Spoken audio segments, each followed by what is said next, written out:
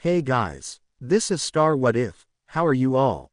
Please support to subscribe this channel for watching new interesting stories. So in this video, we will see what if Harry Potter uncovered Dumbledore's hidden agenda as a child. Here is short summary. At just 8 years old, Harry learns shocking truths about Dumbledore's manipulations and his own untapped power. Faced with betrayal and a dangerous destiny, Harry must decide if he'll follow the path laid out for him or forge his own way.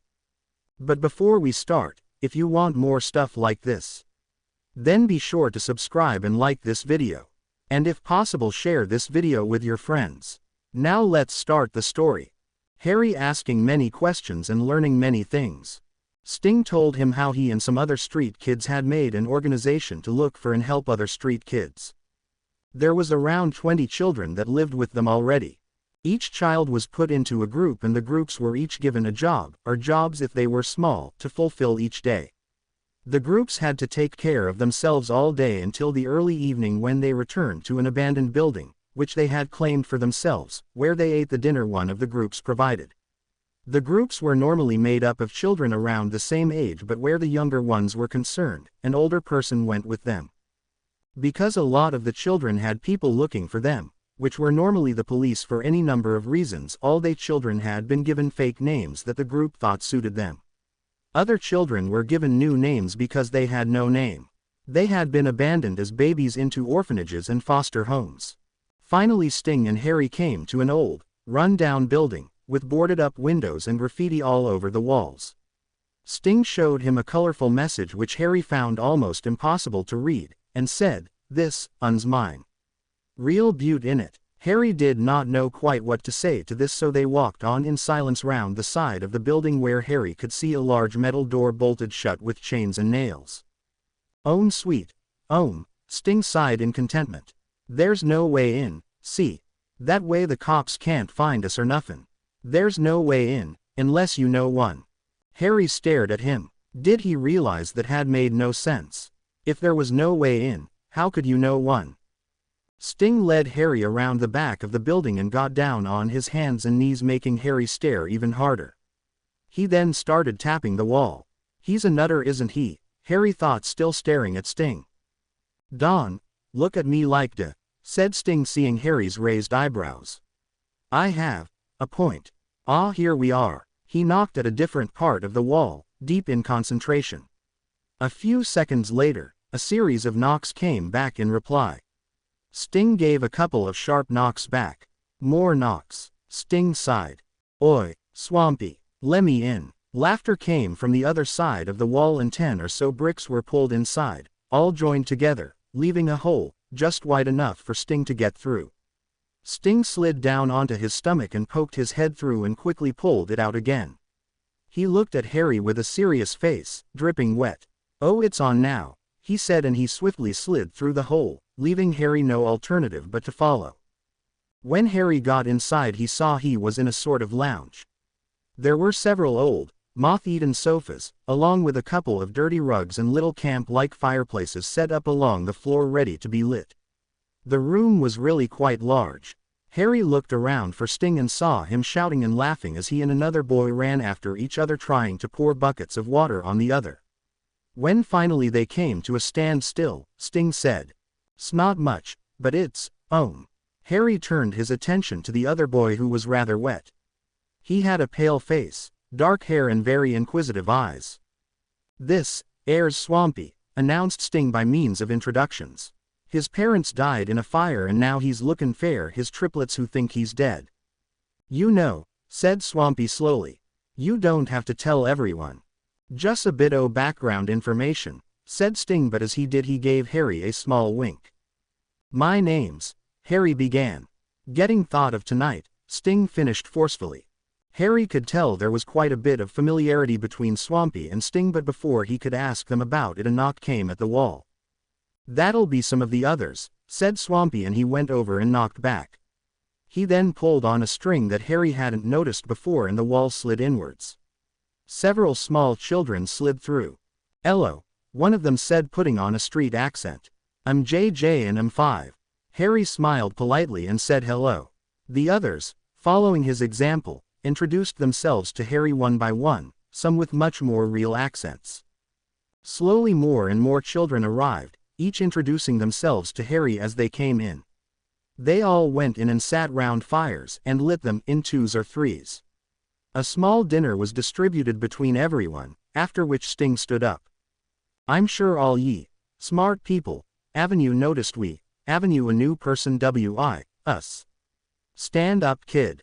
Harry stood up obediently and felt all eyes snap towards him instantly. He shrunk back a little as a gasp reached his ears, but from who, he couldn't tell. "Now, what name should we give? I am." Names were shouted out eagerly, clearly enjoying it. To Harry it seemed this was one of their favorite pastimes. "Bolt." Sting tilted his head in consideration. "Emerald." Said Sting. "Ems. The boy who lived." This was not shouted but said evenly, though everyone heard. Harry's mouth opened slightly. Did someone know about him? Impossible, right? Millions of questions flashed through Harry's mind. "Too long," said Sting. "Shade. That's just odd." "Shadow." Any more suggestions? No. Okay then. Lee's vote. Who wants Bolt? Several hands shot into the air. Emerald. Again several hands raised into the air. The list went on and Sting continued to count. "Alrighty then," Sting said. "His name shall be." Harry drew in his breath subconsciously. "Wait, you can't be serious." Everyone turned as one to face the source of the voice. Harry couldn't see anyone as they were hidden in the corner by the shadows. "You can't let him stay," the mysterious voice cried. "And why not?" Sting said, narrowing his eyes. "Why shouldn't he stay, Mir? Don't you know who he is?" The voice asked clearly and loudly. "I know exactly who he is," retorted Sting, forcefully. "Then you should know there will be millions of people looking for him." "If he stays here we'll all be found," the voice exclaimed. As the owner stepped out of the shadows, Harry saw who the voice belonged to. Out of the shadows stepped a small boy, who, from his appearance, looked to be a skinny 5-year-old, but his face held a maturity that suggested otherwise. He had dirty hair, which Harry supposed could never have been washed.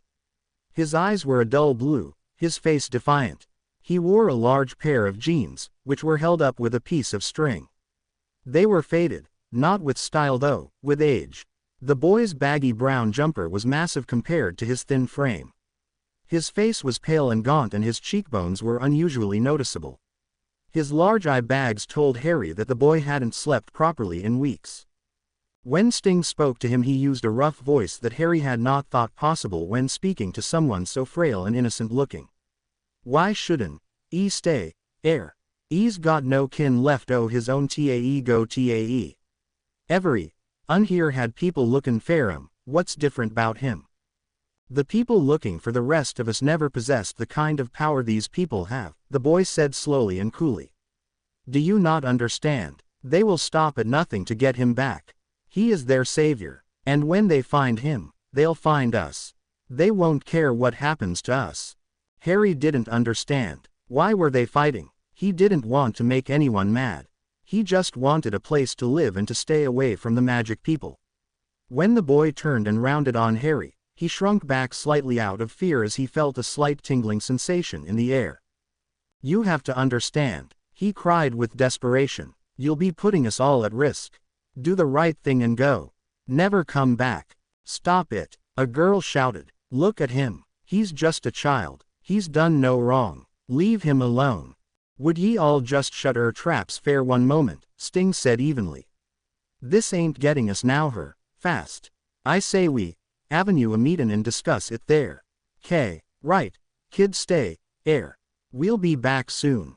Sting herded the kids up the shabby stairs, leaving Harry alone to think.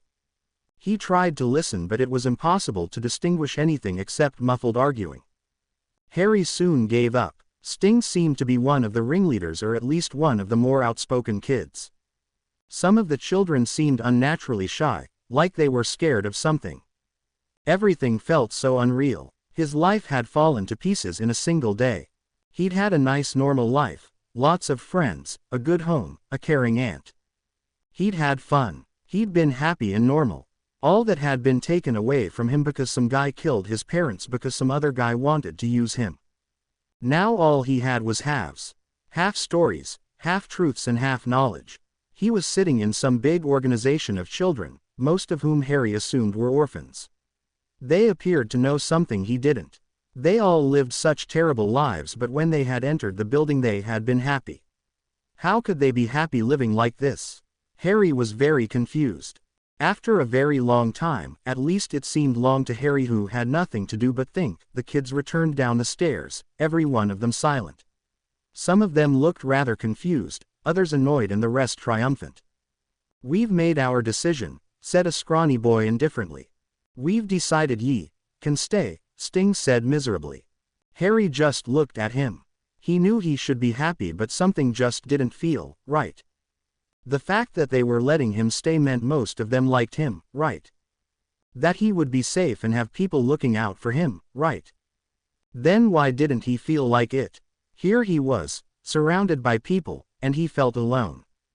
"Does it really matter?" came a nagging voice from the back of his mind. "What difference does it make whether you're with them or on your own out on the streets?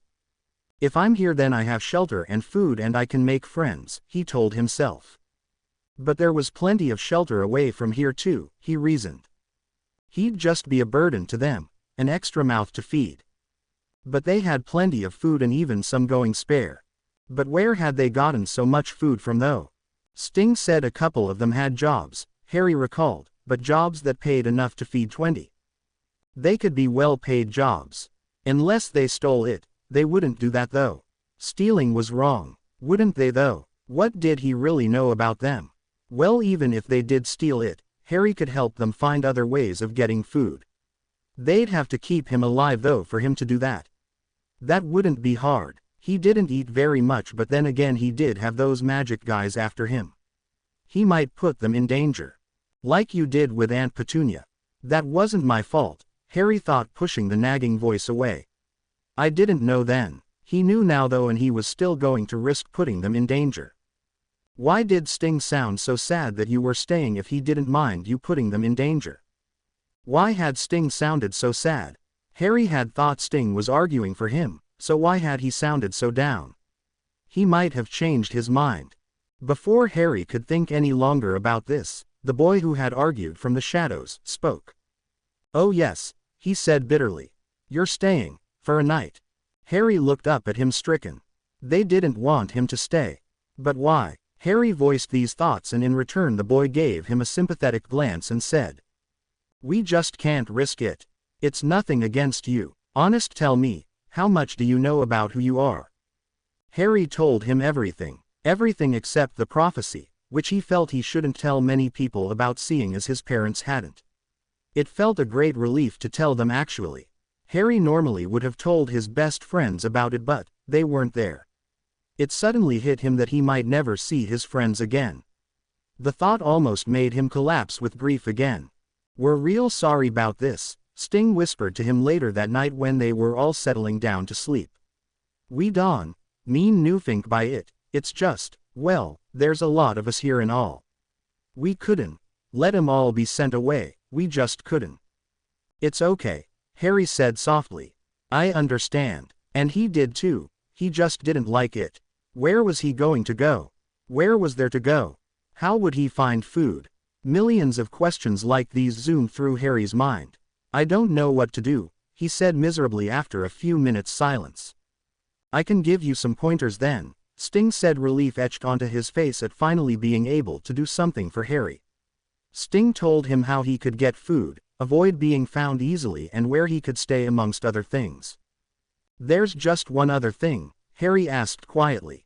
"How did you and that boy from the shadows find out about me and the magic guys?" Sting sighed. "Suppose I ought to tell you. The least I can do. Come on. Best we go outside." Harry followed him obediently outside, where they walked away from the abandoned building. They stopped outside a shop window where Sting felt they wouldn't be heard as it was late at night. Harry gazed at him in wonder. "Well, ye see, me and me're, well, we came from wizardin' families." "What? Then why are you on the streets? Why don't you just magic yourself somewhere nice?" "'S not as easy as that. See, them wizards, they gots powers like you've never seen. They can kill in an instant. How did you get away then?" I didn't. Ma da. Well, when I were lil he didn't like me much tae say the least. After a while he just abandoned me. Harry could tell Sting wasn't telling him everything. He knew there was more to it than that, but he decided not to push the subject seeing as Sting didn't seem to like talking about it. What about the other boy then? He asked. Mir. Well, he was about 5 when he and his younger sis got lost in the streets when some rogue supporters of you-know-who went and attacked his family. He and her were trying to run away, see. Only they got lost and the wizardin folk just decided they were killed or summit. I remember. Erin, bout it. Oh, Harry said surprised. Was his sister there too then? Sting looked at the ground. No, where is she then? Mir was away stealin' some food for, ye know, lookin' out fair, when the cops went and saw his sis. I am goin' after 'em. I stopped, I am. No use them both bein' caught. We went to the police station that night, but when we got there, she was gone. I'm sorry, Dawn, B. There was nothin' anyone coulda done. Did you ever find out what happened to her? Before Sting could answer, however, a bright light blinded him and Harry. Oi, stay where you are. This is the police. Harry felt his heart beat abnormally quickly in his throat as fear set in, and he turned to run out of instinct but stopped when he heard Sting mutter to him discreetly. They got nothin' on us yet. Do exactly as I say when I says it, right? And whatever ye do, don't go back to the home. Harry nodded numbly as he felt Sting grab his arm to stop him running away again. He looked towards the bright light, and raised his arms to shield him from it almost instantly. What are ye chargin' us fair? Harry heard Sting ask defiantly. Loiterin', don't move, and unhand that boy. Sting released Harry's arm, leaving a dull ache. The torch was lowered and a couple of policemen walked over to them.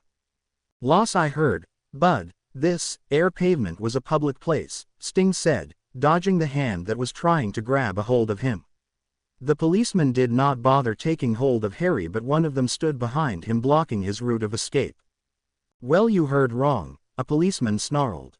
What's your name, boy? Charlie, Sting muttered. Oh really? One of the policemen asked. Well then Charlie, I'm putting you under arrest. What fair? On the charge of loitering and attempting to deceive the law. What? I never done nothing like that. Then how come the last time I met you, you said your name was Sting? There, boy, you're coming with me. The policeman held Sting's arm firmly. And this time, no funny business. Harry glanced, terrified, at Sting, whose head was held high, and wondered what they were going to do. He looked back and forth between the policeman and Sting as no one moved. There was no way to escape. The policemen had carefully stationed themselves to ensure that. You kid, the policeman behind Harry said. I'm gonna take you to your parents and they can decide how to punish you. Where do you live? But, Harry stuttered, thinking quickly. You can't do that, they'll be really mad. Perhaps he could pretend to be a scared innocent 8-year-old. Wait a second, he was a scared innocent 8-year-old. What did he have to fear? He would probably end up this way eventually anyway, so why not now? Where do you live? The policeman repeated irritably. If you don't tell. Harry chewed his lip, hoping that it appeared to be out of anxiety. What should he say? What could he say? What was there to say? The decision was made for him, however, as Sting yelled, "Run!" and kicked the policeman holding him in the shin and ran himself, not even looking back to see whether Harry had run or not. Harry, however, did not acknowledge this as he had turned, kicked his policeman as well, and bolted in the opposite direction, hearing the policeman running behind him. He dashed into a side street. The policeman followed, gaining distance. Harry skidded round a corner into a dark alley and fell to a stop as he gazed horror-stricken at the brick wall standing before him. The policeman chasing him slowed down to a walk at the alley entrance, panting slightly. I've got you, now kid, he panted in between breaths. Harry gazed up at the wall, willing it to disappear. Maybe he could make it go away, just for a second, so he could get through. He could use his newly found powers and magic it away. Surely he could do that. The bulky policeman advanced slowly, laughing. Nowhere to run, kid, nowhere. I've got you now. Just tell me where Sting went and I'll let you off. Harry glared at the wall. Why didn't it move? Why was it still there? Come on. It was now or never. The policeman was only a few feet away. Move. He finally yelled, desperate for it to go away. The man lunged forward and grabbed Harry's arm painfully again. I think not, kid. You're coming with me. He dragged Harry back the way they had gone and back to the police car which was parked outside the shop that Sting and Harry had been talking outside. The policeman threw Harry into the back seat and sat himself sneeringly into the driver's. The other policeman joined them after a couple of minutes of silent glaring. He returned alone. He got away again, he growled, as if it were Harry's fault. How old are you, kid? 8, Harry muttered. How was he going to get away? If he somehow managed to magic himself away again, they'd be bound to notice. The only way was to let them take him to jail. They'd eventually do so anyway, wouldn't they? The policeman sighed. Right, stop there, Jim. He's a minor. The car screeched to a halt obediently. What do we do now then? We'll have to dump him in an orphanage for the time being and see if anyone's lost a kid. Harry felt terror set in once more as a chill went down his spine. An orphanage. He couldn't go to an orphanage. Perhaps this was all just some bad dream that he was about to wake up from. The car jerked into life once more and buildings began zooming by. If this was some horrible dream, he was sure taking his time waking up. No, it had to be real. What was he to do then? He couldn't stay in an orphanage. He'd run away. Yes, that was it. He could stay for a night, then, in the morning, before anybody else woke up, he would run away. He glanced fearfully at the men in front. They were sitting, one of them looking thoroughly bored, the other thoroughly disgruntled. The car came to a stop once more and the driver got out. Get out, he growled, and as Harry didn't move, he reached in and grabbed his now bruised arm. He half dragged Harry to the door of an old foreboding building and knocked sharply on the large door. A rustling sound came from inside, followed by several loud thuds. The door creaked open and a tall woman stood behind it. She was wearing an old, worn dress and she wore an expression of disgust at the sight of Harry. He ain't mine if cur. She spat and made to shut the door, but the man holding Harry put his foot in to stop her. I know he isn't, he said in a falsely polite and courteous voice. He's to stay here, ma'am, until his parents are found and he can be returned. The woman looked Harry up and down and Harry felt he ought to feel offended at what appeared to be a judgment. It was like he was on a cattle farm and they were all lined up for the picking, except that he was the only one. He was very suddenly aware of the stains on his trousers and jacket. All right, she said at last. How long? Till you decide his folks aren't coming for him. 3 weeks, the officer said. Good night, ma'am. He touched his hat and left for the car, leaving Harry and the woman alone. Well, boy, she spat at him. What you standing around for? Get inside, now. She gave Harry a shove and he was forced inside the building. The room was so dark that Harry could not make anything out other than the rug that was illuminated by the thin beam of moonlight that stretched through a window in the door. The woman's pale face suddenly looked much more frightening in the dim light, and as she turned towards him again Harry could only stare in terror. Where are your parents really, boy? Harry said nothing, but he shrank back slightly. Slap. Harry raised a hand gingerly to his face where the woman's hand had hit him. I said, she snarled. Where are your parents?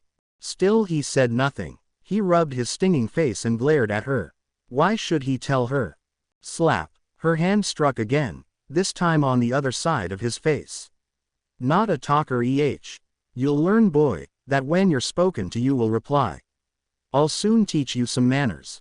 Now I'll ask you once more, where are your parents? Harry raised his head and spat at her. You impudent boy. Slap, slap. You'll spend the night in the cupboard for that, and maybe in the morning you'll be more willing to cooperate. She clutched his now very painful arm and pulled him across the dark room, and Harry wondered how on earth she could see where she was going. Somehow she managed, and unlocked a door, opening it a fraction. In you go and not a word. He was forced inside the small cupboard and the door was slammed shut, blocking out all light. He shivered in the cold and clutched his knees in the dark to warm himself. The woman's hard footsteps thudded down the hall and faded away. Harry rocked himself back and forth, tears threatening to surface again. A light flickered on, filling the cupboard. Harry blinked, the light blinding him slightly, and squinted against it to see who was holding up the torch. A pale face stared back at him. Mir? Harry asked again tentatively, unsure of whether Mir had heard him. Harry thought Mir was still at the big building. What was he doing there? Maybe he could find out about his sister. Yes, boy, Mir breathed in a depressed, monotonous voice. What is it you want? Harry stared at him. Something had changed about Mir. He no longer had fierce look about him. In fact, there was no emotion about him at all. I want to know what you're doing here, of course. I thought you were still in that big building. What are you doing here? Mir looked at him for a few moments. His face was blank and his eyes were void of any emotions and thoughts. They bore into Harry, who saw, in the torchlight, that Mir looked even more tired than when he had seen him an hour or so ago. What do you think I am doing here? He asked, still in the same monotonous voice. Harry blinked. If I knew that I wouldn't have asked. Mir was definitely acting odd, he decided. Before he had been quick to argue and hot-tempered, but now. I'm here because of you, he said bluntly. I shouldn't be here. No, I shouldn't be here. It's your fault I'm here. A mad glint had appeared in Mir's eyes now, and though his expression stayed the same, it too changed and acquired the mad look. Mir leaned forwards and Harry shrank back in fear. He tried to press himself against the wall as far away from Mir as possible, but as soon as he had moved, a sharp pain came to his back. He turned his head very carefully and in the dim light, saw something metal. Harry swallowed hard and turned back to Mir. I didn't make you come. I didn't do anything wrong. Honest, I didn't. How's it my fault? Mir leant back, but the strange look stayed on his face. Not your fault. Not your fault. Your fault. You pried where you shouldn't have. Now I'm here, he murmured.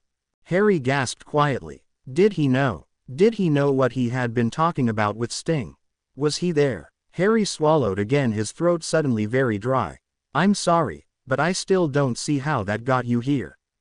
You don't. Mir sighed. The crazed look disappeared and the blank one returned full blast.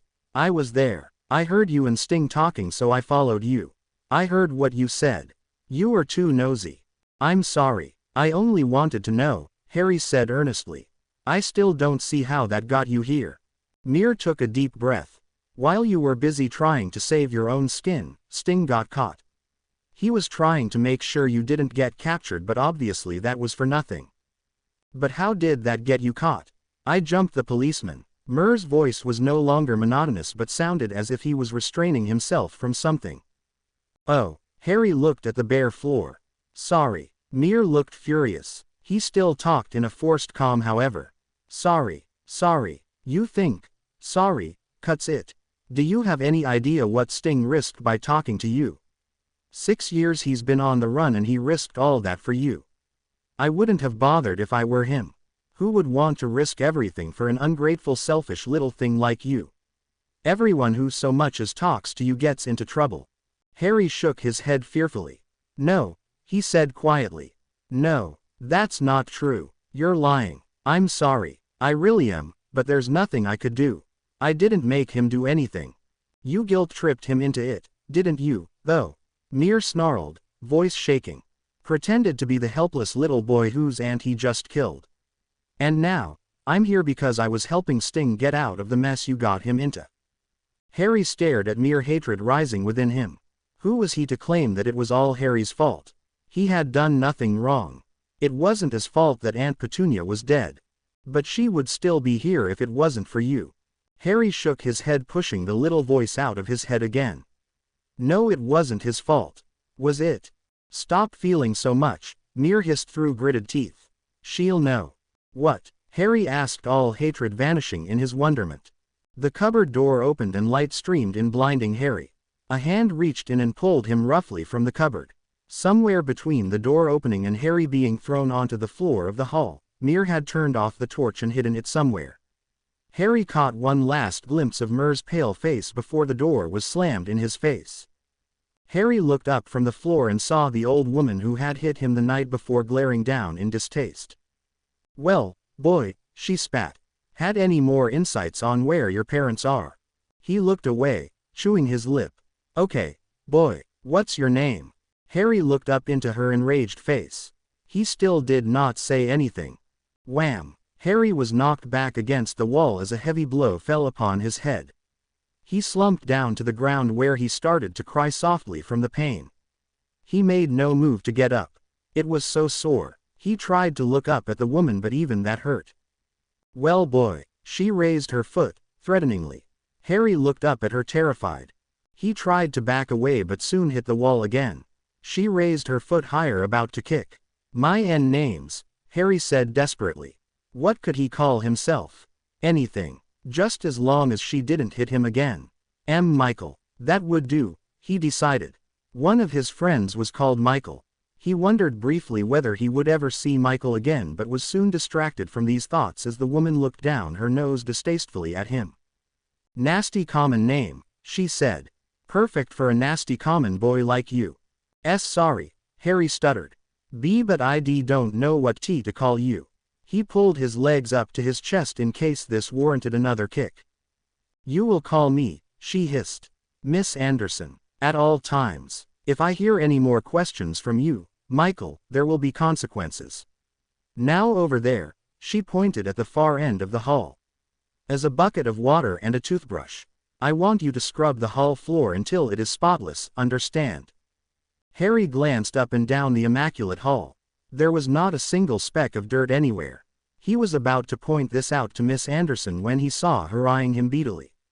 He nodded mutely and hastened to get to his feet, screwing up his face in the pain from his ribs. He hobbled over to the bucket and picked up the toothbrush lying beside it. Harry looked up just in time to see Miss Anderson dragging Mir by the ear through a door at the distant end of the room. He looked back at the bucket. What was he to do? The bucket was filled to the brim with water. Harry sighed and dipped the brush into it and put it to the floor to clean. After a brief moment of scrubbing a patch of the tiled floor, Harry realized that it was making no difference whatsoever. He bit his lip. Would Miss Anderson notice if he didn't do the whole floor? What if he only did parts of it? Surely she wouldn't be able to tell. He set to work again, focusing all of his attention on cleaning the spotless floor. A while later, Miss Anderson returned. She leered over Harry inspecting the floor. "You imbecile," she shrieked. "You call this clean? You've not even done half of it." Harry looked up at her, frozen. How could she tell? He had done most of it. At least, he had put water over most of it. I did the best I could," he mumbled. He began to shake in fear. No, he told himself. He shouldn't show fear. He shouldn't let her know he was scared. Liar, she cried suddenly. Harry didn't even see her raise her arm. One second he was sitting holding the toothbrush and the next he was sent sprawling across the floor again. Stars passed before Harry's eyes as they watered in pain. Miss Anderson picked up the toothbrush Harry had dropped and threw it at him. "I was going to give you some food, but since you felt that you didn't need to work properly, you'll have no food today or tomorrow, understood? Now start again on the floor."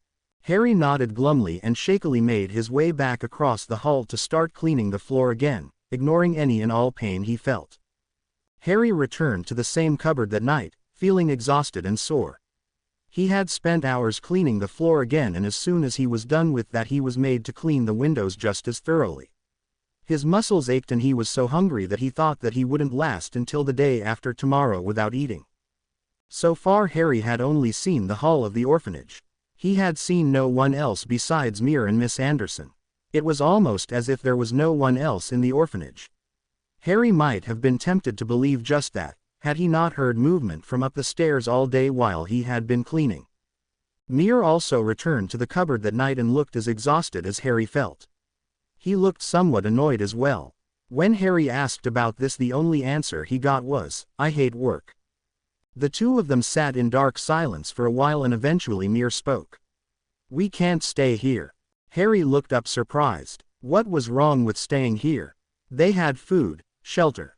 Well, at least they would if they worked hard and were given some, but it had to be better than out in the streets. He could only assume that the other orphans were fed, or else they wouldn't be allowed to stay with Miss Anderson. Social services would have taken them away or something. Harry voiced These's thoughts also. "Sure, they're getting fed," he said disgustedly. "There's just the minor setback of them not caring anymore."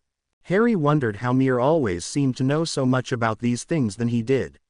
Mir couldn't have been there much longer than Harry, yet he knew nothing about these things. Harry dismissed this as his thoughts turned to other things. Huh? He asked, bewildered. What Anderson does is she works them to the bone, that's what, Mir said hatefully. She breaks their spirits so they'll do exactly as she wants them to. That's what she's planning on doing to us too. Planning? Yes, planning, said Mir. She ain't though, because we're not staying any longer. I don't plan on sticking around so she can do who knows what with us. I heard she once killed a boy because he wouldn't dust the piano. But how will we get away? Harry wondered aloud. The door to the cupboard was locked after all, and he was sure that the one to the outside was guarded too.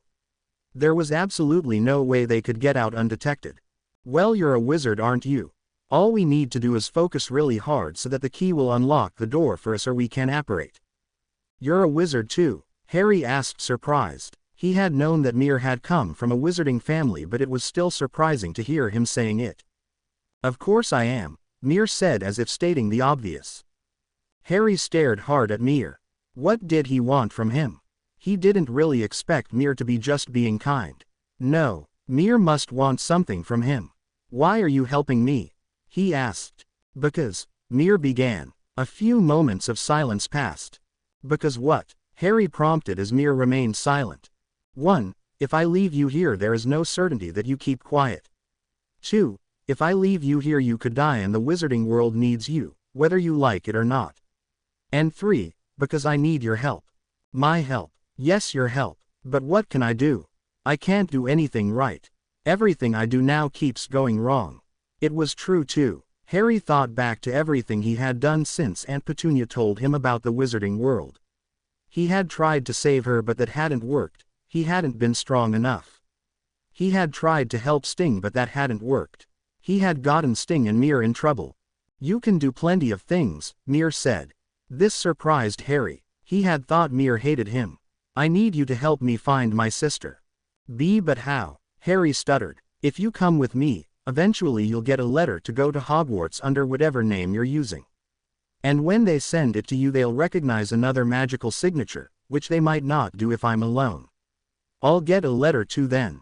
My sister was always doing really powerful accidental magic. She'll be certain to go to Hogwarts. I know that if I stick with you, one way or another I'll find Chloe.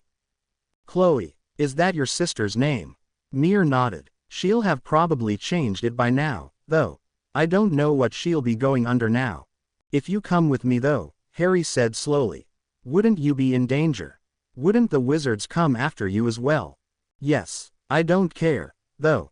That warmed Harry's heart. Maybe Mir didn't hate him after all. Maybe they could become friends. We've wasted enough time, Mir decided. Let's go. What, now? Harry asked, alarmed. Yes, now. Take my hand. Harry did so, feeling somewhat foolish. And do exactly what you did when you were leaving your aunt's. Wish really hard. Harry closed his eyes and willed with all his might to be somewhere else. He could feel Mir tensing up beside him, doing the same. They stayed like that for several minutes. They didn't move. Try harder, hissed Mir, jerkily. Footsteps sounded above them. Harry opened his eyes in shock. They were coming down the stairs. He closed his eyes hurriedly and tried harder than ever to disappear. They reached the landing. Come on, Mir muttered. It's now or never. The footsteps walked down the hall.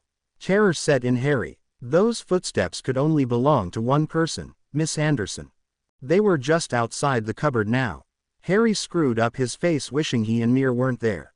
A key turned in the lock. Harry opened his eyes in fear and saw the door to the cupboard opening. Then, all of a sudden, it wasn't there. He was lying on his back, staring up at the cloudless night sky, still clutching Mir's hand. He sat up and Mir did likewise. That was lucky, Harry said. Lucky, Mir boasted, playfully. Luck had nothing to do with it. That was skill. Harry smiled weakly. What do we do now? Mir looked around. They were in a children's play park. Well, we can't stay here, that's for sure. He got up, brushed the dirt off himself and started walking across the park. Harry jumped up and hurried to follow. Where will we go then? The place Sting took me before. Don't be stupid. We can't go back there. Well, where then? Harry asked as they exited the park into a quiet road. That's what we're going to find out. The two of them walked around the streets for an hour at least, although to Harry it seemed like an age. They met no one, but Harry suspected that was because it was either late at night or early in the morning. Nevertheless, he was glad of it. He did not much want to have a repeat of the previous day's events. Eventually Mir stopped, so suddenly that Harry almost walked into him. They were beside two large bins in a small alley. Tall imposing buildings towered over them from all sides. Mir smiled. "This will do us fine," he said. Harry raised his eyebrows. "We're going to stay in bins." "No," he said impatiently. "We're going to stay in the empty flat at the top of that building." He indicated the foreboding building to their left. Harry had to put his head right back to even see the top of it. "And how are we supposed to get up there?" "Fly?" he asked sarcastically. Mir grinned evilly at him. Harry collapsed onto the moth-eaten carpet of the dusty flat. Mir had decided that flying was a bit hard, so he had settled for having them both climb up the drain pipe. It had taken Harry a very long time to work out how to get up without constantly sliding down after the first jump. His hands were rubbed raw and his legs ached all over. It didn't help that he had had very little sleep since he had gone to the orphanage where he had been worked to the bone. Harry lay down on the floor and, using his arms as a pillow, went to sleep. Harry woke up the next day feeling pain in just about every muscle in his body. Wearily he got up, wincing as the pain flared up. He walked through the rooms of the abandoned flat looking for Mir. He found him already awake and sitting against a wall. Harry slid down to join him. "Are we going to live here?" he asked. He hoped not. It had been horrible just staying there the one night. Harry could swear he heard scuttling in the walls. "No," Mir said, staring at the opposite wall. "Too dangerous. Sooner or later someone will come trying to sell it, and sooner or later the wizarding folk will have a lead to where you are. Nah, we'll just stay here for a couple of nights, then we'll clear off." Harry breathed a sigh of relief. Mir laughed. "Come on," he said. "I'm starving, let's go get some food." He got up and held out his hand to help Harry up. Now that Mir mentioned it, Harry found he was really hungry as well. He hadn't eaten in over a day. As if in response to this, his stomach gave a loud rumble. Harry smiled bashfully and said, "I think I am too." Harry looked at Mir nervously. This couldn't be safe, could it? They could get into a lot of trouble if they got caught. Mir motioned Harry to go. He took a step forwards, shaking. He glanced at Mir again, who glared and mouthed, "Go." Harry tentatively began to run forwards into the crowded street. Mir jogged slowly after him, a safe distance behind him. Harry scanned the crowd. That guy. No. Too strong looking. How about that guy? No, he looked very intelligent. Harry looked over at a tall, kindly-faced man.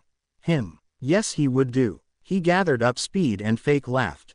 He hoped no one could tell. Harry sprinted towards the man, and before he could think about it anymore, he ran right into him, sending himself and the man to the ground. "Oh," he cried. "Oh, I'm ever so sorry, mister. I didn't see you there." Mir ran over and offered a hand to help the man up. "Sorry, sir. We were playing tig. We must have gotten a bit carried away." The man took Mir's hand courteously and, brushing himself off, said, "It's quite all right, boys. Just watch where you're going next time, okay?" Harry nodded his head vigorously like he was told. He saw Mir's hand disappear behind the man's back and knew what he was doing. "Right. Now run along, boys.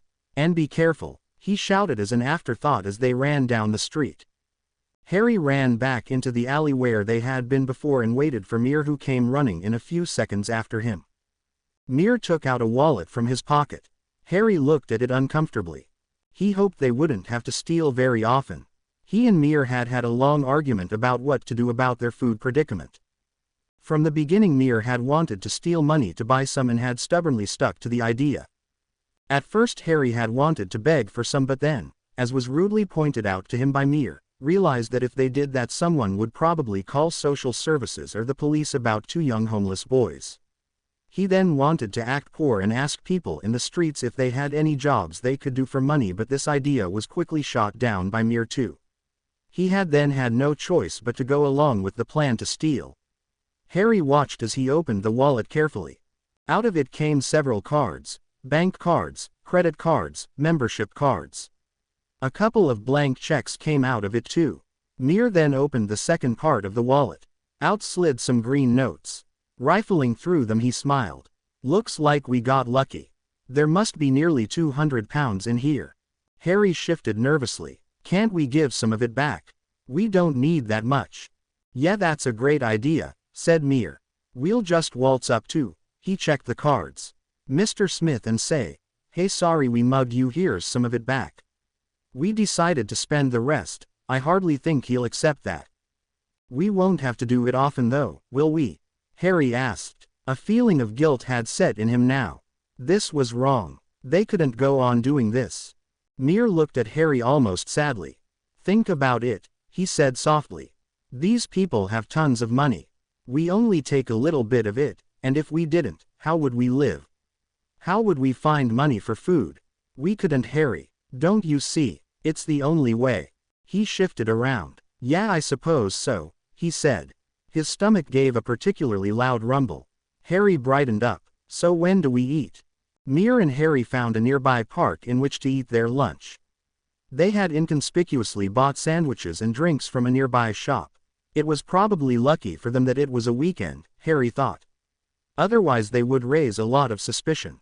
After their hunger was satisfied, Harry asked a question that had been bothering him ever since they had left the orphanage. What do we do now? Mir looked at him confused.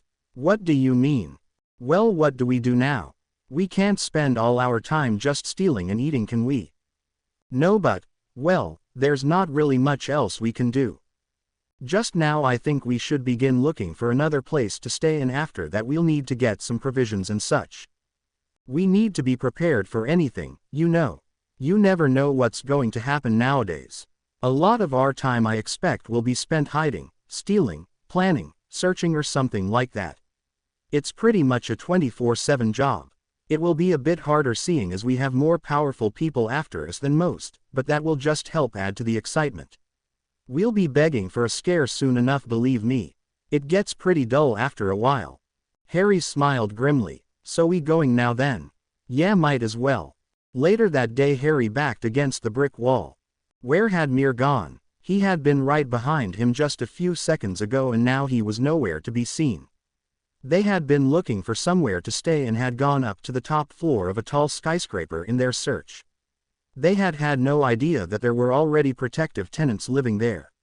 They had also had no idea that said tenants were a group of large thugs. So now Harry was cornered, on the roof of a very tall building with no means of escape, and Mir had disappeared. The three muscular youths who had followed Harry advanced on him menacingly. There had been another two youths with them when Harry and Mir had encountered them, but presumably they had gone to follow Mir. Harry glanced in all directions looking for anything that could help him escape. Seeing nothing he attempted to stall. I don't suppose you just want to yell at me? He tried weakly. Now what would be the point in that?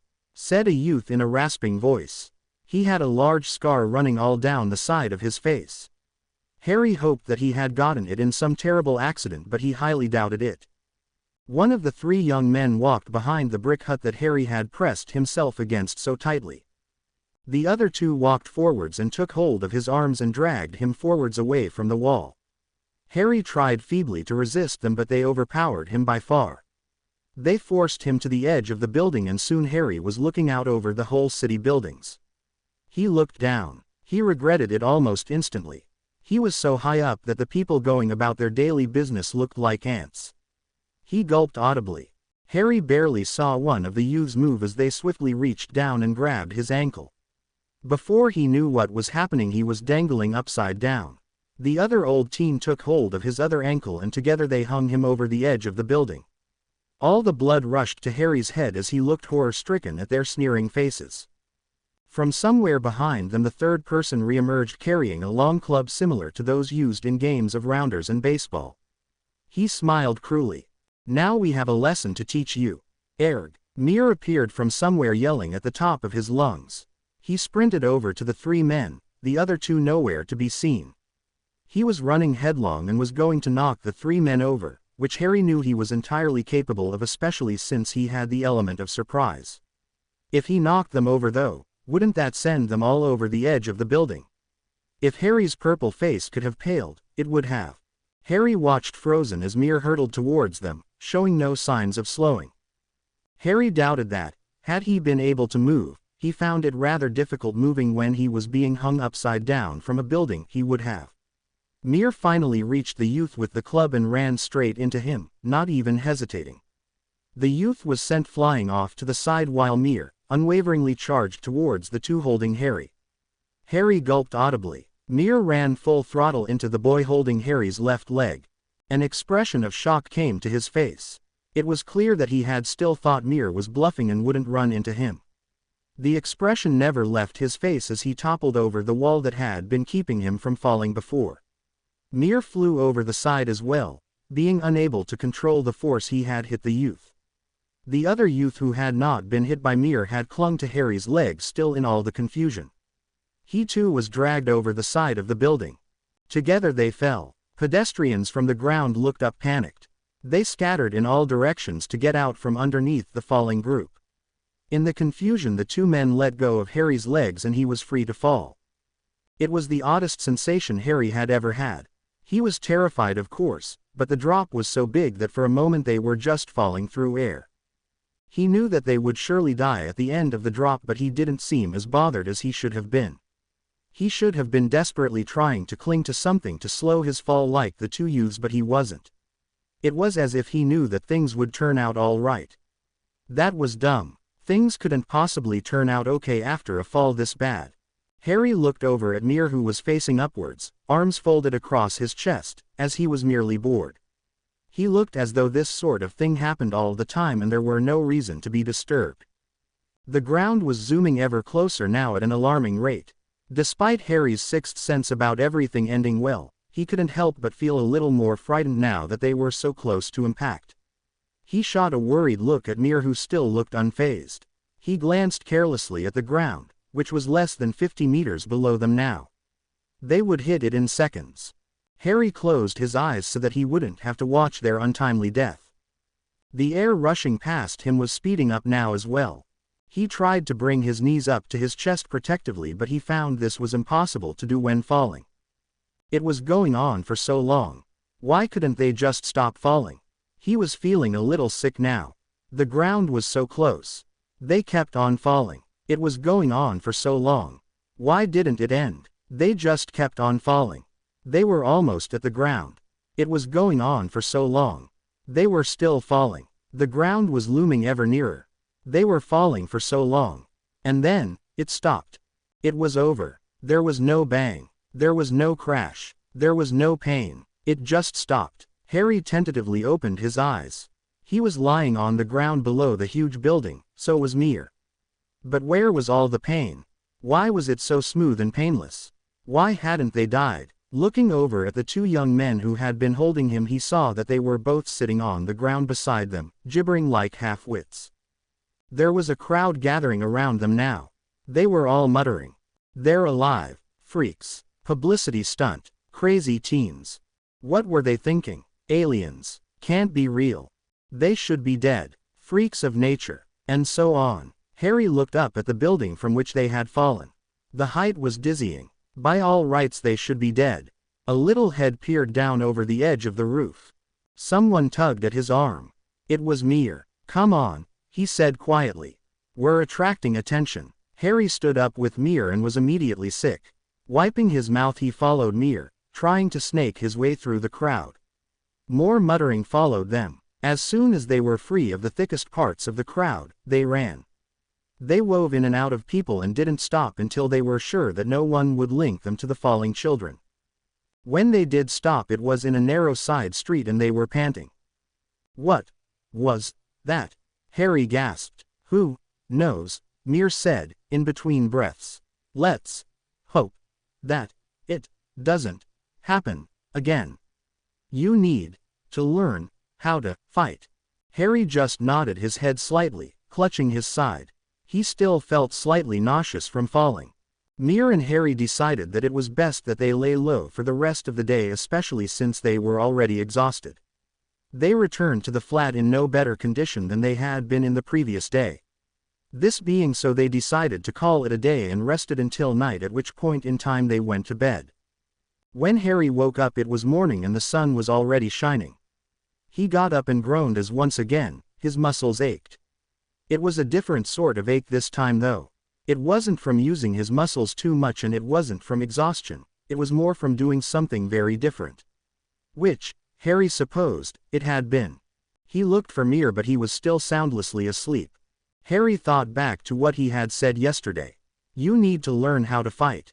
That was true. He couldn't leave it to Mir to bail him out of trouble all the time. After all, Mir wasn't always going to be around.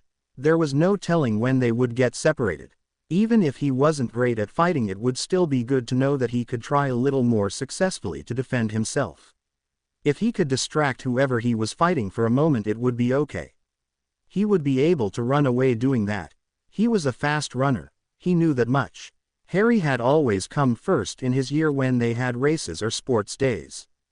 These thoughts lead Harry onto another question. How had Mir gotten away from the two boys chasing him? Had he fought them or had he managed to lose them in a crowd somewhere? He would ask him later. Harry's stomach growled. He looked over at Mir again. Mir was still sound asleep and showing no signs of waking. Harry decided that he would surprise Mir and go out and buy some food for them. He knew where the money had been put for safekeeping. He took a little of it with him and exited the building. Outside there were few people in the road. Harry supposed that it was still too early for most people on a Sunday morning. He hoped shops somewhere were open. He found a couple of shops that were open a few blocks away. Upon entering the shop, an assistant came over to him. Are you okay? Are you lost? Where are your parents? Harry smiled, feigning innocence. I'm okay, sir, he said in a sweet voice. My mum asked me if I'd buy her some stuff. We live across the road there.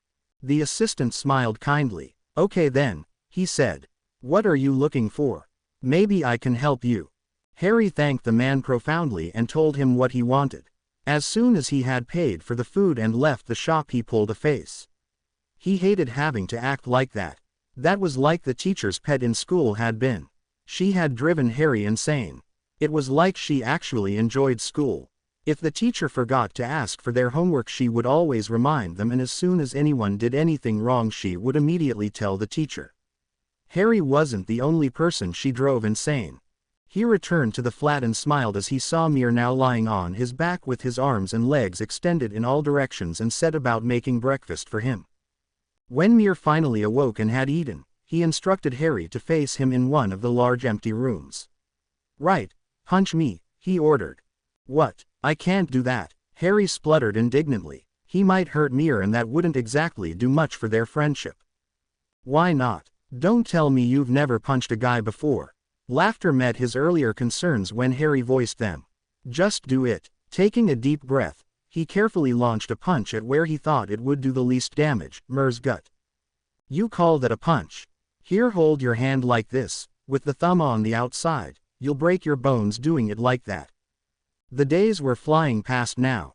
Harry and Mir managed to keep themselves busy very easily. They taught themselves, or rather Mir taught Harry, some very basic punches and kicks so that they would be able to get away from attackers fairly easily. Soon a test for such defenses came and the punches and kicks were proved worth the time spent learning them. Harry found out very quickly that it was not a field of roses to live without a home. Although he was still uncomfortable with stealing, he now saw it as a necessity. He had had to steal from a couple of people on his own when Mir had been busy. Doing what? Harry had no idea. James laughed, running with all his might. It was fun to provoke local gangsters, which was exactly what he and Lewis had been doing. He had grown to love getting into fights. It was exhilarating. The thrill, the chase, the fight. James had gotten into a few fights now, mostly with older boys than he.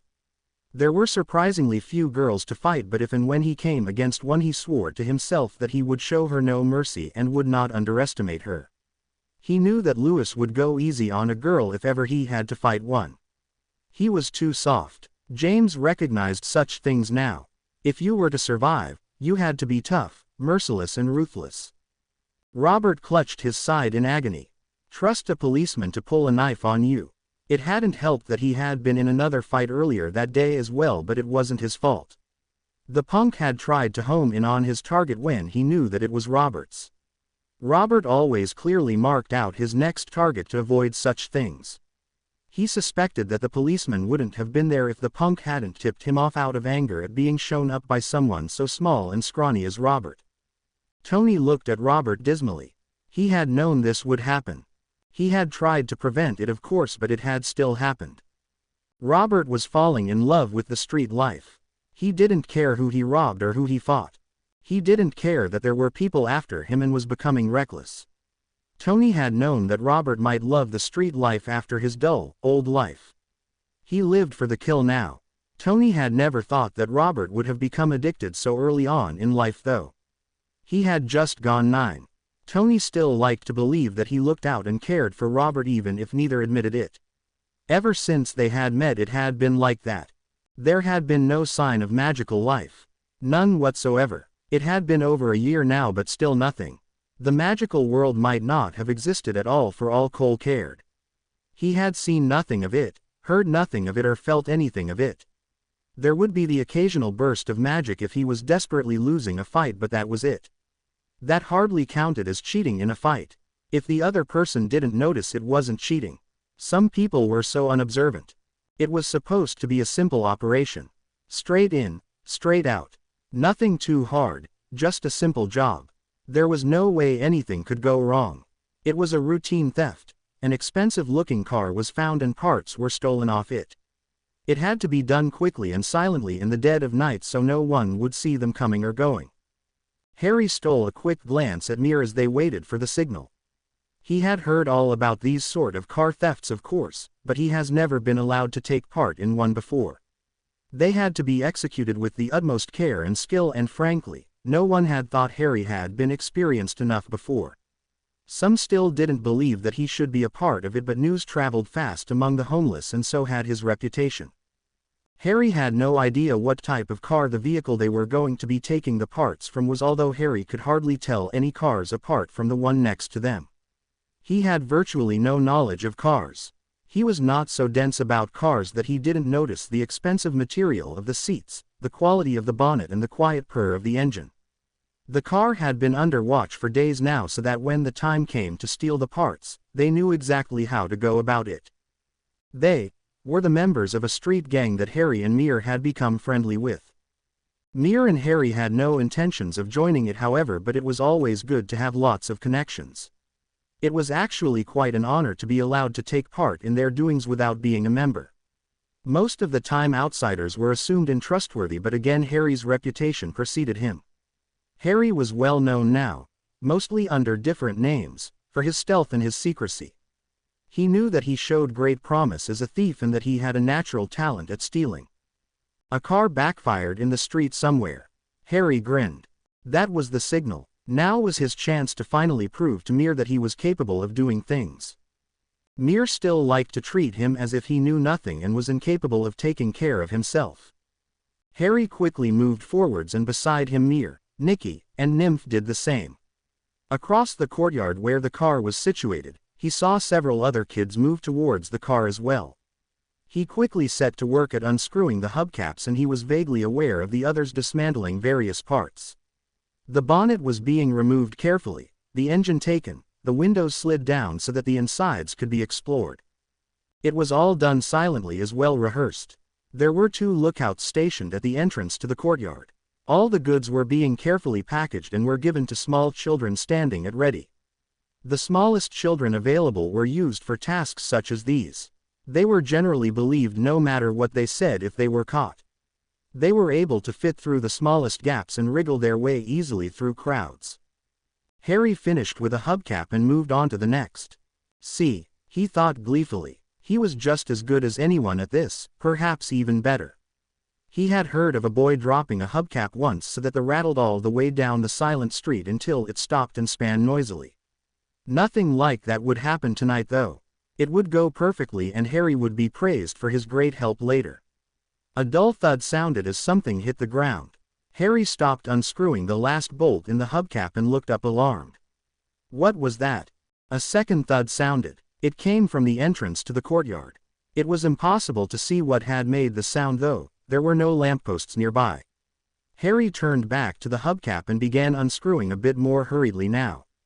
He was almost done wrapping it when, "What do you children think you're doing?"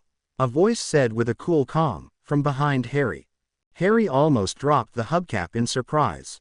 He caught it just as it was about to hit the ground. He placed it carefully beside the other one and turned around slowly.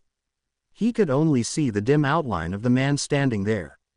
Everyone had stopped moving. They were all gazing up at the man fearfully. He had chosen his position to announce his presence well. He had somehow managed to block the only exit to the courtyard from everyone. "I said," the man hissed. "What do you think you are doing?" Harry looked at the others. None of them looked as if they were about to answer the question. The man likewise did not look as if he were going to do anything. "What's it to you, man?" Harry asked rudely. The others looked at him gratefully. Clearly none of them much wanted to have to stand up to this imposing man. "Bunch of wimps," thought Harry. "It is my car on loan from a friend," the man replied aggressively.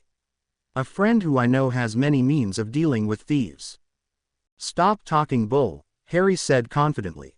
There was no way that they'd even have to meet this friend. They had gotten out of sticky situations before and they would do it again. "You can tell your friend that he can go to hell." The man stepped forward threateningly. "You know, I have the police on speed dial on my phone.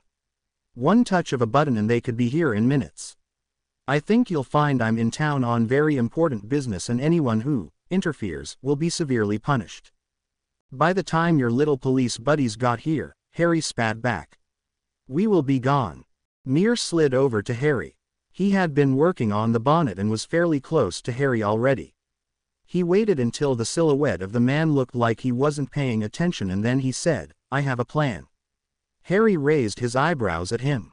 He was unsure whether Mir had seen or not but listened as he heard him say, "Just keep him busy." Mir then shuffled slowly off to tell the others what to do. "What are you gonna do about it anyways?" Harry asked the silhouette. "Well, first of all I'm going to call the social services and if they don't punish you, I will." The man moved slightly in the dark. It looked like he was taking something out of his jacket but in the dim light, it was nearly impossible to tell. Mir sidled back to Harry's side of the car. "Yeah right," Harry said, feigning boredom.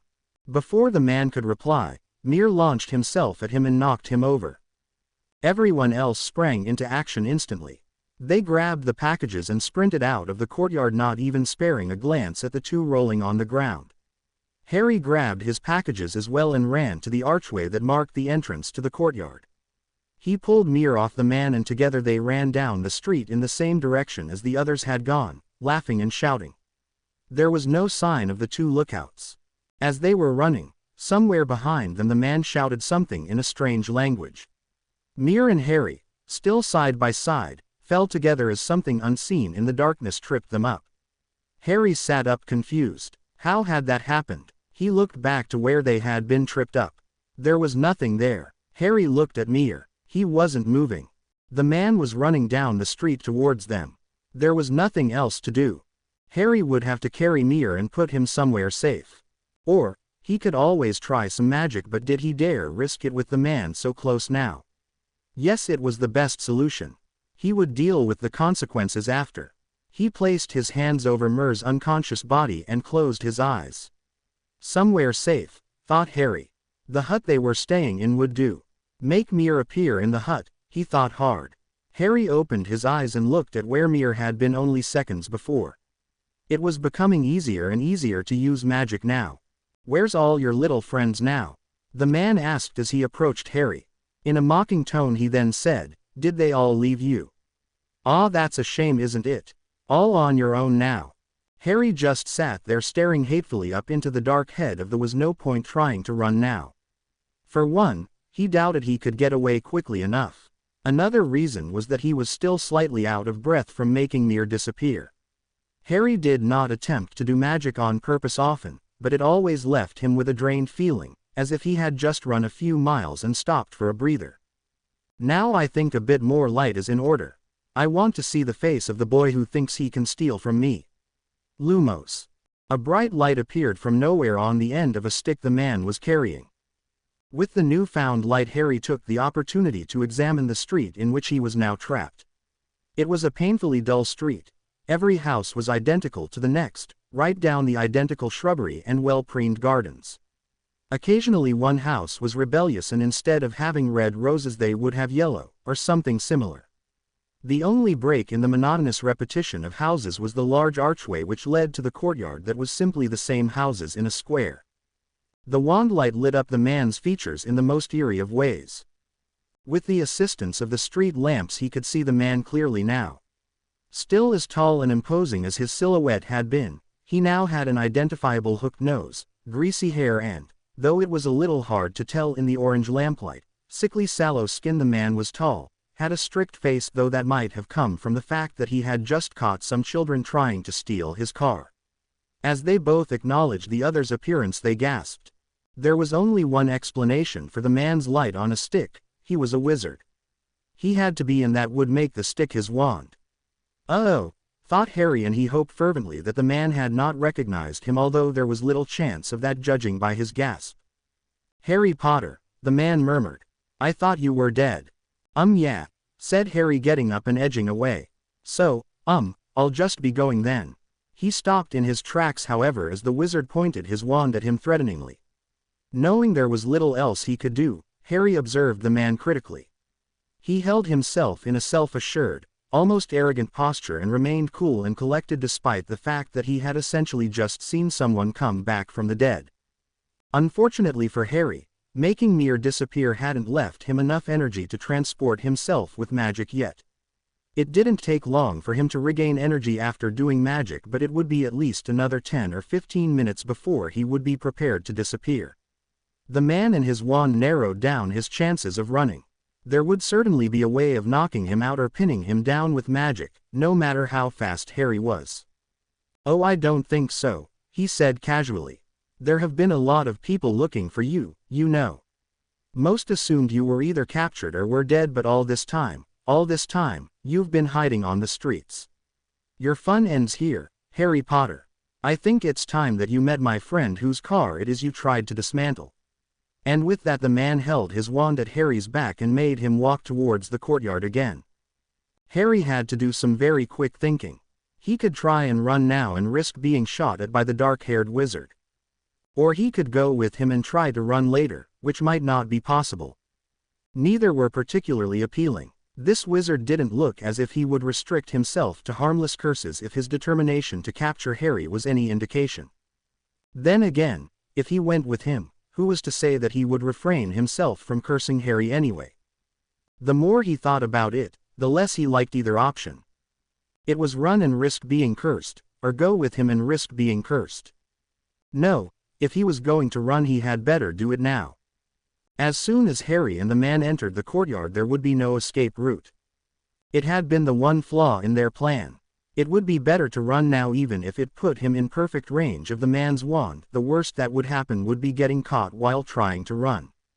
Even though the wizard was clearly wanting to curse him, Harry probably wouldn't be seriously injured, not after the wizarding world had been looking for him for so long. If he was caught again, he would probably just be sent to the same place anyway. Harry glanced behind him at the tall man who was walking with an air of superiority. They were almost at the courtyard. It was now or never. Harry kicked blindly behind him and the man doubled over in pain for a split second. That was all it took for Harry to run with all his might towards one end of the street. The wizard was quick to fire spells after him and Harry heard him shouting more nonsense words and saw flashes of light as the spells missed him in his zigzagging path. He dove towards an alley at the end of the street for shelter and the wizard followed. It was a narrow alley with little room for maneuvering, which meant that more than once Harry had to flatten himself against a wall while running to avoid curses that were still being fired like a machine gun firing bullets at him. At the far end of the alley there were some large bins blocking the exit, and as he neared them, Harry jumped as high as he could to get over or onto them. He heard a gasp from below him. Wait, below him. Harry looked down only to realize that he was on top of a sloping roof of one of the nearby houses and that the man was gazing up at him in surprise. Harry swayed slightly. He was on the edge of the roof, and even though the magic was unintentional, it still made him feel slightly faint to be doing it so soon after his magic on Mir. He gulped and staggered back a few steps up the slope. He didn't want to risk falling off. Harry knew that the man would have trouble following him now, and it would take him at least a few minutes to find the way up. By the time he managed that, Harry would be long gone. Harry guessed he knew the streets better than almost anyone else now. He loved to go exploring during the daytime when it was vital that he wasn't seen. This being the case, he knew nearly every secret passageway in the immediate vicinity. The only problem was that Harry was not sure where exactly he was. He knew, of course, that he was on a rooftop, but he wasn't sure which house on which street it was. He decided that no matter what direction he went in was fine as long as it didn't lead him into the hands of the opposition. Looking at the surrounding roofs and chimneys, he tried to judge which one was the closest. He chose one to the left and ran towards the gap between them. He only just managed to stay on the roof after sliding down a few feet after he launched himself at it. He collapsed as he landed and sat panting for a moment. He hated heights. A loud crack cut the silence of the night like a knife. Harry spun around, horror-stricken. Surely the wizard hadn't found a way up so soon. He saw a dim outline on the opposite chimney. Of course, wizards would surely know how to teleport if he could. What was he to do now? However fast Harry ran, he was sure the man would catch up, unless Harry took him by surprise. If he did something very unexpected, he would buy a few more minutes. Harry gulped. He had to trust his magic a lot this time. He waved cheerfully to the roof opposite and, shaking violently, got up and launched himself off of the opposite side of the roof. Harry closed his eyes, not wishing to experience the long, terrifying descent which he was sure would kill him this time. Memories threatened to engulf him as he remembered his last flight off a building. Memories that haunted his dreams. The air rushing around him stopped abruptly. He didn't bother opening his eyes, he just crouched on the ground trembling. He hated heights. When he did open his eyes, Harry found that he was not at the foot of a block of flats like he had expected, but he was in the hut in which he and Mir were currently staying. It was just that, a hut.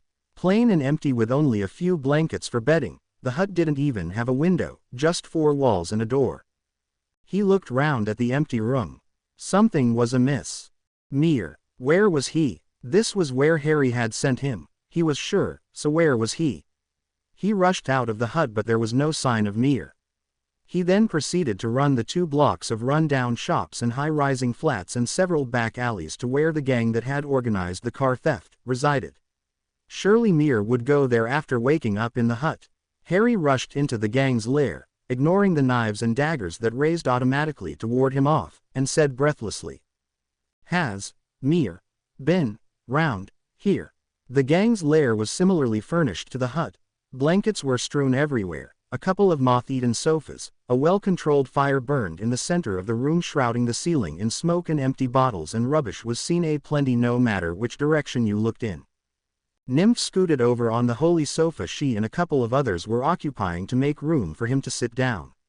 She offered him some of whatever it was she was drinking and, putting her knife away, said, "Yeah, sure.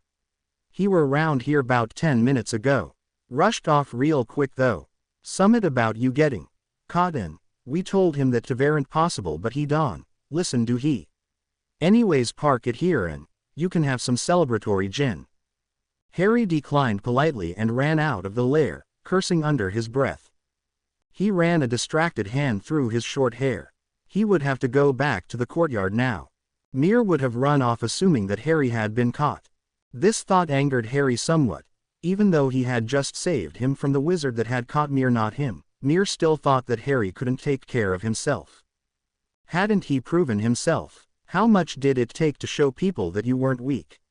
Ignoring these thoughts, he sprinted as fast as he could in the direction of the courtyard, knowing that the wizard was most likely waiting there from him, especially if he had caught Mir.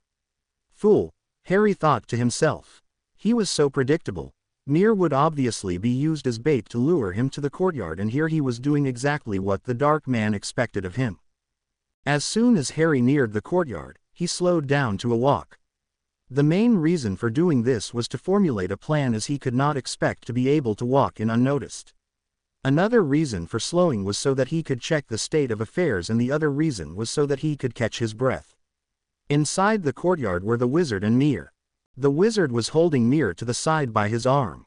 The only position, Harry noted with glee, that Mir couldn't kick him from. Harry was pleased to see that the oaf had learnt his lesson. The man was shaking Mir and questioning him roughly. "Where is your friend, boy?" was the question he repeated the most, to which Mir kept replying. "Which friend?" Which got the reply of, "You know who I mean. The Potter boy." At this Mir would ask, "What do you want from me?" which would start the questions all over again. Harry watched them do this a few times, but the wizard grew annoyed after repeating himself a couple of times. As he grew more and more frustrated, Harry could see his grip on Mir's arm tightening, as if the small amount of pain were going to make the slightest difference. "Well, if you're not going to tell me, then I suppose I'll have to take you with me instead, and you can explain it to the owner of this car." Here the man shook Mir roughly. The death grip with which he was now holding Mir would be hard to break, even if Harry were to run at him full throttle. Mir looked up at him defiantly. Sighing, he said with his fakest innocent voice that was clearly mocking, "I dunno where he is." "Sorry." The man almost exploded in anger. It would, Harry mused, be quite amusing if he did. Face contorted in rage, somehow his grip tightened even further on Mir into what was definitely a very painful hold. He made a growling sort of sound and looked as if he were going to hit Mir. Harry thought it was best he intervened. "I'm behind you," he shouted into the echoing courtyard. He smirked to himself in the darkness. This would be fun. He could really mess with their heads by doing this. There was no way to tell where he was. It had once happened to him. A rival gang to one he had been assisting had ambushed them in a dark, shadowy courtyard. Each had called tauntingly at them, making it appear that their numbers were twice over. Of course, Harry, being the genius that he was, had borrowed knives of his companions and sent many spinning off in every direction as he whirled round in a circle whilst throwing them. That had been the end of that rivalry. The man spun around alarmed until he was facing the completely wrong direction, dragging Mir with him. He still refused to let go of the struggling Mir. "Show yourself, Harry Potter." Harry waited a few seconds as if contemplating it, then said, "Why should I?" He felt like picking up a stone to throw at the wall to confuse the wizard. Unable to resist this urge, he did so. The wizard spun around again as the stone hit the wall to his left, still not facing Harry, and let out a growl of frustration. "Arg! Arg!" Harry asked, barely containing his laughter. "What, are you a pirate?" Ignoring this, the man hissed at him rather like a snake. "If you don't show yourself this instant, Potter, then I will inflict such pain unto your friend that he will be screaming for mercy, and it will be your fault." He raised his wand and pointed it at Mir's chest as if to emphasize this point. Did he think Harry was completely stupid? Obviously, if the man did such a thing, Harry would be less inclined to show himself, and the man might lose his bargaining chip. Only complete idiots would fall for such a blatant ploy. Harry told him as much. "I suppose you think you're pretty clever?" the man asked with more than a hint of a sneer in his voice. "It's not enough to be famous for you, the great Harry Potter. You have to distract everyone in the wizarding community from their jobs to look for you, a worthless spoilt brat. You just can't stay out of the spotlight, can you? Well then, if you're not going to show yourself to help your little friend, then I suppose I will take him instead. That'll be a story to tell the wizarding world, won't it? Harry Potter is too arrogant and conceited that he won't even save his friends. He only cares for himself." That did the trick. Something in Harry snapped, and even in the Black Knight he saw red. He didn't care about his position anymore. Flinging himself at the back of the wizard, he sent them both to the ground. Somewhere in the tangle of arms and legs, the wizard had let go of Mir and could only lie on the ground for a moment as Harry began to punch his face with all his might. The man quickly regained his sense and pulled his wand on Harry, who was then sent flying across the courtyard and then slammed into one of the walls with a ghastly sounding crack. Harry couldn't move. He could barely breathe. He could only sit against the wall, pain spiraling up his back, as the man came over to him, breathing heavily. "Make no mistake, you will not be getting away this time," sneered the man. He said something in gibberish and long ropes flew out of his wand and wrapped themselves around Harry. Pain flared up in almost every part of his body. You're lucky that your friend isn't joining you. If he were more than a common street rat then he would be. Harry looked past the man and saw a dark heap lying across the courtyard, unmoving. A flash of anger seared through him. It was all very well for the wizard to injure Harry. After all, he had just sent him to the ground where he had proceeded to give him a burst lip, cracked hooked nose and the beginnings of a black eye, but the wizard had no right to attack Mir, who was, mostly, an innocent bystander. The wizard flicked his wand and he and Harry disappeared in a whirl of colors. When they reappeared they were in a room so brightly white in contrast to the dark night that they had been in just moments before, that it stung Harry's eyes to look around him. He finally got a good look at the wizard. He was somewhat vampire-like and had indeed sickly sallow skin. His face was leering, which only added to his vampire-like look along with the blood trickling down his chin. There was a large bruise around his left eye where Harry had hit him, and there were several cuts and tears in his long black robes. How Harry hadn't noticed the fact that he wasn't wearing normal clothes was beyond him. To top it off, his hair was sleek and greasy. All in all, he was a very foreboding man. A strict but kind-looking nurse bustled into the room and dropped whatever vial she was holding in surprise. My word, Severus, whatever happened to you? Come lie on this bed immediately and I'll take a look at you. Severus shook his head. No, he said, I need to speak to the headmaster. It's urgent. Upon hearing the word headmaster, Harry realized that this must be a magic school and that the headmaster must be the one that his aunt had told him about so very long ago. He struggled against the bindings to get free, wincing at the pain. This attracted the attention of the nurse, who dropped the vial she had just picked up. She paled drastically. Merlin's beard, she cried. It can't be, it's not, is that Harry Potter? Harry glared at the nurse and muffled something through his gag. He hoped that she would take the hint and take it off him. His binds were cutting into his skin, barely refraining from drawing blood. Unfortunately, before the nurse could do anything, Severus spoke. Get the headmaster. It was clear that he was in a state of forced calm. The nurse looked ready to have a nervous breakdown. But if that's Harry Potter, he's tied up. Who did this to you? We must see to his injuries. She was rambling now, and Harry realized that he would get no assistance from her. She was obviously a friend of some sort to the wizard in black, not to mention she was becoming more than a little hysterical, which, Harry couldn't help thinking, was very unprofessional. Get the headmaster now. Severus turned towards Harry as the nurse shuffled out the room, muttering fervently. Now you will not speak of anything that happened tonight. I will tell the story without your interruption and you will go along with everything I say. Got that? If he could have spoken through his gag, he would have sworn at him. Severus had some nerve. First he attacked him and Mir, then he had the audacity to expect him to do what he wanted. Harry glared at him and struggled some more against his bindings. Severus gave a flick of his wand and the gag disappeared. Got that? He repeated threateningly. Harry spat at his face and was about to reply when the door burst open, revealing an old man standing there. He had a long silver beard and twinkling blue eyes, which were hiding behind half-moon spectacles. His eyes gave him a slight maddening look. Is he here? You found him? He spoke very quickly, almost desperately. He scanned the room frantically and finally his eyes rested upon Harry, who was trying to shrink away from him but failing miserably. Harry, my boy, the old man exclaimed. What has happened to you? What has happened to you? We're so fortunate that Severus managed to rescue you. But, why, you're all tied up. He pulled a long wooden wand out of his long robes and was about to give it a wave when Severus interrupted. I don't think that's wise, headmaster, he said, his lip curling. Potter is not safe. Nonsense, the old man said. Harry is but a child. He could not possibly be a danger to anyone, and leaving no room for argument, he gave a wave of his wand and the ropes binding Harry fell away. Harry leapt to his feet instantly. Severus would pay for taking Harry there. Oh yes. Harry would make sure of that. He pulled a thin blade out from his pocket. He had never had cause to use it before, but he decided that now was the time he would put it to use. Before anyone could say or do anything, Harry had launched himself at Severus again, but Severus had been anticipating an attack such as this and quickly raised a shield to protect himself. The only flaw was that Severus had not known Harry had a knife on him.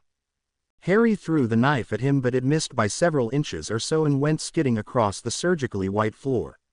He dove after it and, not stopping as he picked it up, ran behind one of the beds. Wands from Severus and the wizened old man were raised at him. Rather than hold his knife out as a threat, Harry raised the shining blade to his own throat as a warning, knowing very well that this would have a much better effect. "Now, Harry," the old man said gently, "put the knife down. We aren't here to hurt you, we're here to help." It took all of Harry's strength to resist throwing the knife at him. Who was he to tell him what to do? It was clear to Harry that he was the manipulative man whom he had heard so much about before Aunt Petunia died. "Who the hell are you?" Harry asked. It would do well to know his name even if he couldn't speak it, for fear of someone nearby hearing and reporting to him. If he was going to find a way to escape, he would have to know everything he could about everything. "I am Professor Dumbledore, Harry, and this is Professor Snape," he indicated Severus. "And this is Madame Pomfrey." He indicated the nurse, who was still gibbering slightly. "If you just hand the knife to us, we can help you. Harming yourself won't solve anything." Harry sneered. "Snape," he laughed. "Isn't that a town somewhere?" "Oh yeah, now I remember. Bad sewage there." He didn't move the knife. His arm was throbbing slightly from holding it there, but that didn't matter now. Snape made a noise somewhere between a growl and a howl of fury. "Potter, give us the knife now or I'll make you." Dumbledore looked at Snape warningly. Now, Severus. It won't do us any good to be rash." He turned back to Harry, who was silently edging towards the window. "Okay, Harry," he said in a caring tone. "You can keep your knife, just take it away from your throat and everything will be all right." Harry froze and raged. "Why should I? What have you ever done for me?" He knew full well what Dumbledore had done. He had sent an innocent man to prison, set his parents up for death, and had Aunt Petunia killed. "I placed you into the care of your aunt, but I see now that that was a mistake. She wasn't of sound mind. I also sent many skilled witches and wizards out to find you, and look. It paid off. Soon you will be able to lead a nice normal life away from the horrors which you have experienced this past year." He raised a wrinkled hand out for Harry to take. "I mean you no harm, Harry." "Liar," Harry hissed venomously. He couldn't believe the nerve of this man. "My aunt had nothing wrong with her. You killed her. She was trying to protect me.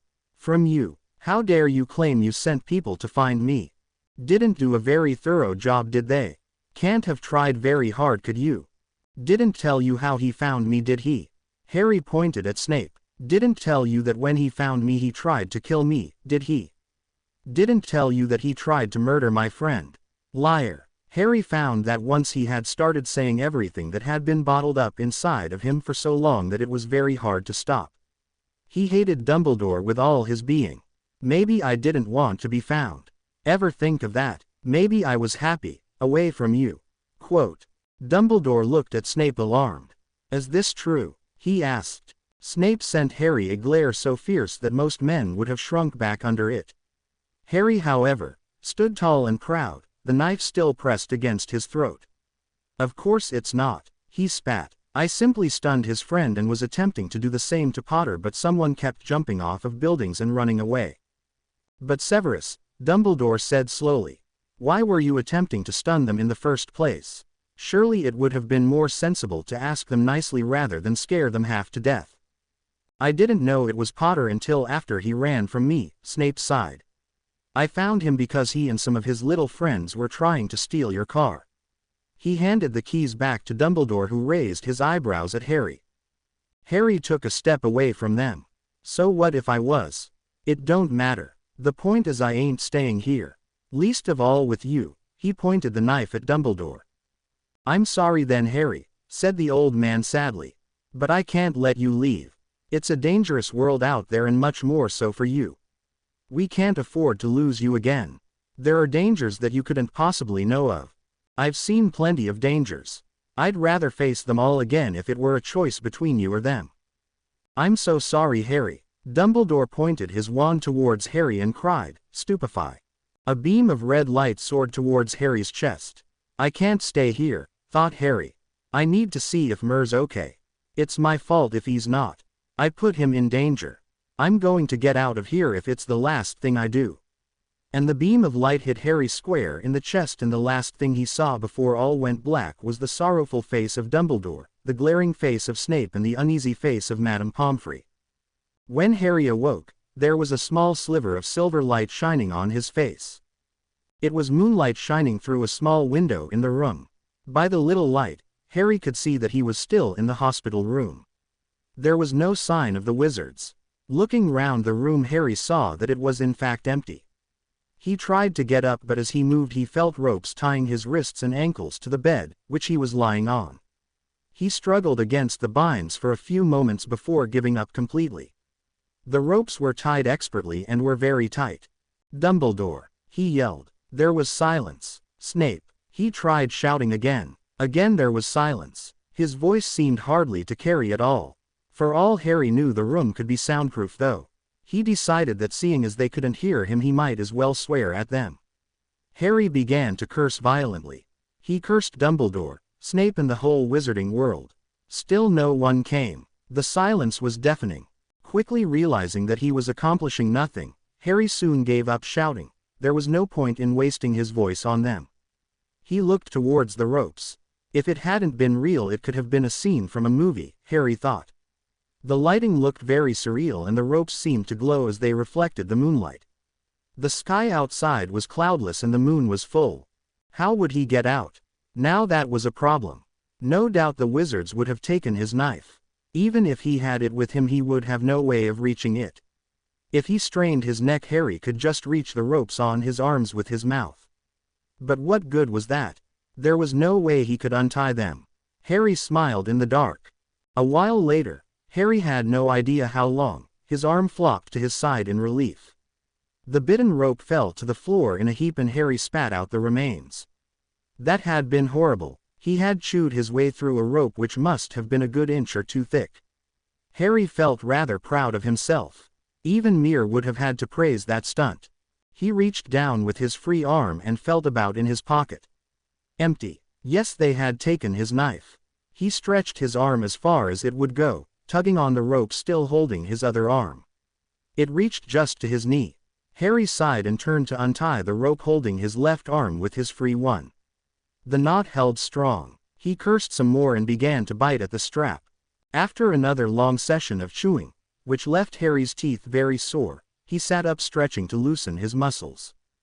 They creaked and groaned as he did so. He then reached down his leg again and pulled up his trouser leg to reveal a thin blade glinting in the moonlight. Harry grinned. Some people were too trusting. The smart thing would have been to check him for more weapons before tying him down, but no, they weren't intelligent enough for that.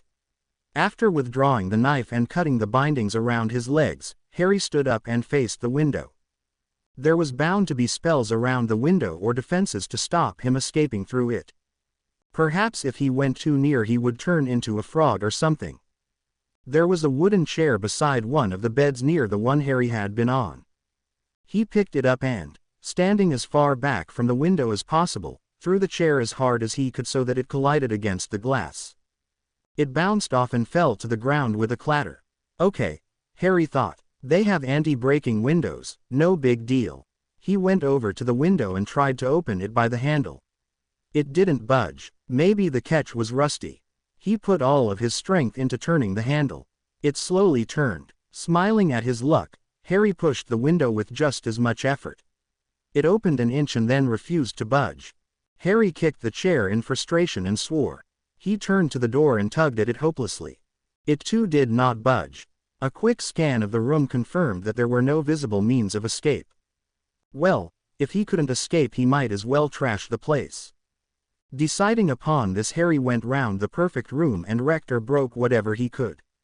He tore the curtains, ripped the bed sheets, slashed the empty portrait, broke the ornaments, threw the chairs across the room. He first tried to break them, but finding this too difficult, Harry settled for throwing them and tore the candle holders from the wall. His job complete, he slid under one of the beds where he would be well hidden from view should anyone enter the room. The torn sheets still hung low to the ground and provided sufficient screens. Harry lay there for hours. He had stashed his knife back into its holder and was bored out of his mind as he lay on the cold stone floor. He had no view of anything other than the underside of the bed, which was lit up by the moonlight that persistently shone through the sheets. There were only so many comfortable positions that Harry could take on the floor. He quickly ran out and spent most of his time there turning over and wriggling. By the time the door did open, however, Harry was cold and sore. The door handle turned slowly and grave footsteps sounded as someone entered the once pristine room. "Harry, my boy," a familiar voice said sadly. "What do you hope to achieve from this?" When Harry remained silent, he continued, "Surely you must know that no good can come of this. You must realize that your aunt was not of sound mind when she told you what she did." Under the bed, Harry bristled slightly. How dare he? Even when they were alone, Dumbledore continued with his lies. More footsteps entered the room to join Dumbledore's. "Close the door behind you, Severus," Dumbledore sighed. He sounded weary, defeated almost. "We would not want Mr. Potter to escape." His orders were obeyed obediently. "We know you are in here, Harry. There are no means to exit this room. Can't you see what the Death Eaters are trying to do to you?" Oh, where did I go so wrong? Harry had two options. He could stay under the bed until they forced him to go out, or he could leave on his own terms. What could they do to him? There was no one left for them to hurt near him. There was only him. Harry slid out from under the bed and turned towards Dumbledore and Snape. He refused to make eye contact with either of them in case they tried to read his mind. Instead, he looked just to the side of them. If Aunt Petunia was under a spell by Death Eaters, why did they try and pin me against themselves also? He almost smiled at his intellect. It was a fair point he made. Snape took a step towards him. "Well, it's obvious to anyone who isn't a dunderhead, Potter. They were clearly trying to cover their tracks and make sure that you did not suspect them of such." Harry had no answer to that. He still didn't believe it. For all he knew, Snape could be saying that to make him trust them. Thinking about it, he found that he could pretend to believe Snape so that they would think that they had finally convinced him that Death Eaters had control of his aunt and that he, Harry, had decided to join the light, even though he had done no such thing. Or he could act like he didn't believe them but do it badly so they thought that he was trying to cover his tracks and that he actually did believe them, but he didn't want them to know that. The more he thought about it, the more Harry's head began to spin. The further his thoughts traveled, the more elaborate the plans became. After a few agonizing moments of silence, which Snape and Dumbledore could assume were Harry contemplating what Snape had said, Harry decided on what he would do. "Well, Harry?" Dumbledore asked gently. Harry stared despondently at the wall behind him. He made no sign that he had even heard the old fool. "Harry?" Dumbledore asked again. Still he did not move. "Harry, are you okay?" When he did not say anything, Snape spat. Potter stopped being desolate and answer the question. Silence. Snape took a threatening step towards him. "Severus," Dumbledore warned. "Go get Poppy. I think there may be something wrong." Snape turned on his heel and left, leaving just the two of them. "Harry," Dumbledore said slowly and clearly. "Can you hear me, son?"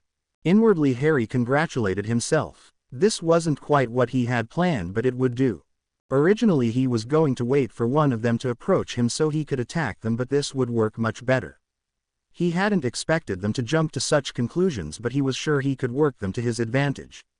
If they chose to believe there was something wrong with him, so be it. He would act like a good little puppy and not disobey them. He wouldn't try to destroy anything and he wouldn't try to escape. All he had to do was get outside. The door opened and Snape and the nurse came hurriedly through. Immediately the nurse started to check him over. She checked his pupils, his reflexes and his hearing amongst other things. Harry made sure that he made no movement. All the time Dumbledore and Snape were watching serenely. After checking everything she could think of, the nurse stepped back and picked up a clipboard. "I've never seen a case like this, but I have heard of it," she said, scribbling on the clipboard with a quill. "His reflexes seem intact and his hearing is fine. The eyes are being unresponsive though. Either he is deliberately ignoring you. Due to the circumstances, I feel that this is highly unlikely. If anything, he would be extremely responsive and argumentative, but he's not. The other possible explanation is that he has gone into what is called cerebral incogitable syndrome, which is where the brain suffers from a form of cessation after an immense shock. The brain stops functioning properly, leaving the patient with no acknowledgement of his or her surroundings. He will also have little memory of anything and will be unresponsive for some time. Unfortunately, there is no medication to help cerebral incognitable syndrome, but with the right therapy measures he will recover in a few weeks' time. So you're telling us, Snape said slowly after the diagnosis, that Potter is in denial? The nurse glared at him. He is not in denial. He is suffering from cerebral incognitable syndrome and is not to have any harassment of any kind. She looked sternly between Dumbledore and Snape as she said this. Inside, Harry was jumping for joy. Things couldn't be going any better. Eventually they would have to let him outside where it wouldn't be too difficult to run for it. Snape looked scathingly at Dumbledore and Madame Pomfrey. It was clear he believed none of this. Potter is not suffering from cerebral incognitable syndrome. It is clear that he is feigning it. Watch. And to emphasize his point, Snape lunged suddenly forwards at Harry as if to startle him. Harry, who had been expecting this, made a great effort of doing nothing except blinking slowly. Snape composed himself again and folded his arms. Watching him out of the corner of his eye, Harry saw that he looked remarkably like an overgrown bat. Dumbledore raised his eyebrows at Snape. Even you, Severus, cannot put this down to feigning. No boy could feign this. He looked at Harry sadly. He almost sneered in return. Right, both of you, out. I will not have you disturbing my patient any more. Madame Pomfrey herded the two wizards out and turned back to Harry. Soothingly she said, Come on then, Harry. You just lie down here and rest for a while. And she guided him gently over to the bed like she would a small child and helped lie him down upon it. She then bustled out of the room, locking the door behind her.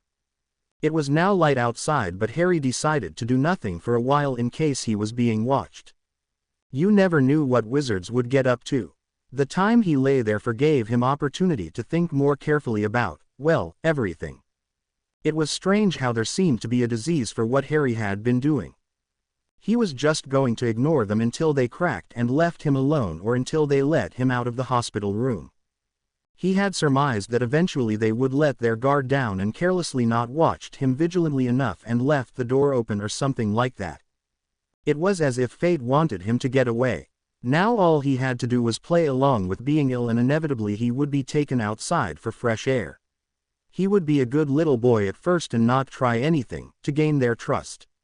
After a few times of being outside, he was sure they would not watch his every move and would turn away for a second at some point.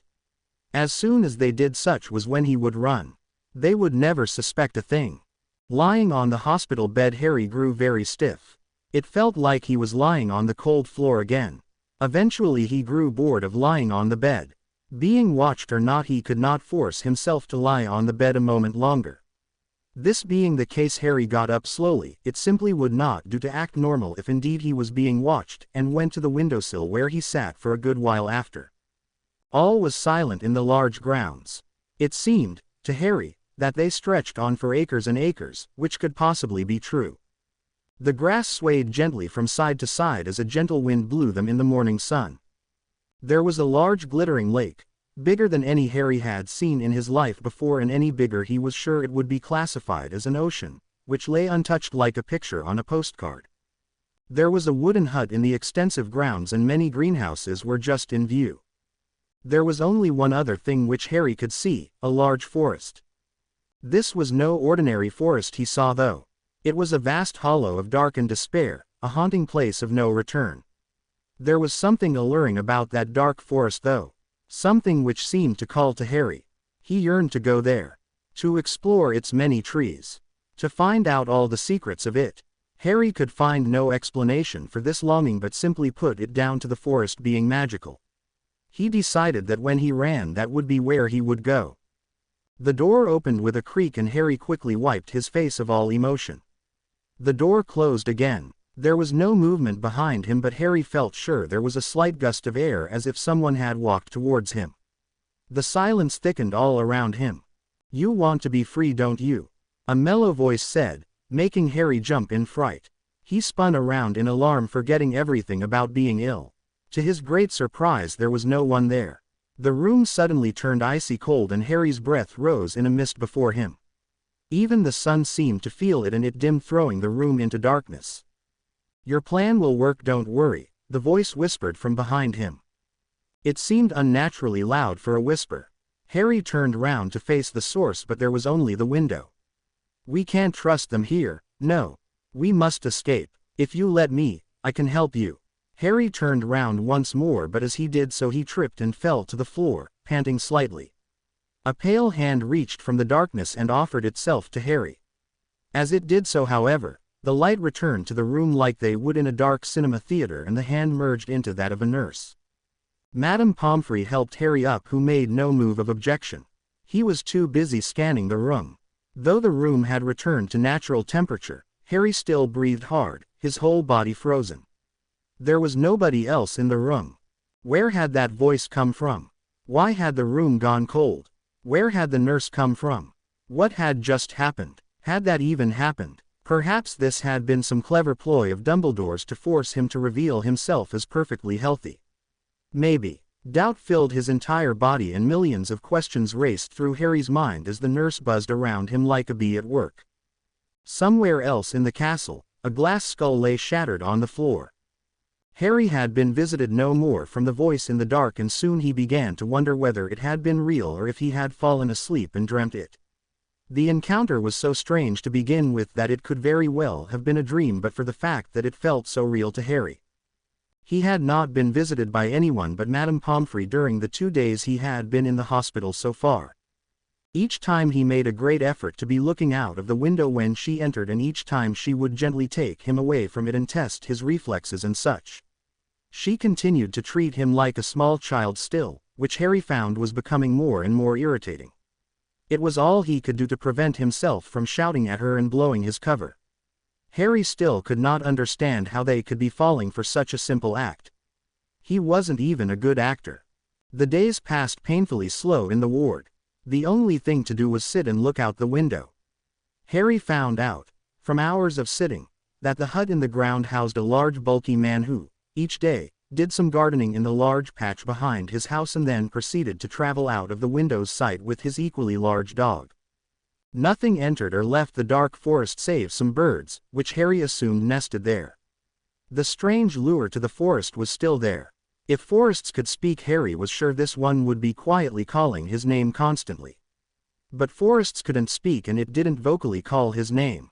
It was on his 3rd day in the hospital ward that Harry was allowed to venture outside. Madame Pomfrey finally decided that Harry would be safe enough in the grounds and badly needed fresh air. "It will do you no good to be sitting in here cooped up all the time. Growing boys need exercise." And so it came to pass that Harry was to be allowed outside once a day. On the first day he monitored his surroundings and watched carefully what the nurse did. If he was to escape, he would need to be aware of everything. On the second day he was allowed out for an hour, which he spent lazing in the summer sun, gaining the trust of the nurse. It was on the 3rd day of going outside, his 5th since his captivity began, that it happened. Harry decided that today was going to be the day he ran. He was biding his time, waiting until Madame Pomfrey turned away, but she was watching him like a hawk its prey. He was itching to go into the forest. It called to him stronger than ever when he was this close to it, and he yearned to go to its call. "It's like being in a sweet shop with no money," Harry thought miserably. "You can see the sweets but you can't get them." A cloud drifted in front of the scorching sun, dimming its light. That's when he heard it. "Go. Go now. She won't notice. The forest is waiting," the voice whispered in Harry's ear. He looked up at the great forest. Everything else faded out of reality. There was only Harry in the forest. "Go," the voice urged. And then it yelled so loudly that the nurse was sure to have heard. "Go." And Harry went. He ran with all his might towards that vast wood. Nothing else mattered now, only the forest. It drew ever nearer, and soon Harry reached its borders. He stopped suddenly, too afraid to enter its great entity. What horrors would await him in the clearly forbidden trees? "Go," the voice repeated softly. "We will be well protected there. Far away from them." Harry took a deep breath and took the last step before he was in the shelter of the trees. The only light now was from the path ahead. He would have stood there entranced for much longer, but a shout sounded from behind him and it spurred him into motion like a horse at the sound of a whip. He started running frantically onwards, jumping over rocks, darting between trees, ducking low-hanging branches. He paid no heed to the path and ran in any direction. He dodged behind a particularly large fir tree and passed the boulder behind it. A root snagged at his foot and he stumbled to the ground, falling on his leg at an awkward angle. Harry scrambled backwards against a tree and gazed around at the identical trees. The strange allure had gone now. It was like waking up from a strange dream, only now the forest seemed foreboding. Tree branches reached out for him, trying to catch him. Shapes lunged at him from the dark behind each tree and little light hit the forest floor. It was all caught in the canopy of branches above. He tried to stand up but pain filled his leg as he moved it. "Get up," the strange voice commanded strangely enough from behind Harry still, even though there was tree currently occupying that space. "But it hurts," Harry gasped, gingerly trying to move his leg. The voice spoke again. "Ignore the pain. It does not matter now." "Who are you?" Harry knew from experience that all voices must have a source. This being the case, the voice could not be without a body. Unless it was a ghost, but what would a ghost want with him? "It matters not. All will be revealed in time. But what will I call you?" There was a moment of silence and then, "Anything you wish." Harry pondered for a moment. What could you call a strange voice the owner of which you had never met? "How about, sir?" The voice sounded pleased. "Sir, it shall be. Now get up." Somehow Harry managed to get up and limp further into the forest. He found a place to spend the night. It was indeed getting dark now, behind a large pile of boulders. It was here he had a very peculiar dream. Harry was walking in a large grassy meadow and the sun was bearing down upon him. A shadow passed overhead and a bird landed in front of him, its wing bent backwards. He bent down to pick it up to see if he could help, but as he lifted it up it began to change in his hands. It began to grow. The bird's body twisted and bulged as it changed in shape and size. Soon a large cloaked person towered over Harry and reached out a black arm. "Follow," the thing rasped, its voice hoarse. And it said, a little louder this time again, "Follow." Harry backed away terrified. What was this monster? He shook his head. It would be suicide to follow a thing like that. The creature took a step towards him. "Follow." It wheezed with a little more force. It continued to advance on him. Harry turned on his heel and ran, trying to get away from the veiled monster. He ran past the long grass and out of the field, but the nightmare followed him still. He ran on until he could run no more and he found himself in a vast space with naught but the ground and sky anywhere in sight. Save the hooded creature that glided evenly towards him with no effort. "Follow." It wheezed yet again. Harry tried to step away from it but he bumped into something behind him. Slowly he turned to see what awaited him there. Hundreds of hooded figures stood there, each one calling out the same thing to him. "Follow, follow." Their putrid breath was breathed on his face, on his back, all around him. One of the creatures leaned towards him until its face was just an inch away. Harry would finally be able to see inside the hood. Its breath was even more rancid this close.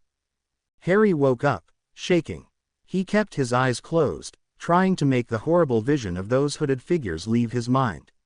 Even now the nightmare was over, he could still see them, calling to him, feel their breath on his face. That was odd, he could smell something other than the horrible breath of the creatures now. It smelt strangely like wet dog.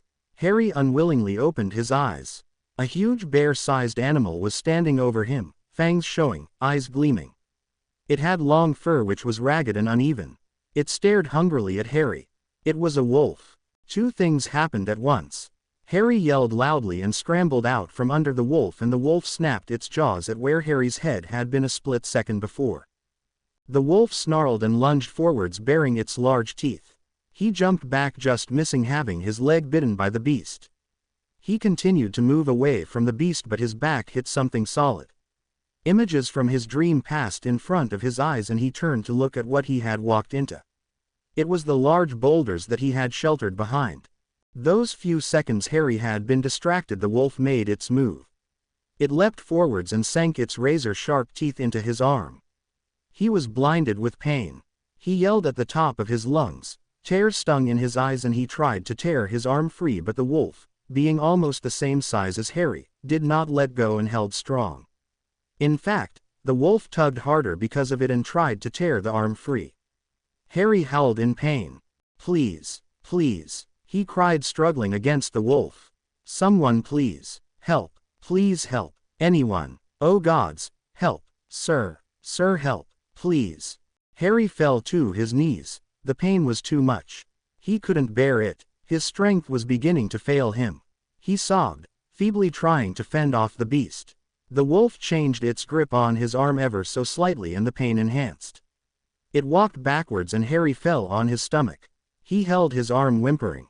The wolf dragged him backwards and shook its head trying to dislodge the arm. An arrow flew down sharply and just missed the wolf. It dropped Harry's arm in surprise. He curled up in a ball and cradled his arm, whimpering as more arrows arrived and the wolf was sent scampering. He didn't acknowledge the presence of a wise creature, half horse, half man, who stood in front of him looking down wistfully. Harry gave one last shudder, and all went dark. Harry woke up and gazed around, discombobulated. He was in a small clearing lying on a pile of surprisingly comfortable leaves. Memories came flooding back and hit him full force. The wolf, pain, his arm. His arm. There was no pain now though. He looked down and gasped. Right where his arm should be was a wooden model of an arm. Its size perfect, its movement acute. Where was he? How had he survived? He vaguely remembered seeing an arrow, but who had helped him? And where was his rescuer now? In answer to this last silent question, a magnificent being stepped into the clearing. It was a proud creature, his torso that of a monster but his body in the shape of a horse's. He walked over to Harry wisely and stopped just before him. "Greetings, Harry Potter." Harry gasped. How?" he stuttered feebly. "We centaurs know much more than what is told," the centaur replied serenely. "I am Jacques of the Southern Forest." When Harry remained silent, he added, "It was I who rescued you from the wolf." He just stared at the centaur in awe. Jacques bristled impatiently. "It was also I who replaced your arm. It was past mending. I have risked my place in my herd by helping a human. It is now time for you to do the same." Harry stared horror-stricken. How could he repay Jacques? He had nothing to offer. He told Jacques as much. "In time you will return to the wizarding world, will you not? At such a time I ask for you to provide me with any information I ask." "Agreed." Harry nodded. "Good. To help you on your way, I tell you this, you need to go to Diagon Alley. Farewell, Harry Potter. I will see you in time." And the centaur left the clearing, leaving Harry alone to wonder. Harry had sat in the clearing for approximately 5 more minutes before he realized he was ravenous. The only problem was, what was there that he could eat? He did not dare to try and hunt some animal, even if he did he could not cook it. To create a fire here in a forest full of flammable trees could potentially be suicide. Harry could not eat plants though either. How was he to know which plants were poisonous and which weren't? Magical plants could kill him, he supposed. The only thing he knew for certain that he could find which wasn't poisonous would be the grass. That and possibly the tree leaves. There was nothing else for it. There was no way Harry was going to live on grass and leaves. He would just have to find something that looked relatively safe to eat and then just try it. There wouldn't really be anything too dangerous, would there? One would have thought that a wolf was as bad as it got. Harry knocked on a tree for good luck and walked off in search of something edible. After a short while of examining various looking plants, Harry finally decided to try and eat the fruit of what looked to be a strawberry plant. They were slightly pinker in color than the strawberries he had eaten before, but he decided that it might be due to magical surroundings. He hesitantly popped one in his mouth and screwed up his eyes, wary of side effects. He felt no different, so gingerly opened his eyes and glanced at the skin of his arms. Normal. Assuming his face looked okay, there were no reflective surfaces in which to check. Harry ate more of the pink strawberries hungrily. There seemed to be an unending supply of strawberries, and by the time he was full of them, there was no dent in their numbers. He would have liked to take some with him, but he had nothing to carry them with and he would need to keep his hands free. So he made his way through the dense undergrowth of the forest, carefully stepping over roots, ducking branches and trying his best to keep to one direction. Every now and then he cut a large cross into one of the tree trunks with the knife he had forgotten about the night before.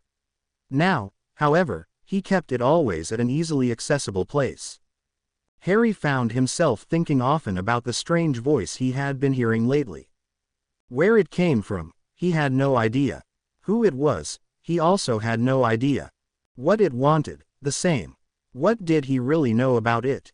How did he know he could trust it? All he really knew was that it had encouraged him to run from the castle. Even so, how could Harry tell if it was lying? Normally he would be able to help judge from facial expression and tone of voice, but that voice, constantly a whisper and forever disembodied. Maybe it was trying to trick him. Maybe it wanted Harry to get lost in this forest. Or maybe it just wanted to help him escape, but then, wouldn't it want something in return? The centaur had. Now that he knew about it, everyone wanted something for themselves. No one just helped for the sake of helping. The voice came from nowhere. It wouldn't tell him what to call him. It hadn't told him anything.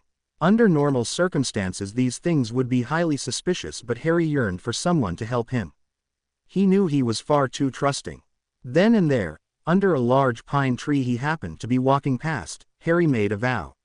He wouldn't trust anyone without good reason.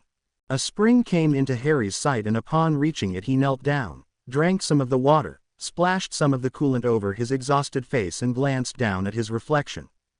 Upon doing so, however, he had to do a double take. He no longer looked like the buoyant, joyful, healthy child he was before. Now he was slightly taller, his face had paled, his body thinner, and his hair had grown past his ears. Harry looked at it in disgust. He reached his knife up to it and cut it roughly until it was shorter again. His attempts were not the best, however, and his hair came out many different lengths and he ended up with a shallow cut on his face. He got up and moved on. It was hard to tell how long he walked, for with only the sun as guidance. He assumed it was several hours, though, as his feet ached, his back sore, and he felt himself growing hungry again. He sincerely hoped he was going in the right direction. Soon some non-toxic looking berries were found and Harry cautiously nibbled on the corner of one. Not keeling over dead, he decided that they were safe to eat and ate until he was satisfied again. Harry stumbled on for perhaps an hour more before the sun began to set in the glowing sky. He was beginning to get tired now, but he dared not settle down to sleep. Who knew what strange creatures would find him? He carried on relentlessly. After night had truly come upon him and the moon was high overhead, Harry could walk no further. Should he attempt to do so, he felt that he would collapse in exhaustion. The night was cold now too.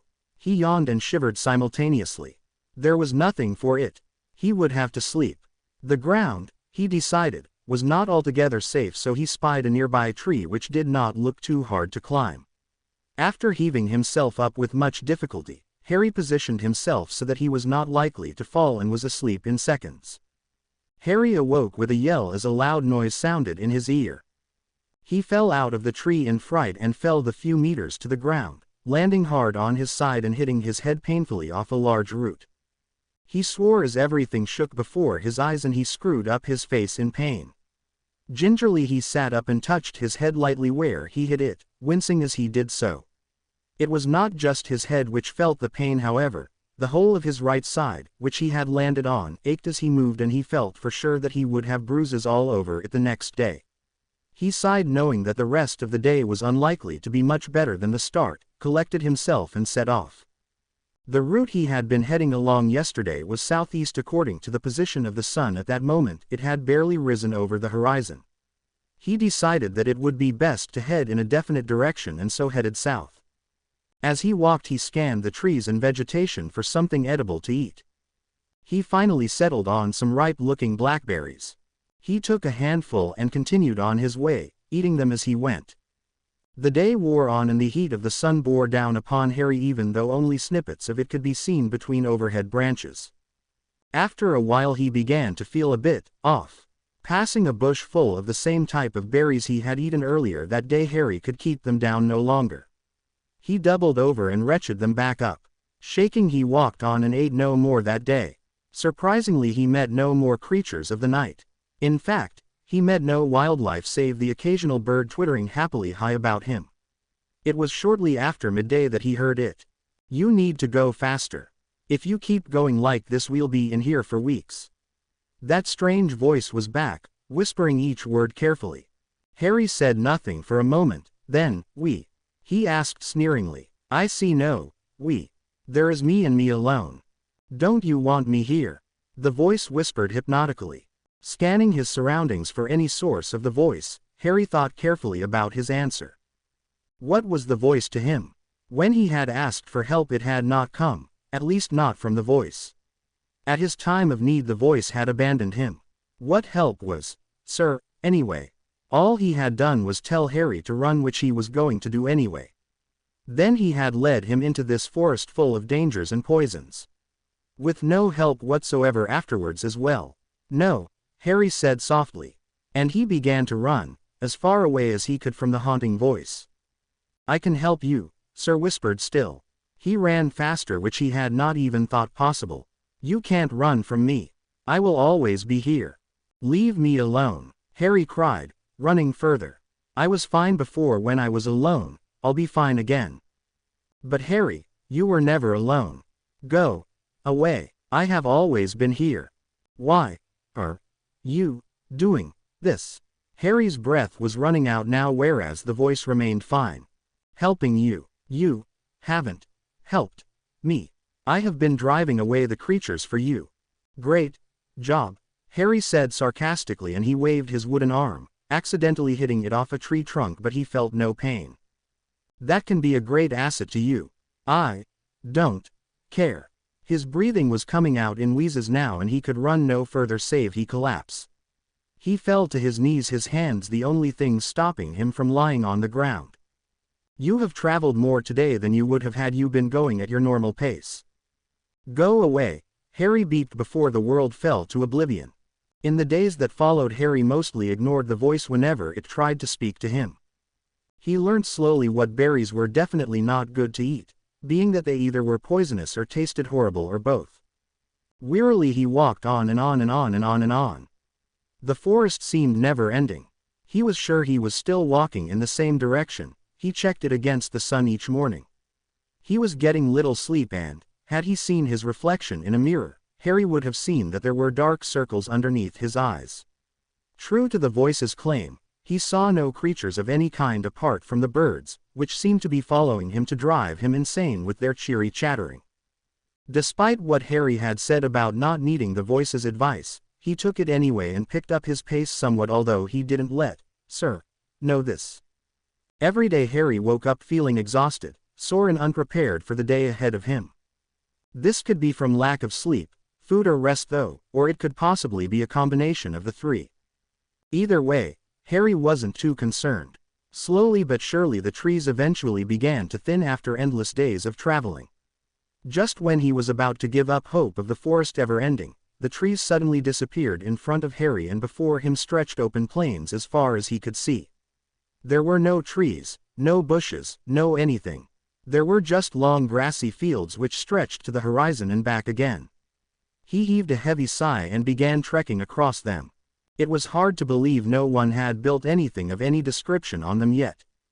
One would have thought that someone would claim the fields their own and started building houses or such, but there were no buildings or roads, just grass. Hacking his way through the grass took slightly longer than the undergrowth of the forest. The grass was very dense and snagged at his legs. It was quite good for sleeping in, Harry soon discovered. It protected him from the hard earth and provided great cover for animals, though he had yet to see any after the wolf. It was a warm night that Harry woke up suddenly. At first he didn't know why, but then he felt something slither over his neck and slide underneath it. His eyes widened in fright and he sat up suddenly, disturbing the creature. It quickly tightened its hold on Harry's neck, making it slightly difficult to breathe. He struggled with the animal, and as he tried to pull it off, he felt its smooth scales, its cold exterior, and felt its circular body. He had no doubt that it was a snake. It continued to tighten its coils, and Harry found he could no longer get any air into his lungs at all. Panicking now, he tugged viciously, but to no avail. His body screamed for oxygen. He felt, rather than saw, his face turning a shade of puce. Stop, he managed out feebly with the only breath he had left. Surprisingly, the snake loosened itself but did not dislodge completely. This was enough for Harry though. He gasped and spluttered, trying to swallow the much-needed air. After he was sure he would not faint from lack of air, Harry gently tried to pull the snake free. It started to tighten itself as it felt him doing this, however, so he quickly desisted. "Off. Let go," he said. He gasped. That wasn't his voice. It wasn't even English. Instead of the intended words, Harry had spoken in hisses, much like a snake would. "Okay then, human," he was even more surprised to hear the snake say. "You only had to ask. You speak," he spluttered in wonderment. "I believe it is you who speaks, human," the snake hissed, and it slithered away into the darkness once more. Harry stared around perplexed. Who knew he could speak to snakes? He supposed it must be a thing that wizards could do, like their wandless magic. Still, it scared him slightly. He didn't hate snakes, per se, but there were definitely animals he preferred. Of all the things to be able to speak to. Harry traversed the plains for many more days after this. The voice pretty much left him alone, as when he did speak, he got no response. The days wore on and soon they started to get colder slightly. It must have been approaching the end of the summer. He was also shocked to realize that this new development meant that sometime while he had been in the forest, it had been his 10th birthday. One day Harry was walking tiredly onwards still when he could have sworn that the horizon was getting a faint black line to it. As he moved closer, he saw that it was indeed becoming darker. Closer still, Harry saw with joy filling his heart that it was buildings, the outskirts of a town. He walked more purposefully, his hope renewed. At last, the end was in sight. It took Harry 2 more days to get to the town. He had to go slower. He realized, if he walked, people looking out from the town might see him, and that would look more than a tad strange. So he had to crawl the last 2 days. It was hard work crawling. It was difficult to push away the long grass, and it hurt his back greatly.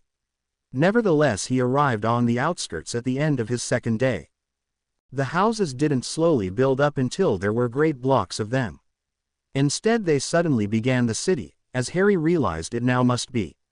It would look suspicious if he just wandered out of the wilderness into it, so he decided to walk around the city until he found a road going in. It took him the rest of the day to find such a road. Did the walking never end? He glanced up at a large sign that said, "Welcome to London." Harry let out a frustrated yell and then uttered several swear words between every few words he spoke. "What the hell? I've been walking for ages and I'm back where I started from. That of a man can go to Hades." And so on and so forth. Still cursing, he wearily entered the city in search of somewhere to stay. First of all, he decided he would have to find Mir. Harry had to know if he was okay. He wandered the streets until he found a place well hidden from view in the back of an alley. He settled down and slept till dawn, when he would start to familiarize himself with the streets of London again. The next morning he did just that. First he decided on a plan of action. Mir would most likely have gone to the place that he and Harry had first met in case he had returned there. He decided to start looking there. It took Harry a long time to find the place where Sting had taken him those many years ago. It had been such a long time since he was there. It was around midday when he finally arrived outside the back wall of the abandoned building. Harry stepped forwards nervously. What was it Sting had done? Knocked the wall. After doing this there was no response. Hadn't someone knocked back when it had been Sting? Maybe there was a specific way you were supposed to do it. Try as he might, however, Harry could not remember how it had been done. He tried knocking again. Nothing. Dejectedly he stepped away from the wall. He was about to turn around when a shout made him stop in his tracks. "Hey, kid, get away from there," Harry swore. Did the torment never end? He turned to face the shouter and gasped. Standing there was a face he definitely knew. It was a teenage boy who looked no older than 16. The boy looked filthy and was wearing old, worn clothes with frayed ends and several tears. Harry's face split into a weary smile. "Sting," he cried happily. At least he tried to. His voice came out hoarse and worn from not using it in so long. He coughed and tried again. "You don't know how good it is to see you. Sting's face twisted into an expression of terror. "Who are you?" he said shakily, taking a step back. "How do you know my name?" "Sting. Don't you recognize me?" Harry laughed nervously. What was going on? Surely Sting wouldn't have forgotten him. "It's me, Harry." There was no reaction from him other than a small shake of the head. "Harry Potter. Don't you remember me?" Sting continued to back away slightly. No, he whispered. Harry's dead. Why you don't even look like him. He's gone." Harry's eyes widened. "I'm what now? Sting, what's happened? Why don't you believe me? I even have my scar, look." He pushed away his matted hair, hiding his lightning bolt scar. "See, it is me." "No," Sting yelled, angry now. "How see and you even pretend to be him? You'll never live up to his name. Harry Potter died 2 months ago." And then quietly and unhappily, to himself, he whispered, "And I did nothing." Harry frowned. Why on earth would Sting think he was dead? "What happened?" he asked urgently. He had to find out. "Sting, can you at least tell me what happened? Or if you like, you can ask me anything only Harry would know." "I am him, Sting." An odd expression came upon his face. It was a look of deep sadness that did not suit Sting's ruffian look at all. "2 months ago a boy called Mir came to me," he said so quietly that Harry had to bend closer to listen. He did not object to Sting introducing Mir as if Harry was not himself. At least he had started talking sense. "He told me that Harry Potter had disappeared with a wizard when Harry was trying to defend him. Mir begged me to help look, but I couldn't. I had a life then. I had found a home. I couldn't just give my one chance of happiness up. I'd only even known Harry Potter for a couple of days. Besides, what help could I be? I don't know much that would be of use. Mir left and life went on. But then, about a month after Mir came to me, the Muggles were told to be on the lookout for him because he was missing." "So what?" I said. "It was nothing to do with me. But I couldn't shake this nagging feeling. Why wasn't I doing more to help? Mir was at least trying to find Harry, but I was doing nothing. I was too selfish to help. And then they found it.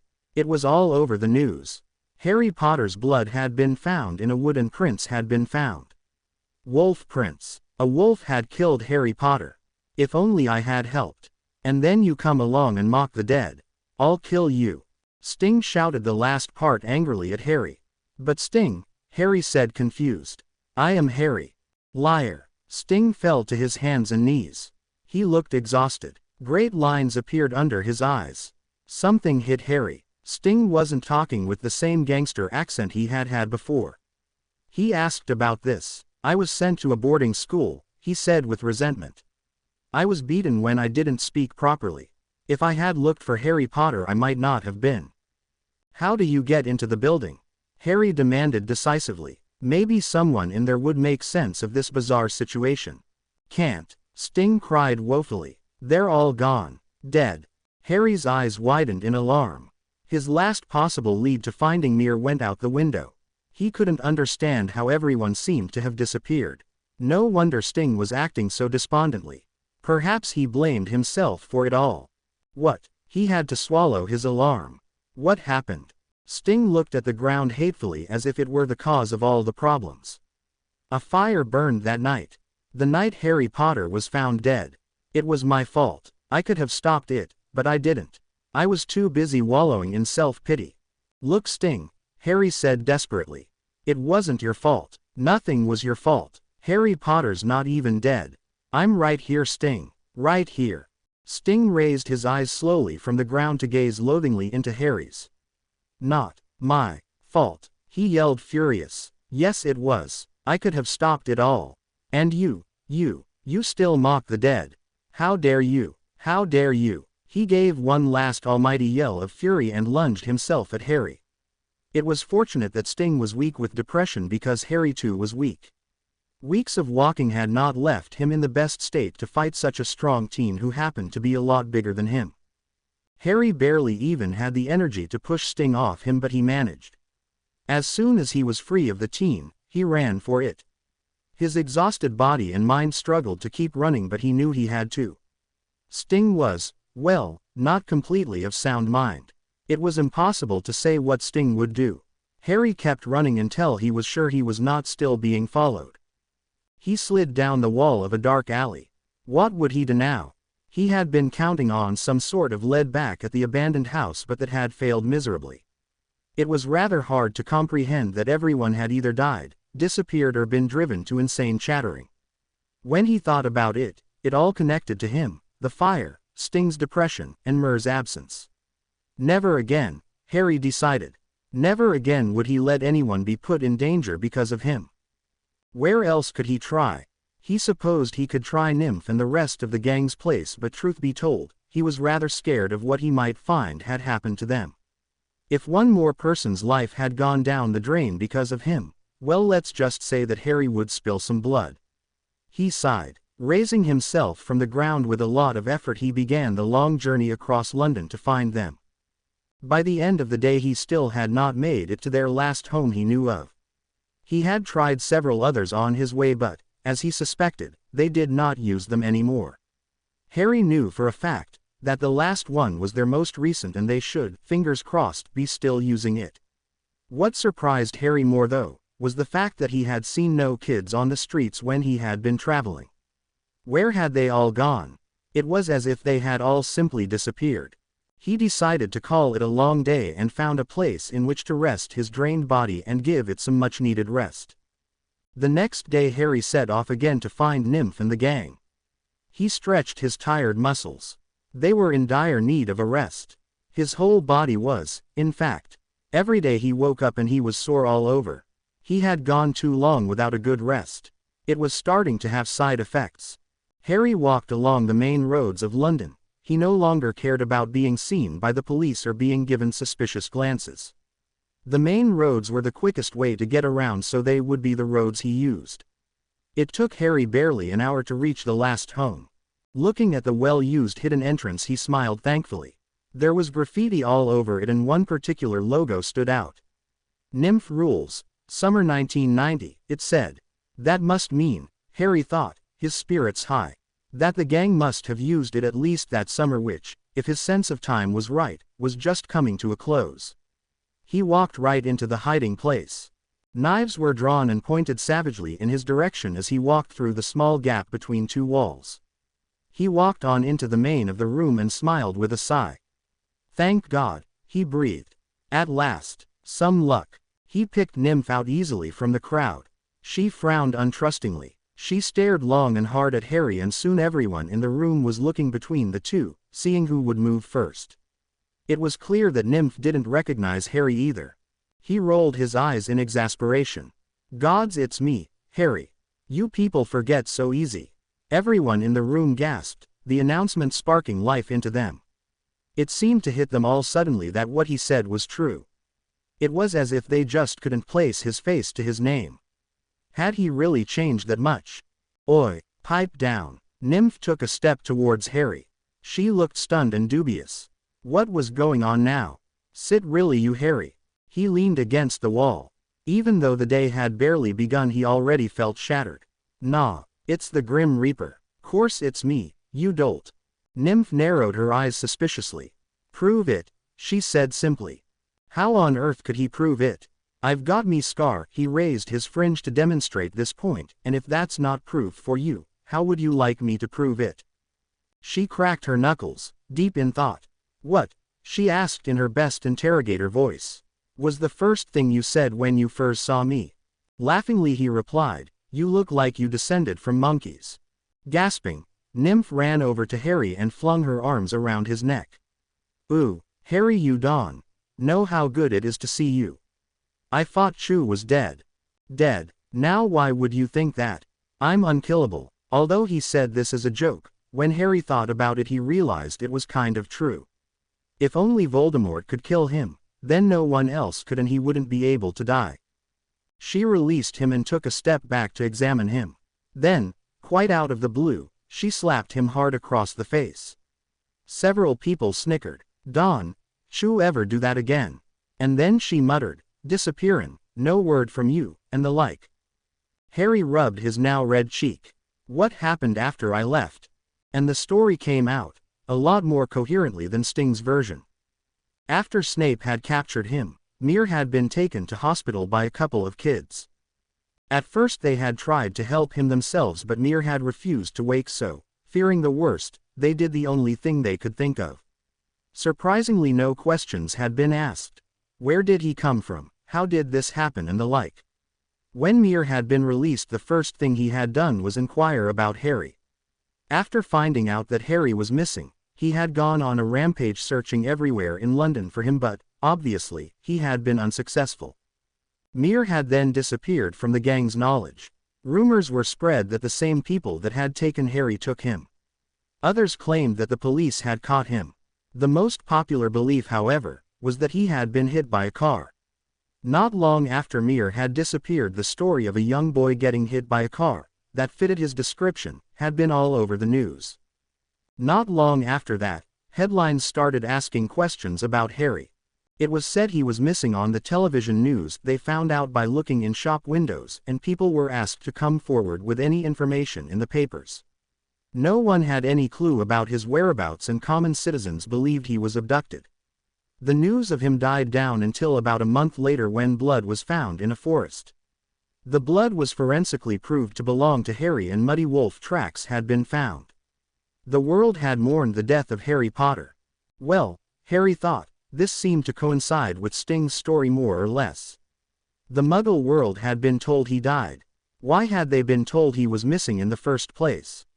He was nothing to do with them. Well, not really. Dumbledore and his goons might have alerted the Muggles just in case they had heard of him. Yes, that was probably it. Mir. Oh, Mir. Harry had failed him so much. He had promised he would help get him to Hogwarts, and now look. Missing. That's where it had gotten him. And potentially dead. Harry couldn't believe how badly he had failed him. He had gotten him into so much trouble, just for being with him. So, prompted Nymph, bringing Harry out of his reverie. He blinked at her. So what? So where have you been all this time?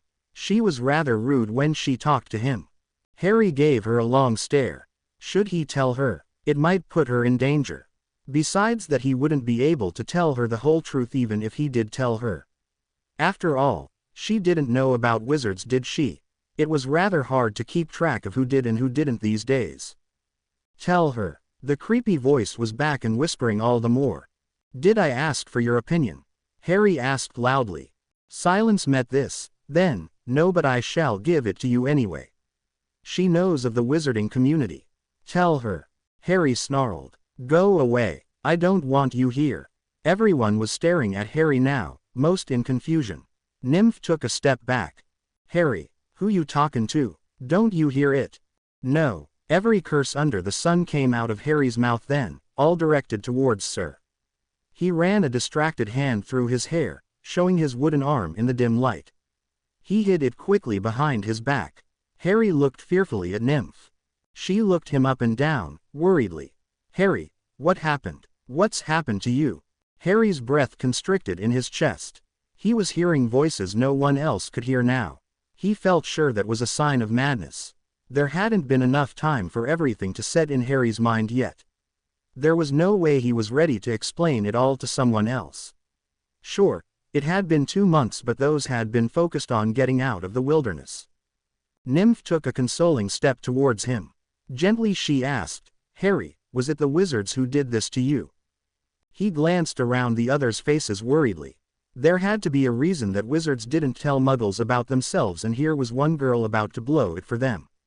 What was he saying? Muggles had every right to know about wizards. Perhaps it was being around them too much that was starting to make him think like them. No, he would never be like them. The other kids didn't look confused in the slightest though. Maybe they just thought that it was another nickname for a gang. Nymph took hold of his bony arm gently. Come on, we've got some talking to do. She began to lead him out of the den and only paused when someone called after them. Get him some new clothes while you're out there. And a decent meal too. She ignored the voice. Harry wasn't even listening. He let her lead him away from the crowd. How could he tell her everything that had happened? Could he even tell her? Should he? No matter what the answers to the questions were, Harry knew one thing for sure. It was truth time. As Harry and Nymph walked the streets of London, life was just beginning to waken. Curtains were being drawn, shops were being opened and breakfast was being eaten. A few cars slowly began to drive past the quiet street as workers headed off. They walked until they came to a small swing park. They sat down and looked about them. It was deserted. Nymph turned to Harry and he deliberately avoided her eyes. "So?" she asked pointedly. Still not looking at her, he replied innocently, trying to postpone the inevitable, "So what? Don't play dumb with me. So where've you been?" "Around." Still evasive, although Harry wasn't really sure Nymph would just let it go. Just as he had predicted, she didn't. "Look, Harry, I can understand if you didn't want to say anything around the others, but there's no reason to keep quiet now. I know about wizards." What happened? It was quite surprising that she knew about the magical community. In fact, a surprisingly large amount of people he had met just happened to know that magic existed. The exact why and how was beyond him though. Harry didn't move and he continued to stare hard at the ground in front of his swing. Nothing. If he told her she could potentially be in danger, it was too much to risk her getting caught because of him. He shouldn't even be talking to her now. Everyone connected with him always ended up in trouble. Sting, Aunt Petunia, Mere. His heart constricted. Nymph got to her feet angrily. She reached out and forced his head upwards so that he had no choice but to look at her. "Don't you?" "Nothing, me, Potter. Something obviously went on when you disappeared. You come back after 2 months. 2 flipping months, and you're talking to yourself. You've got a wooden arm and you look like death. Harry, you know you can trust me." "What happened?" There was silence for a moment. Slowly Harry said, "Can I?" She raised her eyebrows. "Can you what?" "Can I trust you?" Nymph let his head drop suddenly, furious. "Can you trust me? Can you trust me?" "Of course you can." "Harry, what went on? You've changed so much. Before you left you never doubted anyone. You kept no secrets. But now, you have to ask if you can trust me. You should know you can but you don't. Harry, we street kids help each other, we trust each other. No questions asked. What you doubtin' us for now?" He couldn't tell her. No. How could she understand that it was his fault Mere was dead? That he had condemned a whole house full of children to orphanages? That it was him who had driven Sting to depression? It was him that put them all constantly in danger. He was putting them all constantly in danger. Why? Was he so selfish that he would rather everyone he knew be in danger just so he would be happy? Would he even be happy? He had found out what had happened since he left, but what now? He could go back to his life before. No, that was wrong. His life would never be the same as it was before. Nymph was right, he had changed. Harry needed a plan of action. There was no way he could just carry on, pretending nothing had happened. The centaur had told him to go to a place called Diagon Alley. Why he had to go there, Harry had no clue, but the centaur had helped him and needed him alive to be able to pass information on later, so it wasn't likely to be a trap. No obvious danger at least. There would be danger wherever Harry went. Heck, it could be dangerous sitting in that park. Well, if the centaur said he needed to go to Diagon Alley, then that's where he'd go. Suddenly he realized that Nymph was still watching him and that he had been silent for several minutes now. Harry supposed that he was too used to being alone now. After all, he had spent 2 months, though it still seemed incredible to him, without another sane person to talk to. Somehow Sir didn't really seem to fit in that category. Maybe that's the way it should be, he thought. Him, Harry, alone where no one would be in any sort of danger because of him. "I'm afraid," he said formally, "that I can't see you anymore. Or the others for that matter." Nymph blinked in surprise. "You what?" "Look, I understand you've been through a lot now, but you don't need to do everything alone." Why didn't she take the hint? Well, if she was going to continually try and be his friend, he'd just need to make her not want to be his friend. What? He was beginning to confuse himself now. This was going too far. He was definitely trying to overcomplicate things now. "You don't know where Diagon Alley is, do you?" "What?" Nymph was definitely getting annoyed now. "What's that got to do with anything? Stop changing the subject." "Do you though?" Inside Harry was smiling triumphantly. Talk about killing 2 birds with 1 stone. He was annoying Nymph and he could find out where he was supposed to be going all at the same time. If he managed to annoy Nymph enough, perhaps she would decide he wasn't worth the trouble and never speak to him again. If only it were that easy. A brief moment of silence passed as she contemplated her answer. I think you go through a bar on a street somewhere in Charing Cross Road. Harry stood up off the swing and started walking away from Nymph. Charing Cross Road was a large road with many shops, bars and restaurants, so he had better start checking it as soon as he could if he hoped to find the right bar. Hey, where you going? Nymph called after him, her tone more than a little annoyed that he had walked away in the middle of a conversation. Away. Harry did not break his stride or even turn round in his reply. Away where? Away from you. And that was all Harry would say as he walked, ignoring her calls after him. Nymph did not follow, however, for which Harry was grateful. He did not know how he would be able to shake her off otherwise. He had a sneaking suspicion that he would meet her again and not too far into the future either. Pushing these thoughts away, he focused on the task at hand. Charing Cross Road. Well, that narrowed his search down slightly, but he would still have to find where about on the long road the pub was, and if his instincts were correct, there would be some anti-muggle charm on it. That would make things slightly more difficult. No doubt the pub would be hard to find, and not knowing exactly where it was, Harry had his work cut out for him. Charing Cross Road wasn't exactly small. There was also the fact that he was on the other side of London. To be fair, it was pretty much in the middle of London, but he couldn't really be any further away from it. Harry bit his lip as he looked at himself in a shop window. He stuck out from the crowd like a daffodil in a field of poppies. His face was covered in dirt, as were his arms and legs, which you could see through the many tears and rips in his shabby clothes. If he ever saw a stereotypical-looking homeless person, he was sure it would look exactly like he did then. Passers-by stared at him, and he felt sure he was attracting unwanted attention. He would need to clean himself up and get some new clothes. First, Harry picked out a fairly busy clothes shop. The security guard eyed him suspiciously as he wandered innocently round. He picked out some clothes that looked as if they would fit all right and worked his way back round to the front of the shop, careful to make sure that he still appeared to be browsing. Once at the closest rack to the door, he dashed out. Immediately alarms went off inside the shop, and he could hear the security guard chasing after him, though he didn't look back. Despite his small size and appearance, Harry was a very fast runner. He would have been even faster had it not been for his aching feet, which were the result of endless days of use. Nevertheless, he outstripped the guard easily, and after 10 minutes of running, Harry lost him. The next thing he had to do was find a place to have a shower. This was slightly more tricky, however, to do without getting caught. Luck had certainly decided that at last Harry deserved to be shined on, and he had barely rounded the next corner when he saw a public swimming pool. It wasn't too hard to sneak in and use the showers. All Harry had to do was pretend he was with someone who was paying to get in. Not long after he entered, Harry left looking much cleaner and blending in much better. The only thing he had forgotten to do was get some shoes. The ones he wore now had their soles peeling off the bottom and had many holes. It would be difficult to get shoes though. Not because he would get caught, but because his feet were swollen, cut and blistered.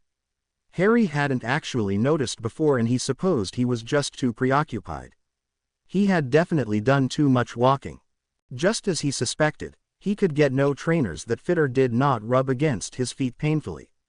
He got the most comfortable ones he could find, though, and had to admit that they were still better than the worn ones he had been wearing. All that was left now was to get some food and find Diagon Alley. Food was no problem, and he quickly took some from a nearby shop. Hunger quelled, he set off for Charing Cross Road. Now that he knew about the state his feet were in, it was a lot harder to keep walking. They had developed a dull ache. More than that, Harry was quite sick of walking so much. To solve this problem, he casually took a bike from outside a post office, where a child no doubt would be upset at having his or her bike stolen. The next day and a half was spent cycling over London. Upon reaching Charing Cross Road, Harry started to search systematically for the pub after leaving the bike leaning against a shop window. He searched every pub, working his way up the street. It took him a good few days to go through them all. At the end of the very dull week, to be fair, Harry hadn't spent all the time searching pubs. he spent quite a bit of time stealing money and such. He still hadn't found Diagon Alley. In a very bad temper, Harry decided to try a different means of search. Looking out from his hidden corner in the underground station, Harry searched faces for anyone who looked remotely like a wizard or witch. More than once he found himself speaking to a very confused muggle.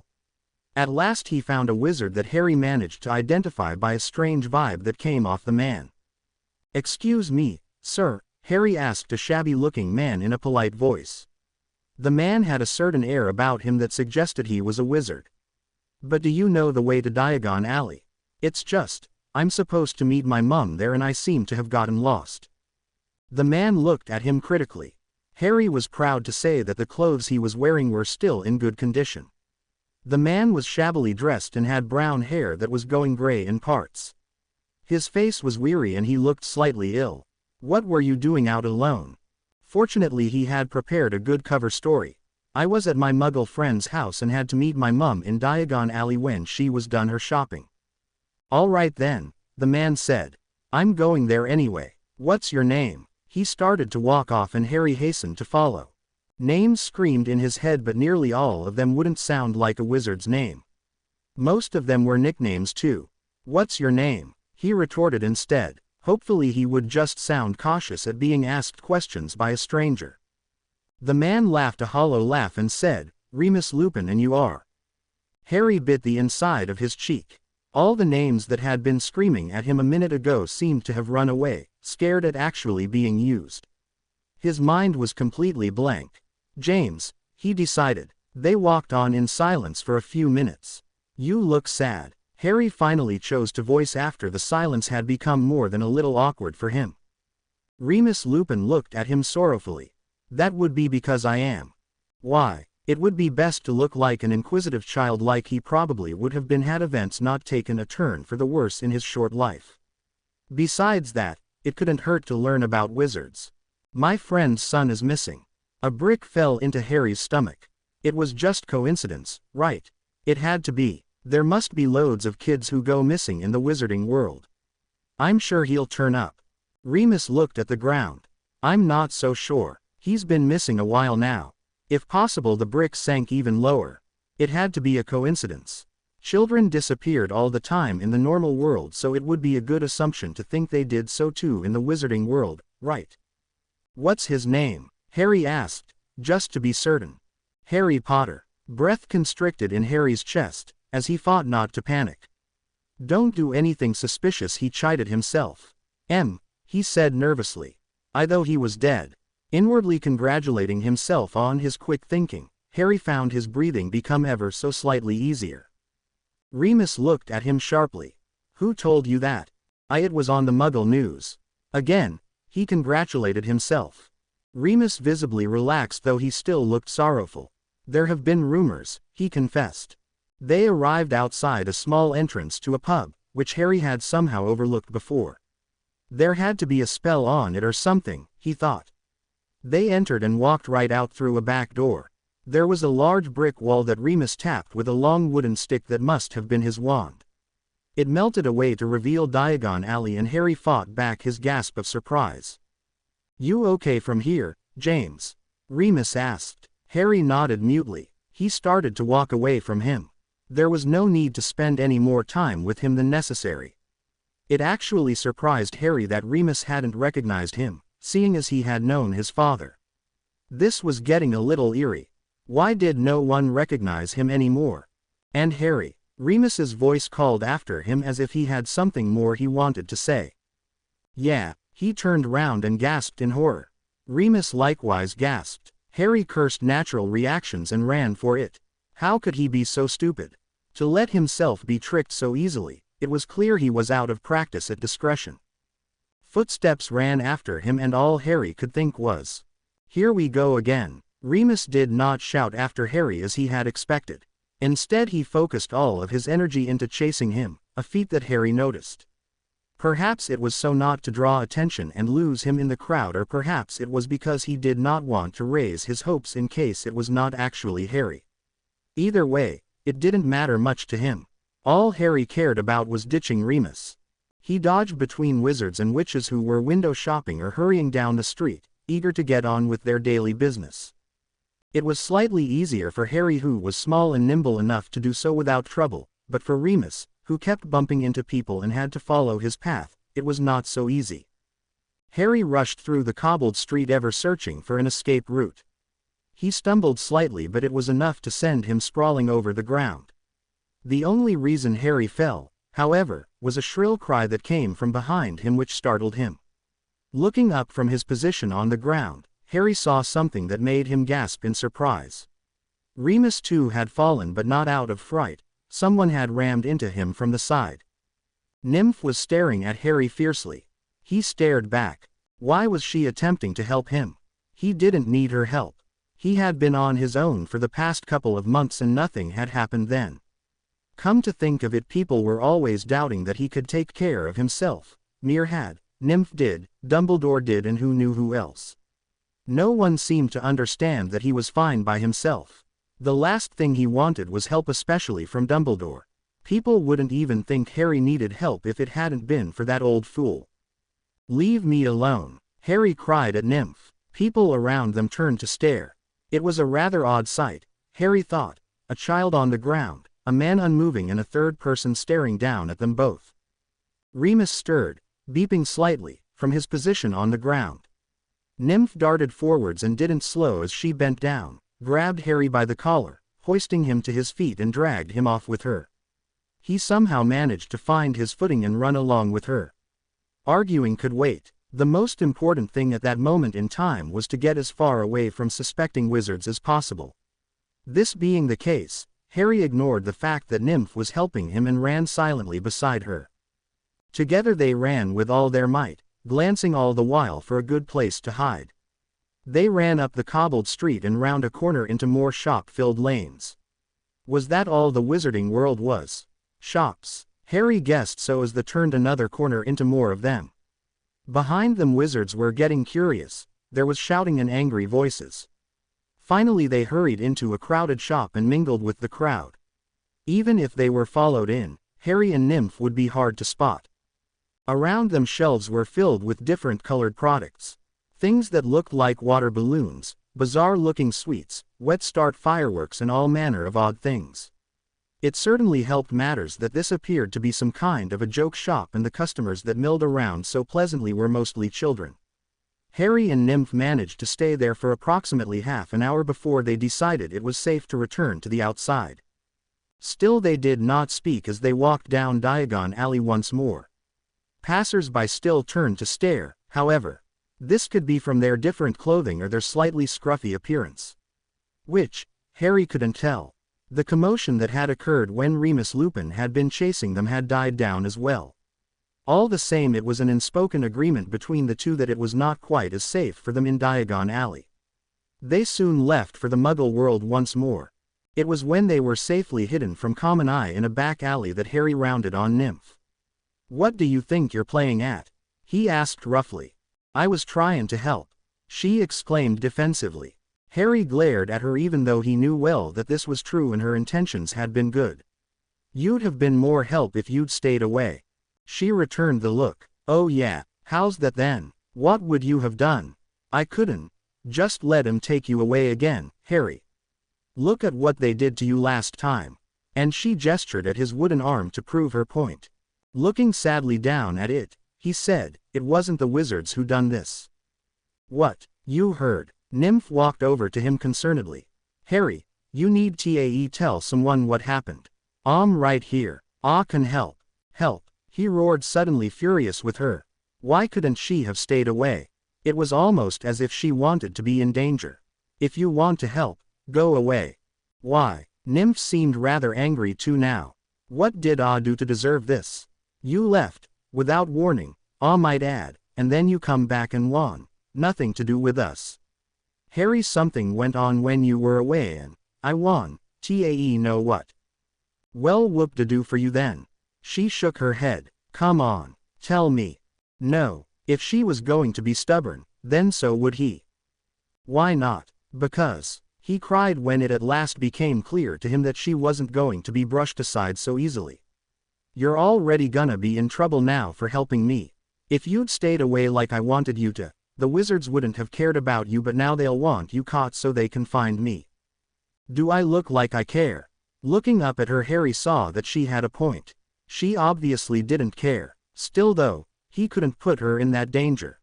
Go home. She blinked. What home? Harry, we live in a hovel on the streets. What home is that to go to? A safe one. Nymph looked skeptical. Hardly, she replied bleakly. Harry said nothing. Look, no matter what you say, I'm staying with you. It'll make things a whole lot easier on the both of us if you tell me what happened though. Harry stared at her as he'd never stared at her before. A sudden doubt had entered his mind. Why was she so eager to know what had happened? Maybe she had only helped him out with Remus to gain his trust. Yes, that could well be the reason. She could be on the Dumbledore's side and wanted to trick him into being her friend. Or she could be under his control by some spell or something. Or she might not even be the real nymph. How could he tell? Pondering on this line of thought, Harry realized that she had never mentioned anything about the wizarding world before.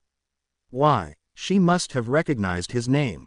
Who are you? She blinked. There you go again, changing the subject. Who do you think I am, Snow White?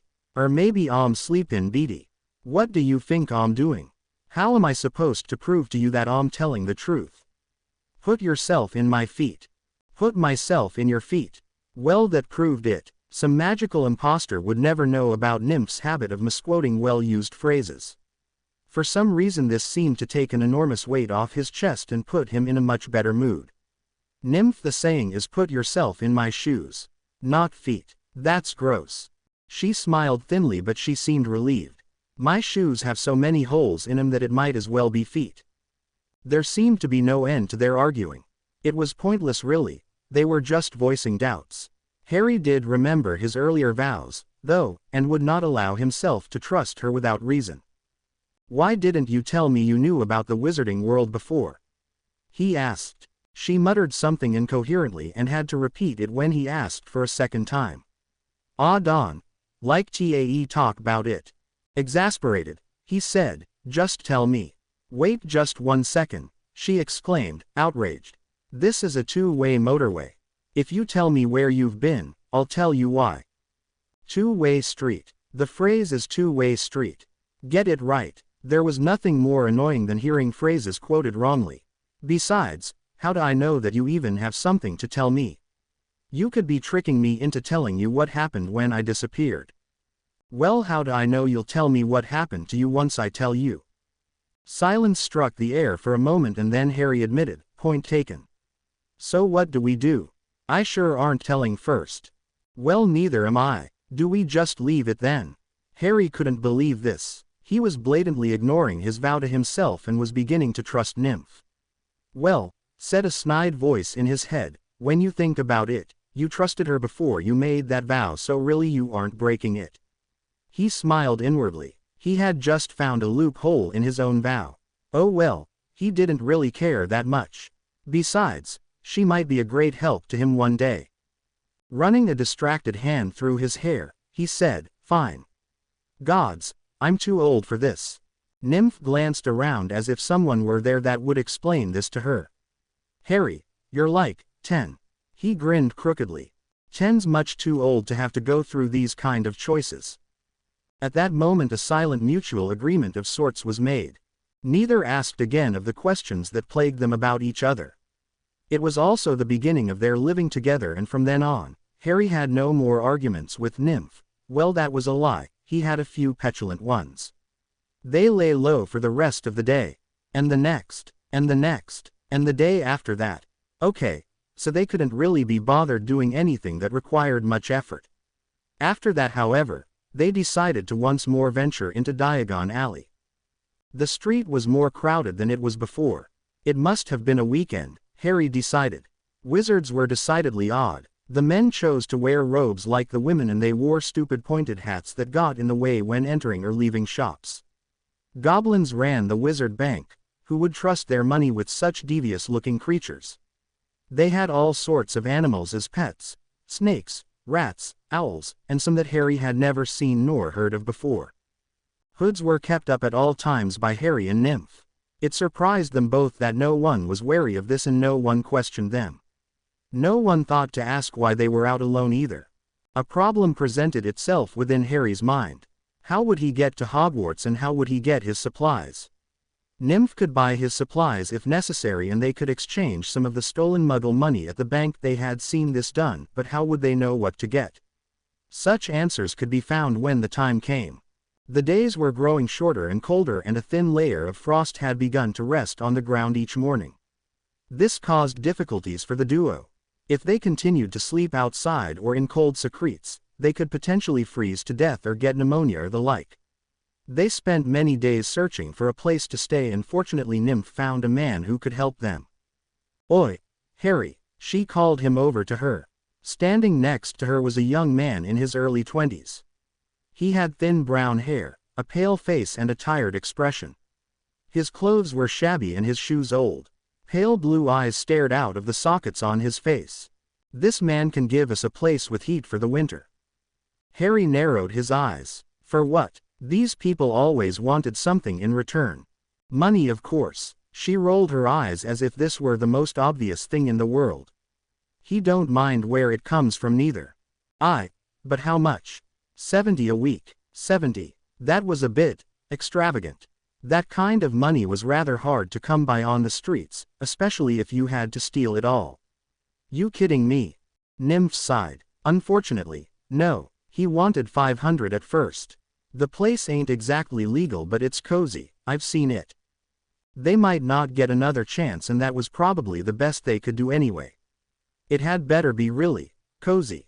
It turned out that the place was in fact cozy. It was well heated and had a large moth-eaten sofa. It was probably one of the most comfortable places Harry had ever stayed in after his aunt died. The wallpaper was shabby and peeling and the carpet had more holes than Swiss cheese, but it was warm. That didn't make it any easier to get the money for it though. Harry ended up spending all of his time that winter stealing money so they could afford it. Spring came and left and Harry and Nymph were forced to leave the cozy housing. It was simply too hard to gain that much money every week. Exhaustedly they moved out and traversed across London to throw off any people who happened to be looking for them.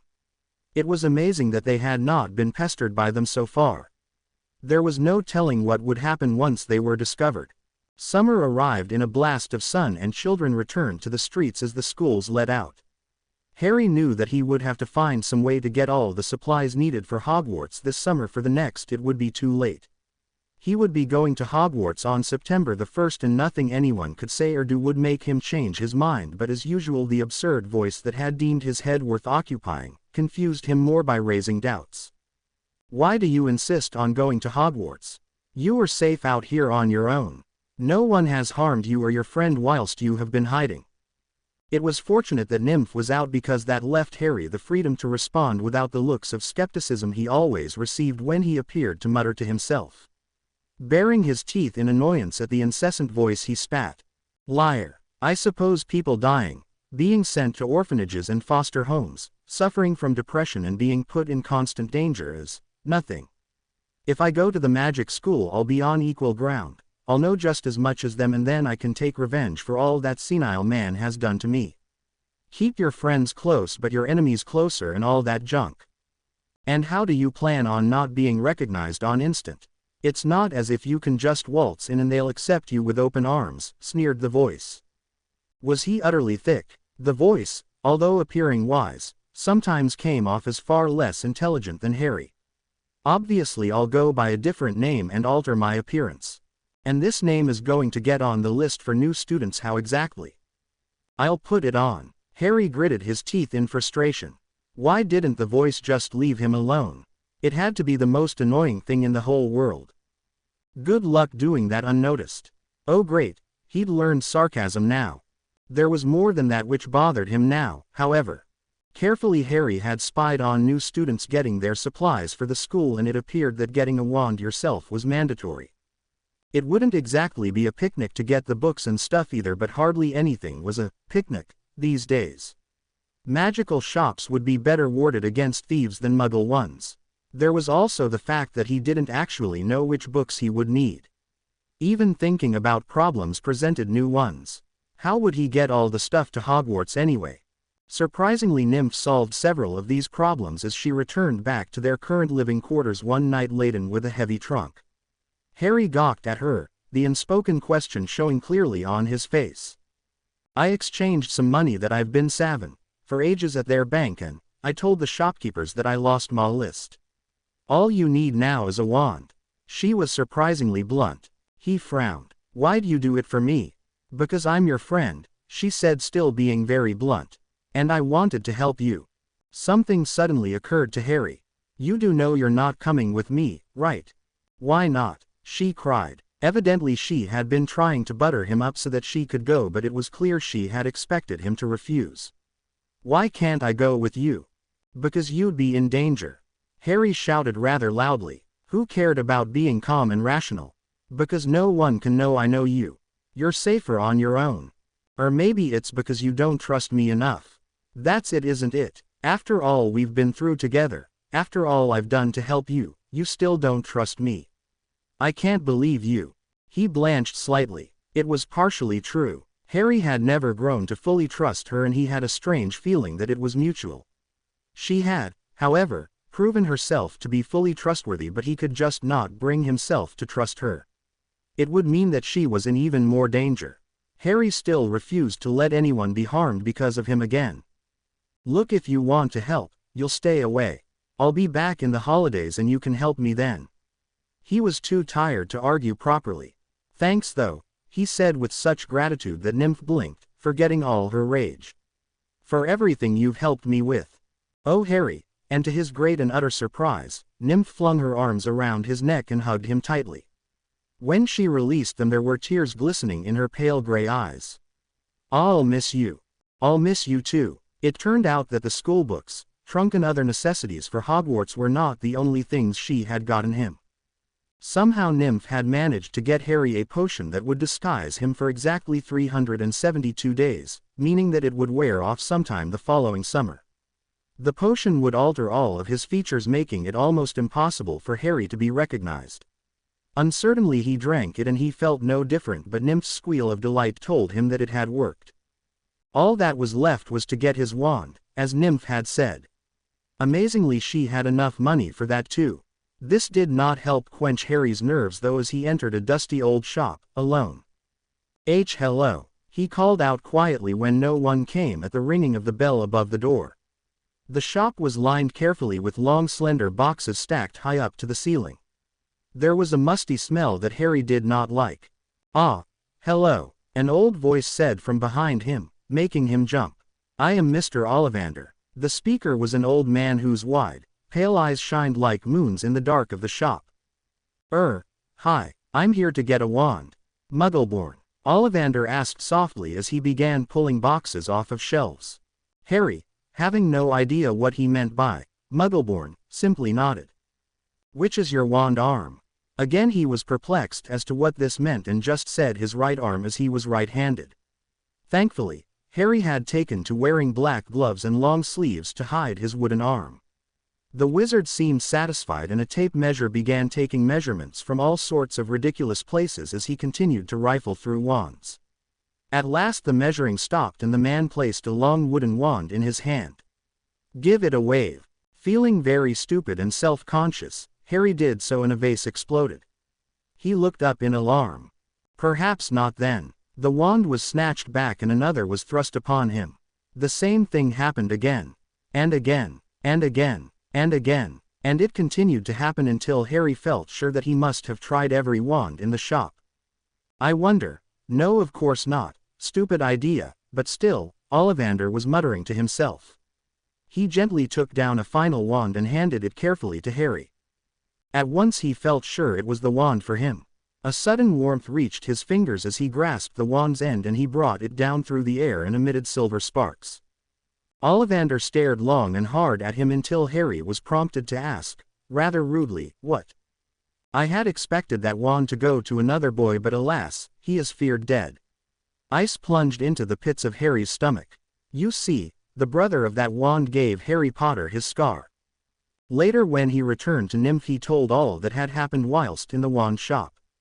She seemed much less anxious than him though, and this came as a reassurance. Still, it would not do to be seen with the very wand that Harry Potter was supposed to have. He need not have worried however, as the next day the wand had mysteriously changed its own appearance. Yet another problem rose up within Harry's mind though. Nymph. How do the students get to Hogwarts? Early on the morning of September 1st, Harry found himself sitting alone on the Hogwarts Express, the only person to have arrived. It was still 2 hours before the train was due to leave and he wouldn't have boarded so early, but Harry refused to let Nymph be anywhere near wizards. They had said their sorrowful farewells and parted. It had taken them many hours of eavesdropping to learn how the students of Hogwarts traveled there, and it had been somewhat tricky learning exactly where to go. Eventually, when listening into a red-headed family's conversations, they had discovered that a train took the pupils from King's Cross Station. It was slightly harder to find out that it left from platform 9 3/4 and harder still to work out how to get onto it. There wasn't exactly a sign pointing them in the right direction. After many more hours of experimenting they finally cracked the puzzle and Harry was free to meet the train. As he sat alone in the train compartment, Harry found himself already missing Nymph greatly. They had had their share of arguments, oh yes, but that did not make it any easier to bid each other farewell. Your plan to put your own name onto the list for new students will never work. Harry gritted his teeth. He just wanted to be left alone for a while, but no, that irritating voice would never allow that. You got a better idea. As it just so happens, yes. Blinking in surprise, he sneered, oh yeah. Kindly share. I will put your name on the list. Well, that was certainly a surprise. There was no doubt in Harry's mind that the voice was far more capable of doing such things than he was.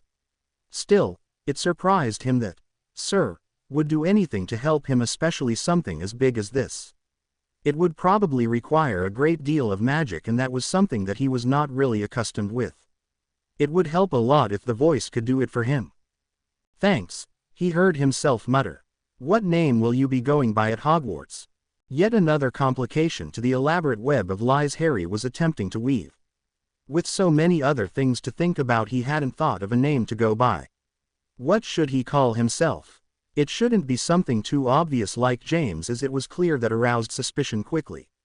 Mir would have been able to come up with something brilliant. He didn't have time to stop that thought surfacing, and Harry felt his heart give a throb of beeping. It still hurt to think about Mir. A clever name was hard for him to think of. With not much schooling, many things were difficult for him to do.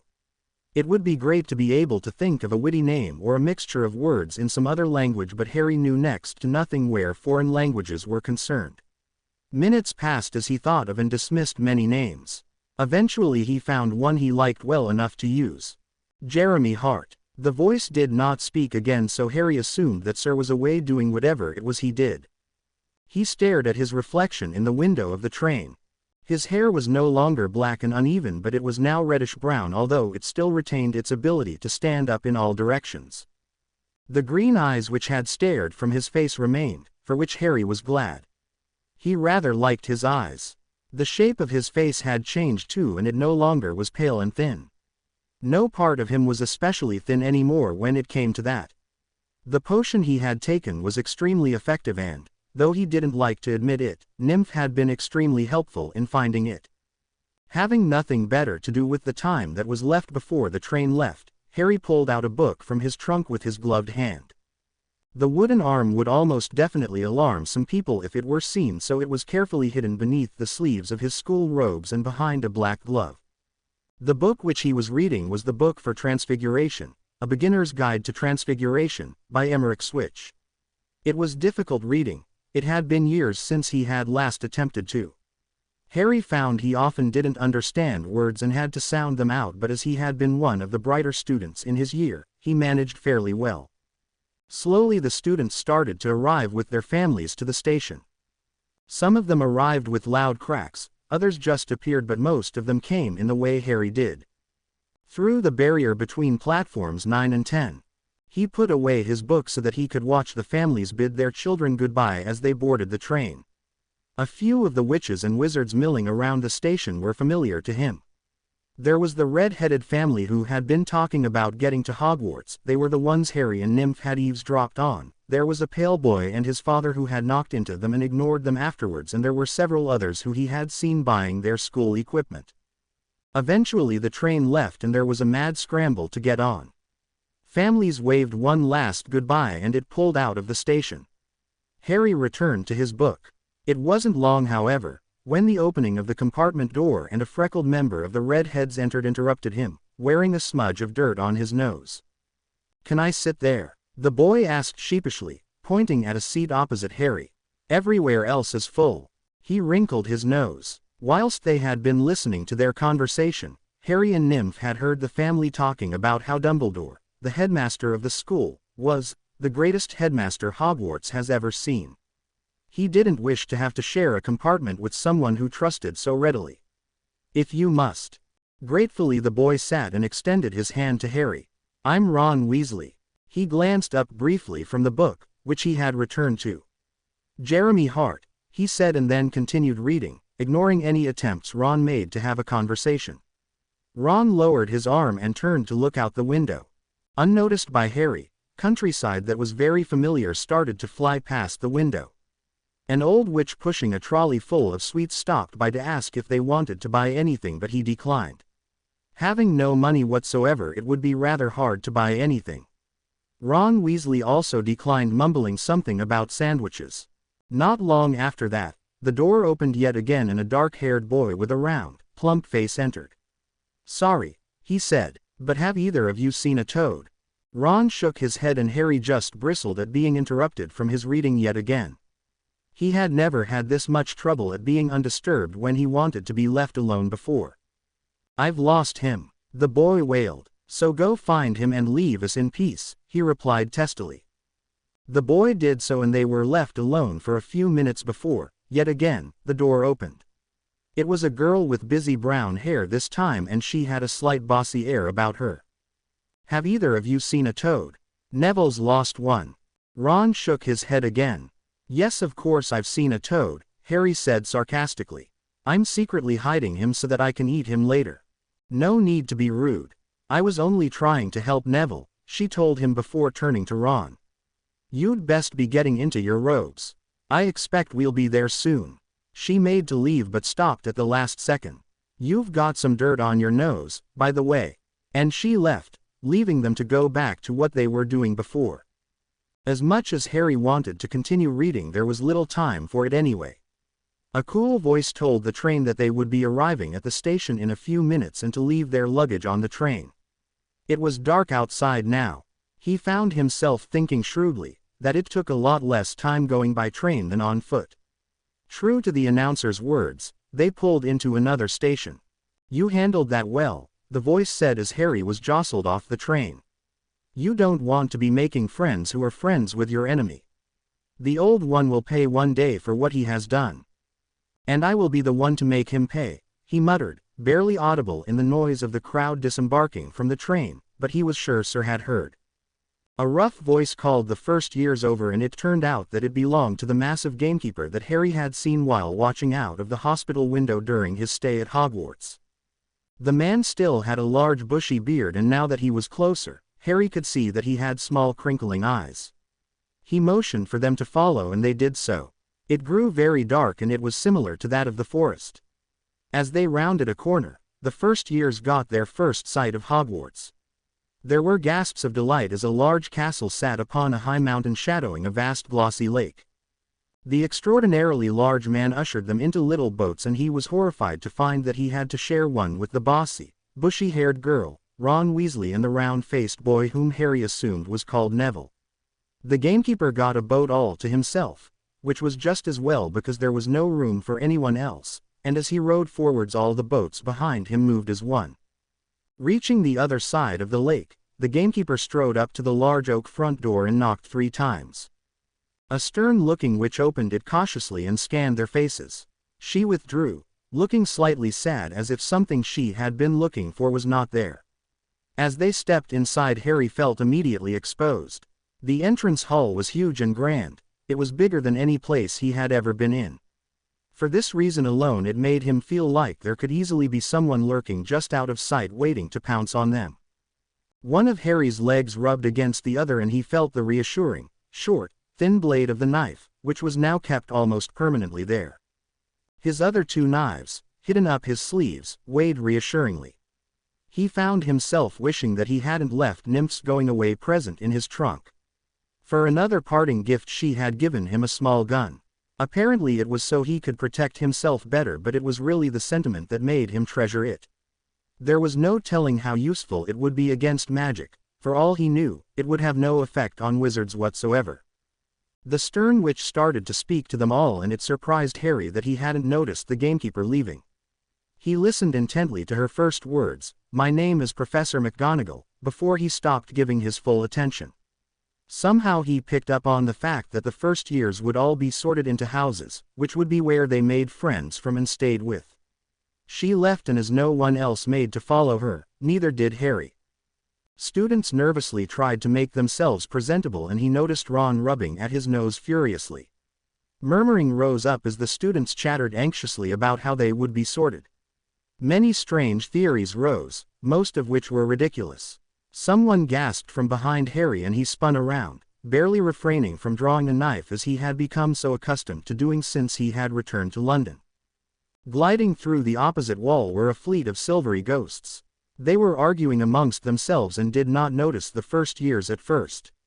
He wasn't surprised like most of the students around him. Nothing seemed to surprise him very much anymore. One or two of the ghosts introduced themselves but had to cut the pleasantries short when McGonagall came back through. The sorting ceremony is about to start. She led them into another large hall which was packed full of students sitting at 4 long tables. There was one other table at the top of the hall, which they went and stood in front of. This table seated the teachers, but Harry quickly averted his eyes, which he thought was quite smart, as the voice told him just after. The old man can read minds if you look him in the eyes. So can the potions master, to a lesser degree. There didn't appear to be a ceiling. The vast hall simply opened out to the sky, it appeared, but the bushy-haired girl was heard whispering that it was bewitched. Every eye in the hall was upon them and Harry was not the only person to shift nervously under their gaze. A 3-legged stool was brought into the hall and an old, worn hat was placed on it. The hat opened its brim like a mouth and sang a song about the 4 different houses. The whole song was rather pointless in Harry's opinion, but the rest of the student body seemed to love it and it burst into applause when it finished. The song basically told him that Gryffindor was the house for the brave and courageous, Slytherin was the house for the ambitious and cunning, Ravenclaw was the house for the students who liked to learn, and Hufflepuff was the house for the loyal and hardworking. Harry had absolutely no idea which house he would be in. Professor McGonagall unrolled a long list of names and a knot tightened in his stomach. One by one the students were called up, in alphabetical order, to put on the hat, which then would call out what house they would be in. Harry noticed that not everyone wore the hat for the same amount of time.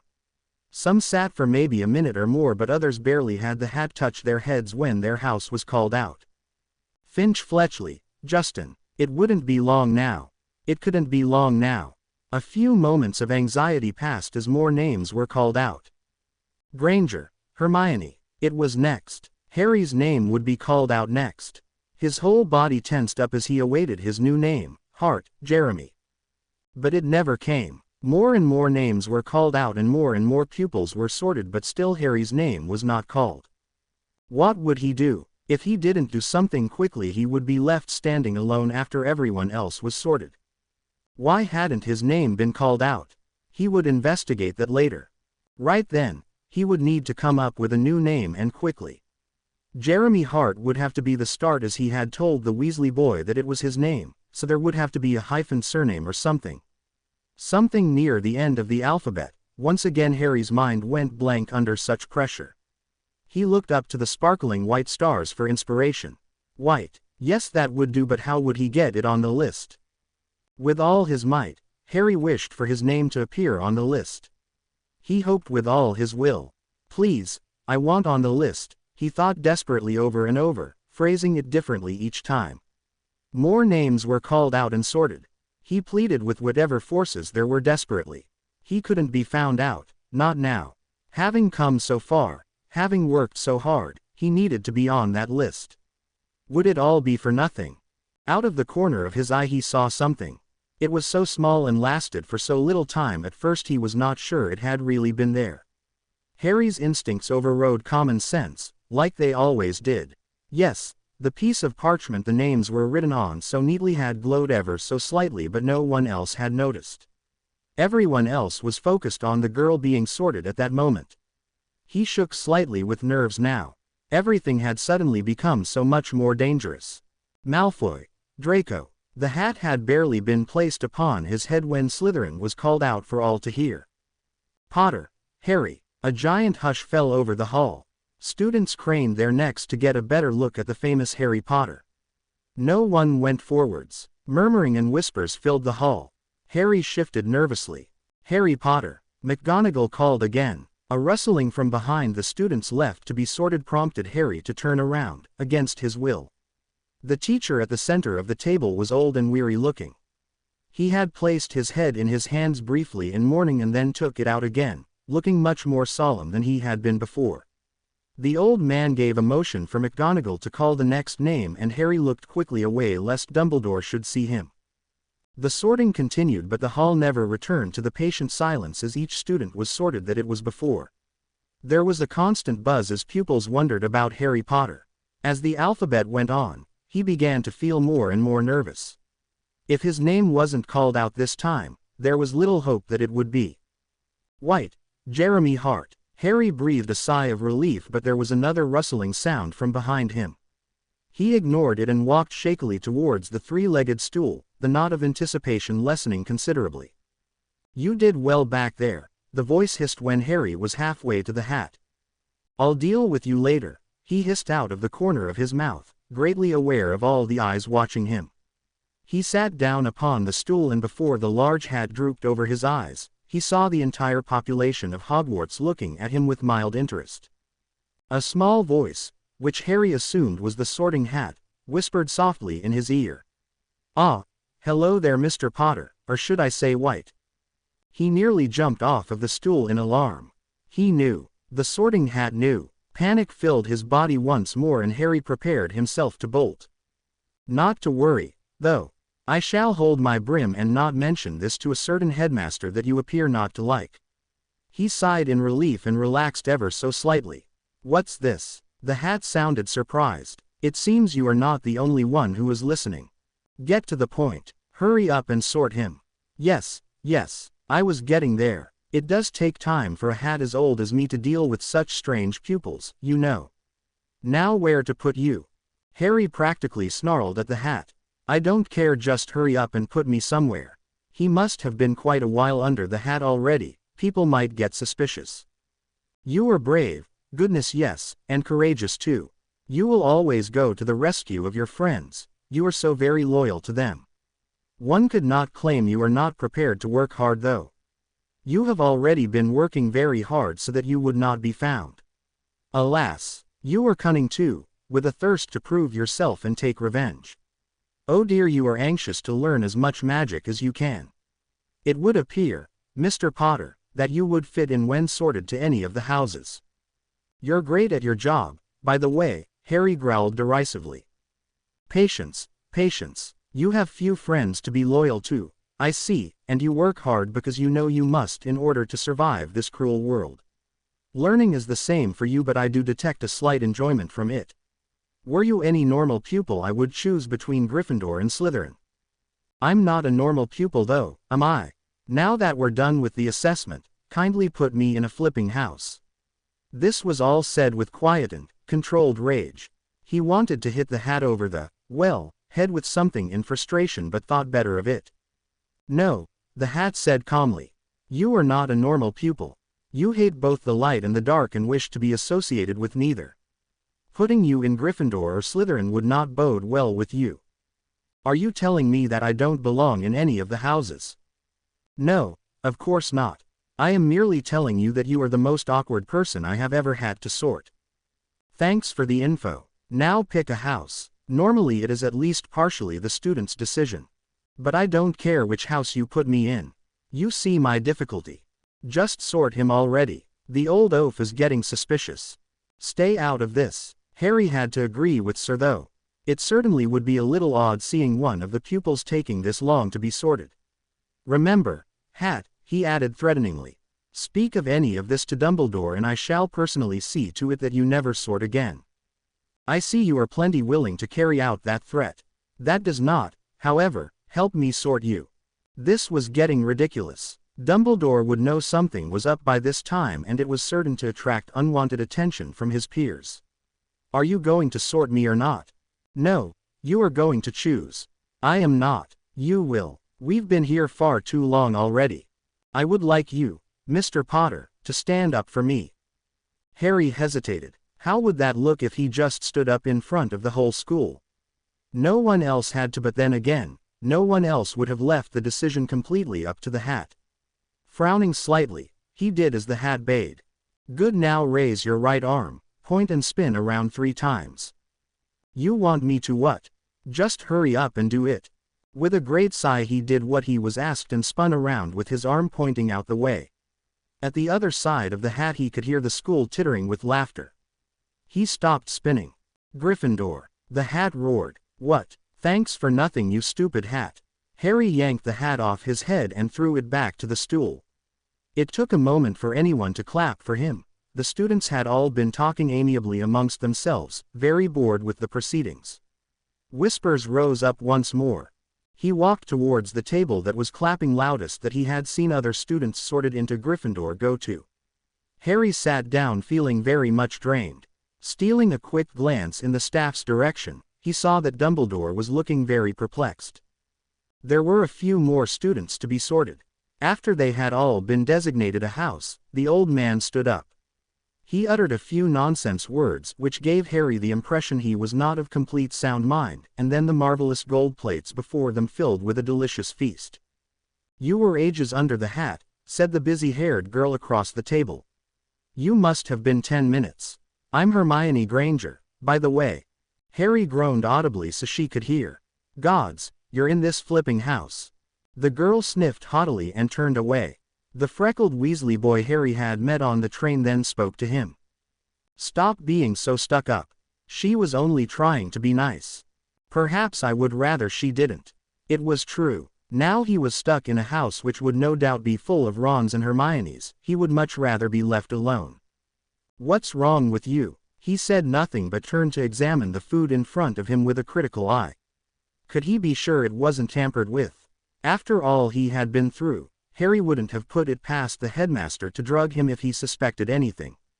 Cautiously he picked at some food. Nothing happened, so he ate a little more readily. As soon as he put some food in his mouth he was ready to gasp in surprise. The food was warm. It had been so long since he had had a warm meal. More difficult was the fact that everyone around him was digging in eagerly to the warm food with knives and forks. Harry picked his up gingerly and attempted to cut a piece of cooked meat with it, but it was a clumsy affair and he got nowhere.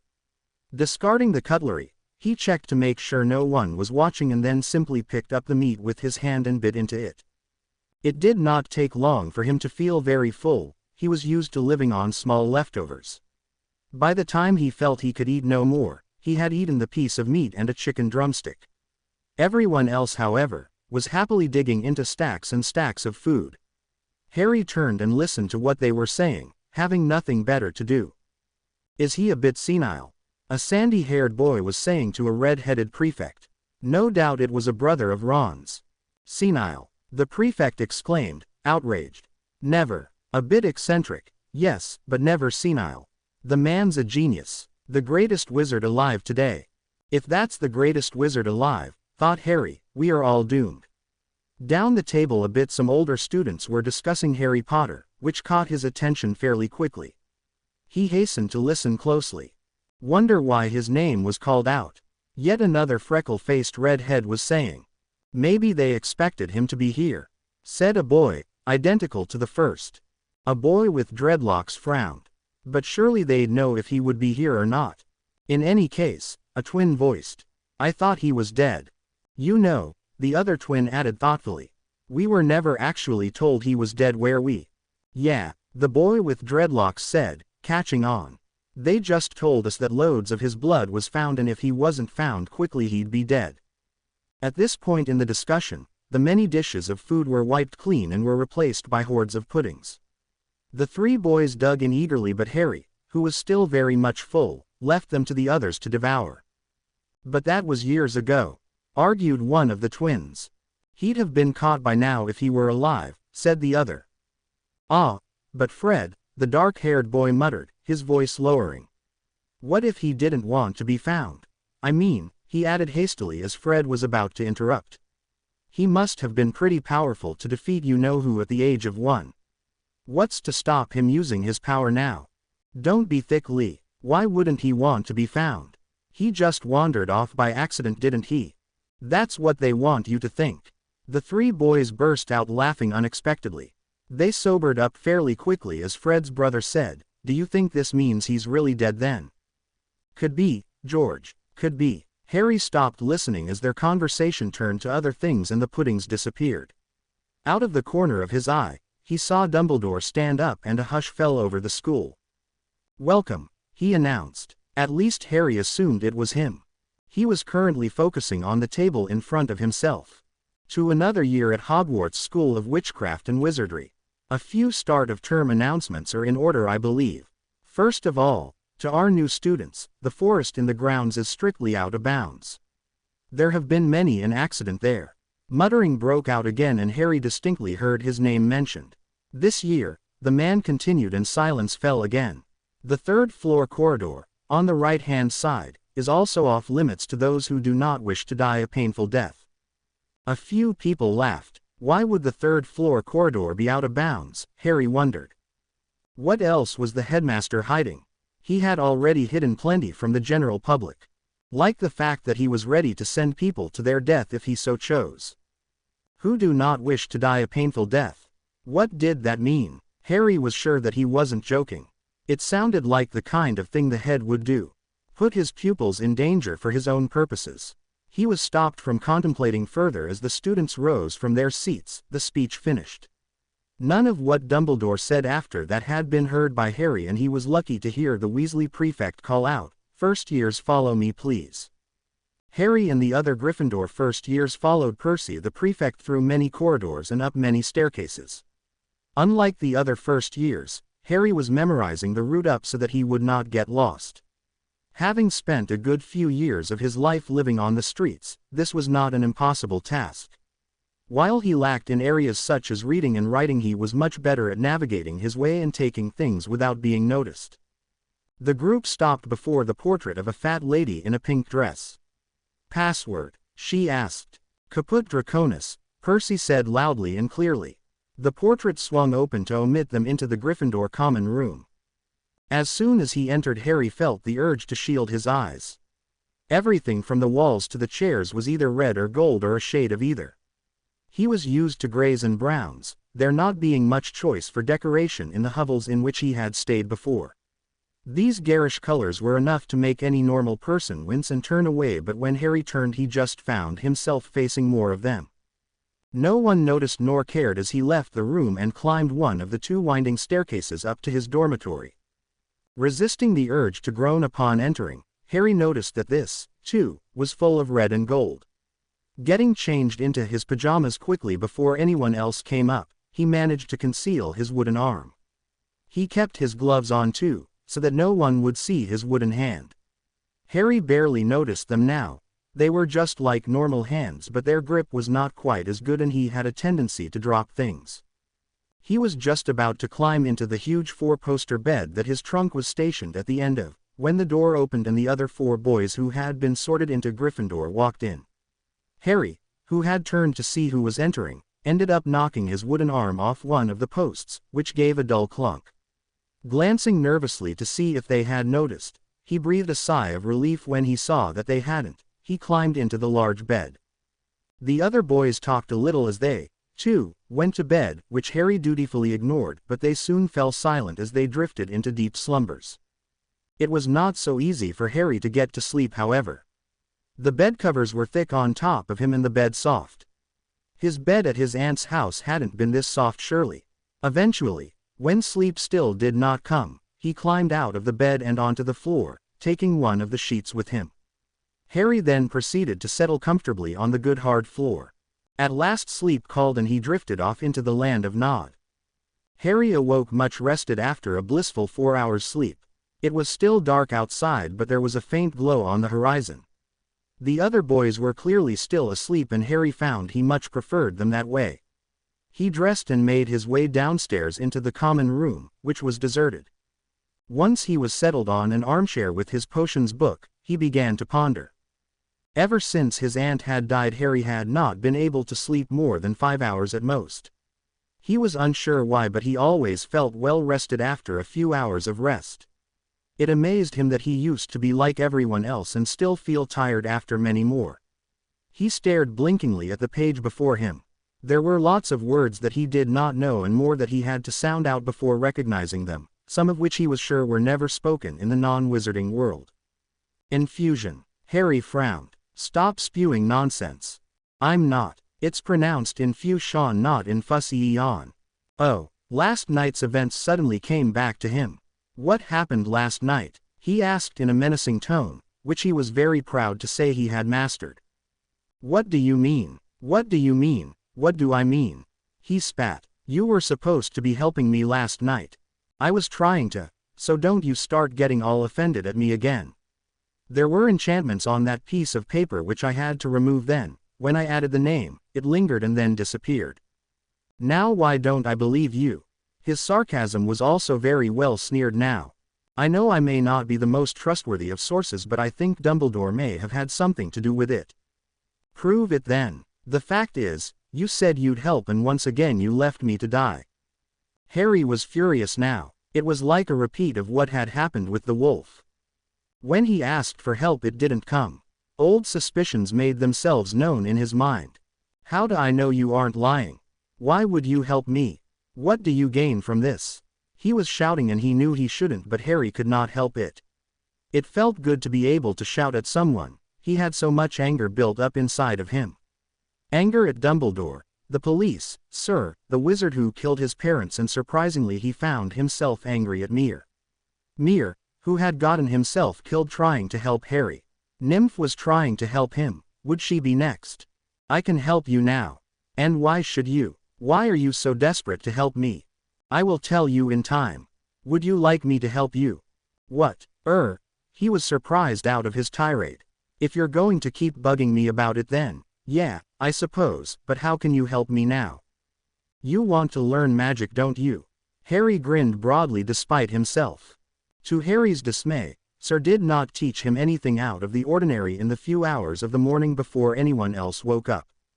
Indeed, he journeyed down to the Great Hall for breakfast, only having learnt a few basic spells from his schoolbooks. He was not unappreciative of Sir's help though, and he doubted whether he would have managed to perform them at all if Sir hadn't been guiding him. Harry did not forgive him for failing to assist the night before, however, but the two of them did not speak of it again. The Great Hall was half full by the time Harry reached it, but there were few Gryffindors. Evidently they were the ones who liked to sleep in most. Quite happily he sat down at the table away from the few sitting along it and took a piece of toast.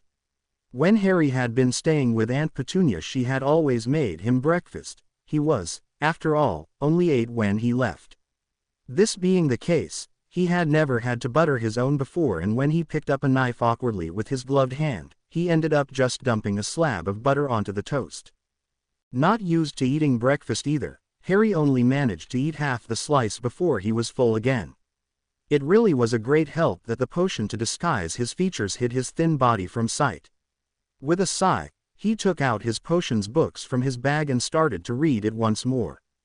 Unnoticed by Harry, the hall slowly began to fill with students, chattering excitedly. He did not hear the many murmurings of his name nor the rumors, which were flying back and forth between tables concerning a certain Harry Potter. He might have stayed in that position, head bent over the book, for much longer had Professor McGonagall, who was handing out timetables, not interrupted him. Your timetable, Mr. White, she said, holding out a piece of paper for him to take. As he did so, Harry noticed that she was looking unusually tired and worn, considering it was only the first day of term. Now that he thought about it, The other teachers at the staff table were also looking distinctly exhausted. There was also the peculiar absence of the headmaster. He took the piece of paper without so much as a word of thanks, and Professor McGonagall moved on. It turned out that he would be seeing her in the not-too-distant future, as he had transfiguration first thing. He was about to get up and leave when the boy that had lost his toad, who had sat down opposite Harry without his knowledge, spoke. "Why are you wearing gloves?" he asked. Harry glared and said in one of his more menacing tones, "None of your business." The boy gave a startled squeak and fell silent, immediately busying himself with the butter. As Harry left the great hall, he heard one of the older students pointing another first year in the direction of Transfiguration, so he found it fairly quickly. When he arrived, he was the first one there, meaning that everyone else had gotten lost. Feeling pleased with himself, he walked into the classroom as the bell rang and took a seat at the far side, alone. A few seconds later, the toad boy who had asked him about his gloves ran in. Harry made a point of glaring at him so that he sat as far away as possible. A few more pupils dashed into the classroom, but there was still no sign of the teacher or the rest. Minutes slowly ticked past and Professor McGonagall walked smartly in with a trail of confused first years following her. "Well, take a seat," she barked at the unsuspecting students, who jumped in surprise, and there was a mad scramble to get seats near their friends. Hermione Granger ended up sitting next to Harry, as no one had made much of an effort to sit beside her either. It was hard to say which of the two was more disgruntled. When everyone was silent, Professor McGonagall began the lesson. She was definitely someone not to be crossed. Transfiguration is some of the most complex and dangerous magic you will learn at Hogwarts, Harry heard her say before he got too bored and stopped listening. It really was quite dull. She just droned on and on. It was all irrelevant anyway. That morning Sir had told him how to do simple transfiguration without all this gobbledygook. McGonagall stopped in the middle of her lecture. "Mr. White, are you listening?" Harry looked at her for a second before answering. "No," he said defiantly. If there was one thing Mir had taught him, it was that there was nothing to fear about getting into a little trouble, and that it was always funnier to tell the truth. Besides that, you could always tell what someone was like by his or her reaction to such things. There was a collective gasp by the classroom. "Why not?" she asked sternly. It was easy to see he was about to be reprimanded. Impossible though it seemed, McGonagall seemed to grow in size. He smiled slightly before answering coolly, "Because I find the floor so much more interesting." "White," she barked, and the rest of the class flinched. "You will pay attention or there will be serious consequences." "Like what?" Harry asked, genuinely curious. "There's no point in listening, so why should I?" 5 points from Gryffindor for your cheek. If there's no point in listening, Mr. White, kindly change this match into a needle. This had absolutely no effect on Harry, as he didn't know what house points were. No doubt McGonagall had explained it at the sorting. She handed him a small match, which made his grin widen, making it much more obvious. With a few flicks of his wand and a few chosen words, the match changed from wood to a thin silver needle. There was no doubt that it was perfect. McGonagall's lips thinned. "You can take that stupid smirk off your face. Sit there and not another word." This was a little unjust, Harry thought later that lesson, because when the rest of the class attempted to change their own matches, the only person to make any difference was Hermione Granger, who received one of McGonagall's rare smiles. There it was, the corrupt justice system. Make one mistake and you're condemned for life. Sirius's mistake was going after Pettigrew, and that had gotten him a cell in Azkaban. Harry had not forgotten that little detail, and one day he was going to break Sirius out.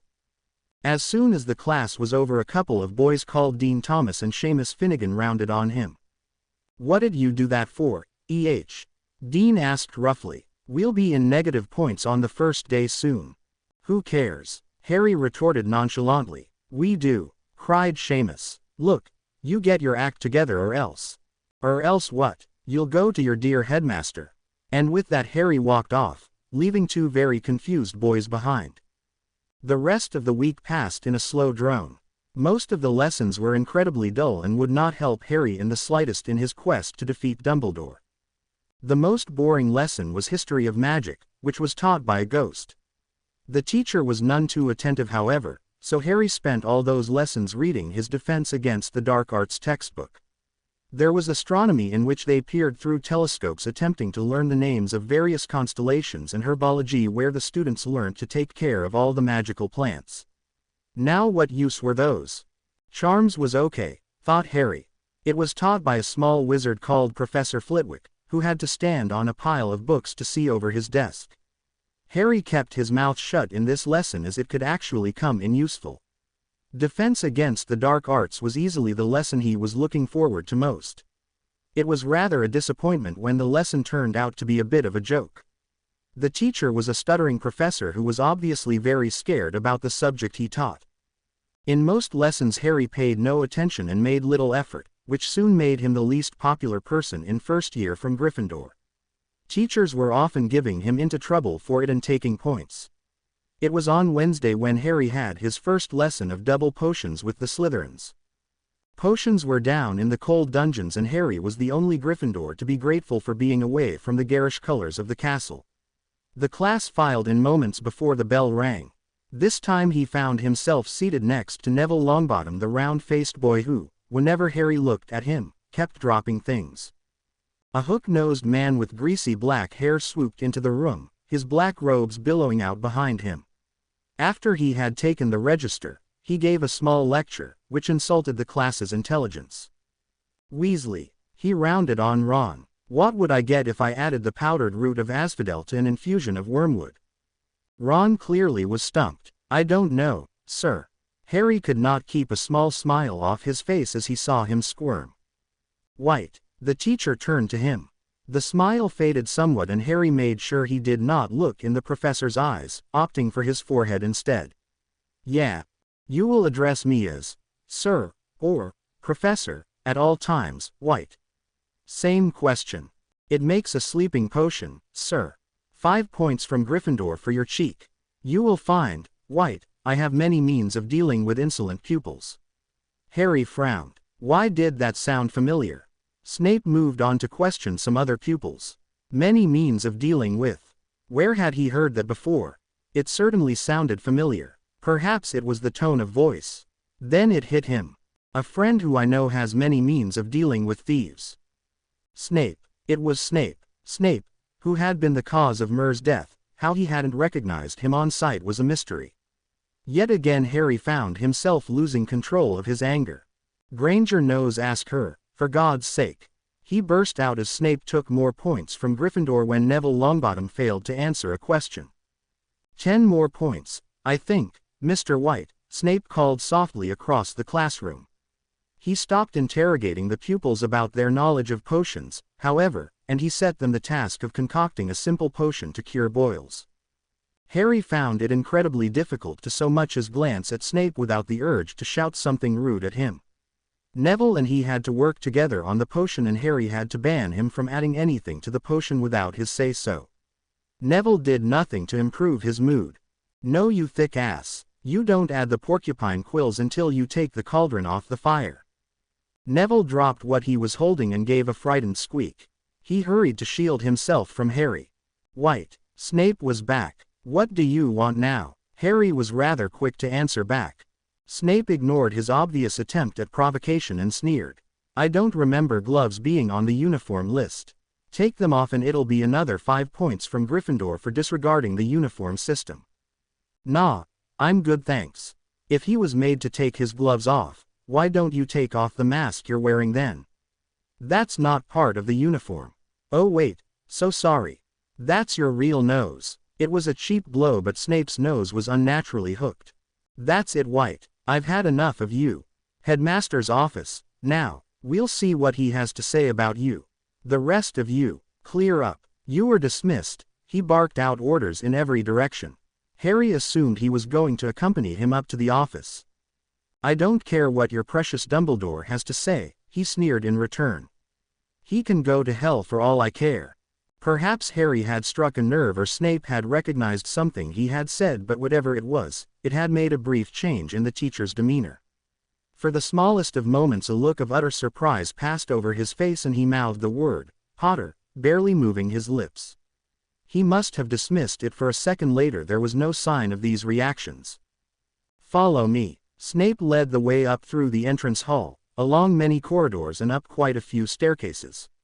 Harry was very familiar with the school now. He prided himself on being the only first-year not to have gotten lost in the giant labyrinth that was Hogwarts Castle. Not a word was spoken between teacher and student as they marched through the well-trodden paths. Eventually they came to stop in front of a large stone gargoyle which stood glaring down at them, immobile. Snape muttered a few chosen words so quietly that Harry did not catch them. At Snape's indication he took the lead up the winding staircase that the gargoyle had revealed by jumping aside. At the top of the moving stairs, there was a large wooden door, which Snape knocked upon 3 times. Enter. The door swung open to reveal a large circular room filled with strange silver instruments, which were spinning, emitting puffs of smoke and making all sorts of strange noises. Outlining the walls were portraits of every headmistress and headmaster the school had ever seen. In the very center of the room stood a large wooden desk, sitting behind which was a very old wizard. Harry looked at the floor just as he heard, "Remember not to make eye contact." He wrinkled his nose in disgust at the office. It was just the sort of thing he expected Dumbledore to have for an office. My, whatever brings you here, Severus?" Dumbledore sounded surprised. Apparently he wasn't all-knowing. Either that or he was feigning shock, a feat that Harry wouldn't put past him. "Mr. White here has been rude, obnoxious and intolerable to his peers and myself alike and has shown a blatant disregard for school dress code," Snape drawled. This really was a bit unfair and Harry was not going to sit and take the abuse. "Is it really my fault that your hair's too greasy to be real?" True, he hadn't actually mentioned Snape's hair before but it had the desired effect. 5 points from Gryffindor, he snapped, causing Harry to yawn loudly and obviously. Snape looked ready to hit him. It was now Dumbledore's turn to speak. "I believe 2 weeks of detention would be adequate punishment for now, providing, Jeremy, you remove your gloves." "I will not," Harry cried, still looking resolutely at the ground. "Insolent boy," muttered Snape. "Snivellus." Harry was not sure what made him say it. Before he said it, he had no idea what effect it would have or the meaning behind it. It was something like a sixth sense that told him it would be a particularly spiteful thing to say to Snape. Glancing up at him, Harry saw that he had paled as far as his sallow skin would allow him and his hands were clenched in fury. Harry also felt, rather than saw, Dumbledore sitting up sharply. This time Snape did not just mouth the words. "Potter," he snarled. Now, Professor," Harry said tauntingly. "I think you're confused. I was under the impression that Harry Potter was dead and that I was Jeremy White." "Take off the blasted gloves, White," growled Snape. "Severus," Dumbledore warned in the midst of his and Harry's glaring match. "Now, as I said, I think 2 weeks of detention shall be enough for now, but seeing as Jeremy is so unwilling to remove his gloves we shall make it 3. "Headmaster, you know I am." Yes, Dumbledore interrupted Snape impatiently. "Since you are too busy to host the detentions, Severus, I shall arrange for them to be with Professor McGonagall. You may leave." And without another word the two of them left the office. Harry was all for returning to his next class but Snape stopped him at the foot of the stairs. "Where did you learn that, White?" "A little birdie told me," he said very mysteriously and tapped the side of his nose for effect. Truth be told he had no idea how he knew it. "I'm watching you," leered the professor before turning to go, his robes billowing out behind him. "Excellent," he cried in mock delight. "Bye-bye then." And to put the icing on the cake he waved a gloved hand goodbye. When Harry returned to Transfiguration, his next class, he found every Gryffindor in the room ignoring him, shooting him looks of detestation or outright glaring at him. McGonagall, too, was colder than before and just pointed at his seat when he walked in. Surprisingly no points were taken for being late. What was wrong with them all now? Harry would have thought that they would be happy he was sent to the headmaster's office to be punished, but no, clearly they were not. There was simply no pleasing Gryffindors. The lesson went by as slow as ever and Harry managed to return his needle to a match long before the end of the period, which left him with absolutely nothing to do, making the time crawl by even slower. It was when the bell finally rang and he had left the classroom that Harry found out why his house disliked him more than they had before. which took quite a lot seeing as they weren't exactly the best of friends in the first place. "Oi, White," it was the youngest Weasley again, running to catch up. "Oh," said Harry in a bored voice. "It's you again." The rest of their dorm mates were standing boldly behind Ron. This clearly boosted his confidence, as Harry was pretty sure that he would never have dared say the things to his face that he was about to say if he weren't backed up by 4 others. Talk about Gryffindor bravery, he thought. "Well, I hope you're happy," Ron declared. "Well, I was rather until I saw your ugly face, but I suppose it's not your fault you were born looking like that. I suppose it's inherited." Now he'd done it. Ron went as is his hair, but whether it was from embarrassment or anger, Harry couldn't tell. "Now you look here, White. Gryffindor have 0 points now, and it's thanks to you. We told you to watch your step and you didn't. Now, White, you will face the consequences." It was a remarkable sentiment, Harry had to admit. Unfortunately for Ron, he was completely unfazed by it. He had had far worse threats from people on the streets and had far worse ones seen through. It was highly unlikely that Ron would be able to do anything besides insult him. This being the case, Harry could not help but laugh. "Oh, good luck. I'm sure you and your wee bodyguards will have such fun." Still laughing, he turned to go. "All right then, White. Wizard's duel, tonight, you and me."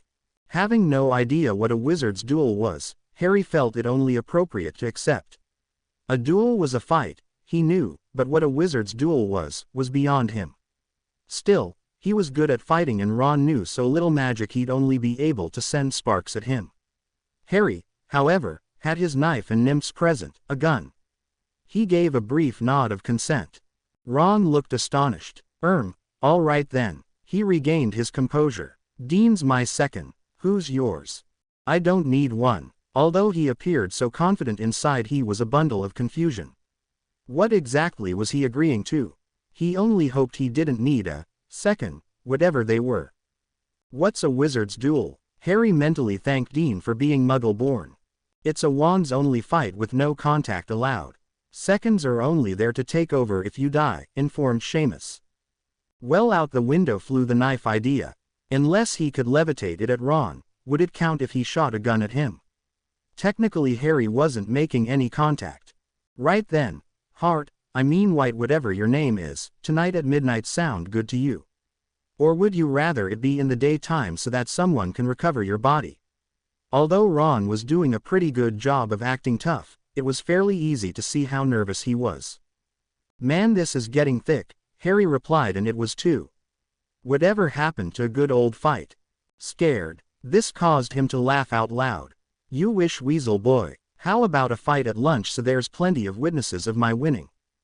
Ron paled drastically. Fine then. Beside the lake at lunchtime. See you, White." He stalked off, head held high, and the other 4 boys followed obediently.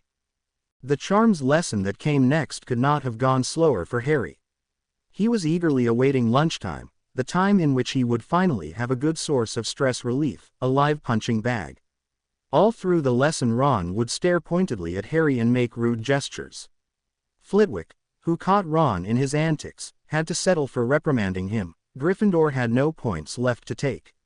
When at last the bell for lunch rang, Harry could not hasten down to the lake fast enough. He arrived there several minutes before anyone else and so had time to think out a plan. Ron would be hungry. He was the sort of boy who just ate and that would distract him, Harry knew. He was also struggling somewhat in classes, whereas Harry had learned a few spells from Sir. There was also his gun strapped to his leg and his knife in his pocket. Hopefully he would not need to use his gun. It was, after all, best to have a few tricks up his sleeve, leg. Quite a number of first years arrived at the scene, including a few members from each of the houses. How they knew about the fight, Harry's guess was as good as any. A couple of older students who noticed the gathering also came over to watch. Last to reach the lake was Ron, his freckles standing out horribly against his pale skin. "Oh, on the count of 3. The redhead asked. "Sure you don't need longer, Weasel boy." 1. Ron called. Harry yawned. 2. He twirled his wand between his fingers. 3. He stood perfectly still watching Ron, who did not move. "Planning on fighting, Weasel? I'll even let you throw the first spell," if you know any. His opponent flushed, bringing a bit of color into his cheeks. How generous of you. Still he didn't move. Well, Harry asked, growing rather impatient. He had to know some spell, didn't he? Petrificus. Ron shouted rather suddenly, wand raised. It was a rather weak spell and Harry had time to sidestep it and return with a spell of his own. Talentallegra, he cried. It hit Ron squarely in the chest and his legs began to dance of their own accord. Maybe he wouldn't need to use his knife after all. Petrificus. Weasley yelled again, panic lining every word as he stared down at his dancing legs in horror. Yet again the spell bypassed Harry, though this time he hadn't moved an inch. This was only too easy. Wingardium Leviosa, he said rather lazily, and the Weasley boy shot into the air with his legs still jerking. White, put me down. In response Harry made him roll over in the air and hovered him over the lake. White. Ron was clearly terrified, grinning like a madman, very aware of the boos and shouts he was receiving from the watching crowd. Harry made the boy fall into the ice-cold water and let him fly back into the air after a few seconds under the water. He was drenched, shivering and coughing violently. Hey, put our brother down. It was the Weasley twins, Fred and George, sprinting towards him from the castle. One of them rammed into Harry from the side, causing him to drop his wand and let Ron plummet into the lake. The crowd gasped in surprise. Fred launched a punch at Harry, who ducked and responded with a wild kick. Fred staggered backwards when his shin was hit rather hard. George took the opening and attempted to kick Harry while he was on the ground. He had been anticipating this though and quickly sprung to his feet and punched George in the face. The exact details of what happened the rest of the fight were never quite clear to Harry. All he really remembered was a lot of kicking, shouting, punching and swearing. Somehow Fred managed to get Harry in a leg lock in the middle of the flying limbs and George ended up pinned under them. Having no idea how he had gotten out of the situation, Harry was off the ground with a firm grip around George's head and one of his legs was being held by Fred, who had caught it when he had attempted to kick his stomach. There was no sign of Ron. A well-aimed kick on Harry's part freed his other leg from Fred and then, somehow, also managed to hit George in the stomach. Both twins fell to the ground, leaving Harry to stand over them, merely breathing only slightly harder than normal. His years on the streets had not left him defenseless even against two older boys. It was in that position that a furious Professor McGonagall found them. Her lip was so thin it was almost non-existent. Never, in all my years at Hogwarts, she shouted whilst hurrying towards them, have I been? Professor, beeped George faintly.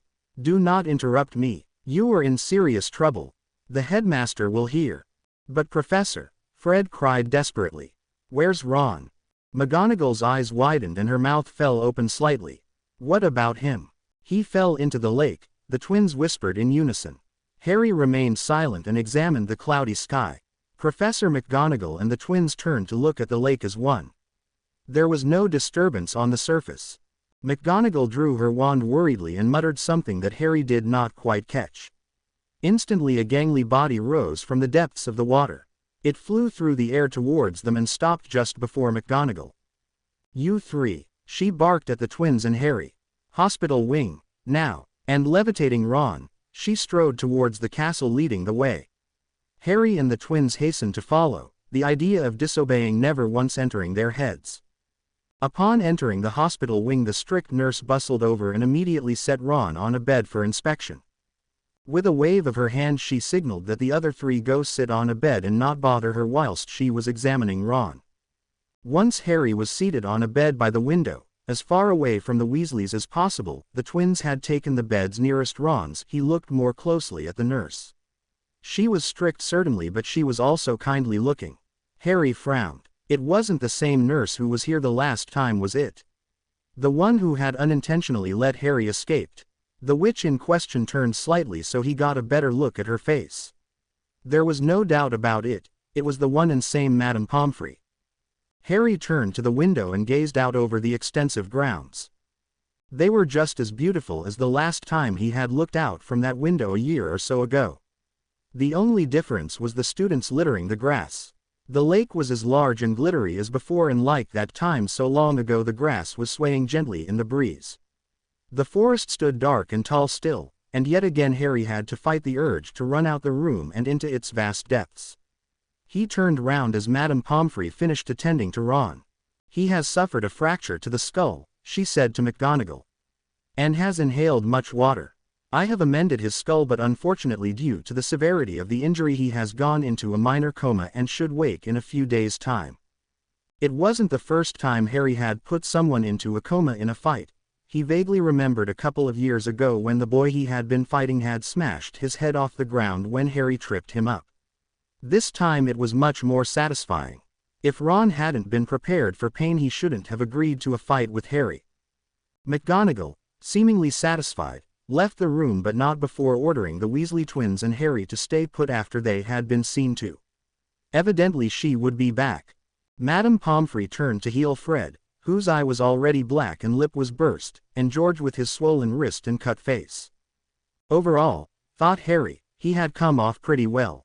He only had a deep cut on his forehead which was still bleeding profusely, letting blood run down the side of his face, making it look much worse than it was. Surprisingly, the cut was exactly where his lightning bolt scar would be had he not been disguised. Madame Pomfrey wasn't to know this, of course, and she healed it with a flick of her wand and cleaned up the blood. Immediately after Madame Pomfrey declared them all fit to leave, Professor McGonagall reappeared, Dumbledore in tow. "I hope you three realize the severity of the situation," she growled, looking round them. "I want you three to know that I am sorely disappointed in you," Dumbledore contributed. His voice was low and calm. Had Harry cared what Dumbledore thought, it would have been worse than him shouting at the three of them. "I would have liked to deduct points, but it appears that we have none to take." As she said this, McGonagall openly glared at them. "This being the case, I have no choice but to award Ravenclaw, Hufflepuff and Slytherin 50 points. 50. Fred, or was it George, cried in dismay.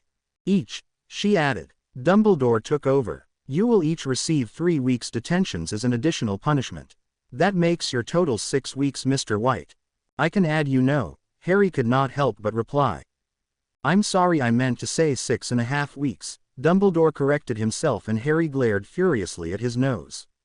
"You will find, boys, that fighting is not tolerated at Hogwarts, as is impertinence. Good day," and with that said he turned and left the ward with McGonagall at his heels. It did not take long for the nurse to usher them out of the hospital wing and separate the twins from Ron. No sooner had the door closed behind them than Fred and George cornered Harry. It seemed to be happening quite a lot. "You're going to pay," started one of them. "For what you did to Ron," finished the other. "You do know he was the one who wanted to fight me?" Harry asked calmly, leaning back against the wall. "You do know you're the one who put him in a coma?" mocked a twin. "Police," said Harry. "I've seen hell and worse, and there ain't nothing that you can do to me that would compare to it." "Oh really?" the other twin said slyly. "Believe us, White, hell is nothing compared to what we'll do to you." The two Weasley boys walked off, leaving Harry leaning against the wall. By dinner time it was all over the school that Harry had put Ron into a coma. The school buzzed with the news, and Harry could not go anywhere without someone staring at him, whispering or pointing. His dorm mates were even more hostile towards him than before, if that was even possible. The 4 boys sat at dinner glaring at him, as did the Weasleys and various other people. The Slytherin table was oddly quiet, and many curious glances found their way to Harry from there. For a school with such a good reputation, he thought, there was an awful lot of hostility. Not just towards him, either. The Slytherin table was often at the end of the disdainful looks, which was rather odd, as, since Harry had arrived at Hogwarts a week ago, they had done nothing. That made little sense. The new Ravenclaws and Hufflepuffs were not treated with hate like Malfoy and the other Slytherin first years were. At least Harry had done something to make everyone loathe him. The many threats he had received did not bother him in the slightest. It wasn't like they were actually going to see them through. Later that night, as he prepared for bed, Harry realized that he was wrong, very wrong indeed. Harry climbed into bed, preparing for a long, uncomfortable wait. Each night he would simply lie there until the rest of the dorm's occupants fell asleep so that he could sleep on the floor in peace. One would have thought that he would grow accustomed to the soft bed with its thick covers, but no, not Harry. The bed was just as uncomfortable as the first night he had slept in it. Though he only ever got a few hours sleep, Harry needed it. It was still a mystery to him how some people could sleep for hours and hours. He went to sleep after everyone else and he woke long before them, which was when Sir would teach him some spells out of his books. That night it was no different and he lay under the heavy covers thinking. There were only 3 of the 4 roommates in the dorm, Ron still lying unconscious in the hospital wing, and they should still have gone to sleep fairly quickly. What surprised Harry was that rather than the heavy even breathing of 3 sleepers, they were all breathing softly, clearly awake, long after they would normally have fallen asleep. It was then that he felt it. He had felt something a few minutes before, but it had been so slight that Harry had put it down to his imagination. It was cold and creeping up under the bed sheets. It brushed over one of Harry's legs and then the next. He didn't move. The thing, whatever it was, moved up towards his torso. He could still feel it on his legs. How big could it be? It slid over his stomach. Harry was frozen in fear. The creature found his arm. Its breath breezed the hair on his arm. It must have opened its mouth. Arg! Harry gave an almighty yell and scrambled out of the bed as fast as he could. At least he tried to. When he tried to dislodge his ankle from the tangled mess that had become his bed sheets, he realized, to his terror, that he couldn't. The creature had somehow caught a firm hold around his foot. Harry could hear the laughter of his peers. He struggled to break free of the thing. It held fast. He was becoming more and more panicked with each passing moment. It had opened its mouth again. Harry finally realized what the thing was when he heard a great low hiss. "S's stupid human SSSS. Why have they put me here? Where ISSS here?" Harry almost fainted in his relief. It was a snake. If he just asked it to leave him alone. "Snake," he hissed, completely unaware of the looks of horror on the faces of the 3 boys who had moments before been laughing. "Could you please release my leg?" Even though the answer to this terrible predicament had presented itself, the panic was still writhing around inside of him. "You speak." The snake hissed in surprise and it uncoiled itself from Harry's leg but did not back away. "Will you take me back to the forest?" "As soon as I can," he promised, and the panic subsided. Only then did he see the looks upon the other boys' faces. Suddenly, as if by magic, which it probably was, the torches on the walls flickered into life, illuminating the room. There was Harry, his foot slightly purple from the tightness of the snake's grasp, holding the great snake in his gloved hands. It was a considerable size, possibly 6 foot, and it was an amazing feat that it had sat in his bed for so long without him realizing. Dean, Neville and Seamus were sitting up in their beds. Each of them had a look of horror, anger and loathing upon their faces, and it was perfectly clear whom they were directed to. "What the hell are you up to, White?" Dean roared furiously. "Go back to Slytherin where you belong. You're a Parselmouth," squeaked Neville in surprise and, quite understandably, fear. "Bu, but that's the sign of a dark wizard. Only Slytherin's descendants can speak Parseltongue," Seamus continued. "You must be related to him, Ruddy Slytherin."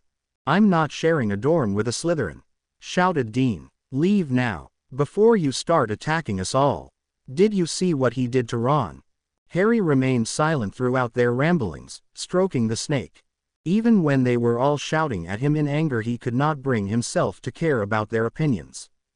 One day he would reveal himself as Harry Potter, and then they would all regret the day they showed prejudice against Parselmouths, with him at the brunt of it. After all, what did it matter what they thought? If they were budding chums, as he was sure Dumbledore would like them to be, Harry would probably kill them indirectly. No doubt it would be Dumbledore who caused their deaths in the first place. But if Dumbledore were not around? He was stopped from thinking further along this line when the door to the dormitory opened unexpectedly and Percy and some other boys walked in. "What is the meaning of all this noise?"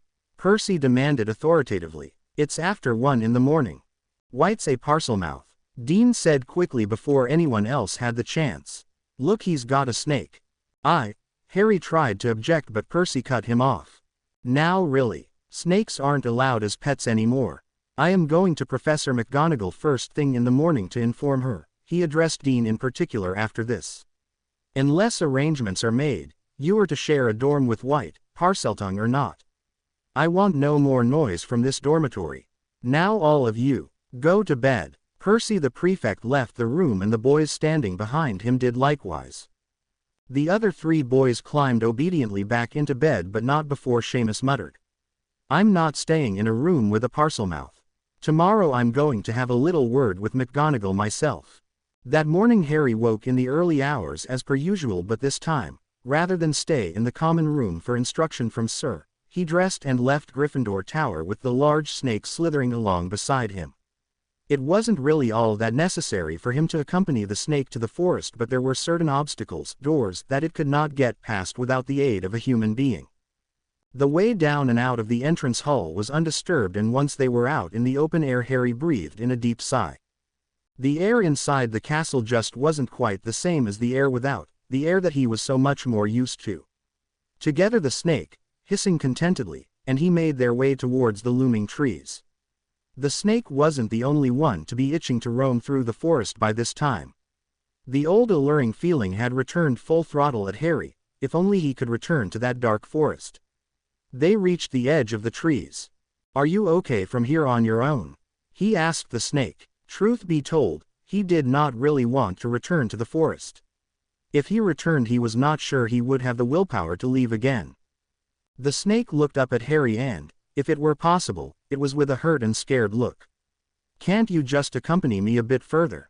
She, for Harry was sure it was a she, hissed.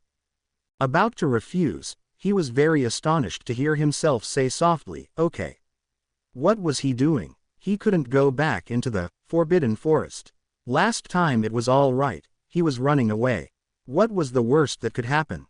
Well, the worst that had happened last time was he had lost his right arm, but he had gone really far into the forest then. There was little chance Harry would go in that far again. Besides, this way he would get away from the school for a while. The snake led the way into the trees and Harry followed without complaint. Once they were well into the forest, he could not help but take a great breath. The smell of the trees. If only he did not have to leave. No, he told himself sharply. He could not stay there. He had revenge to take.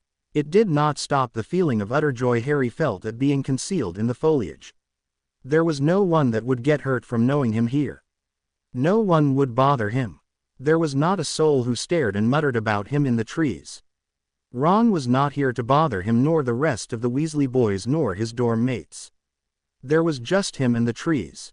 Harry was happy there. Without seeing the snake stop, he tripped over her.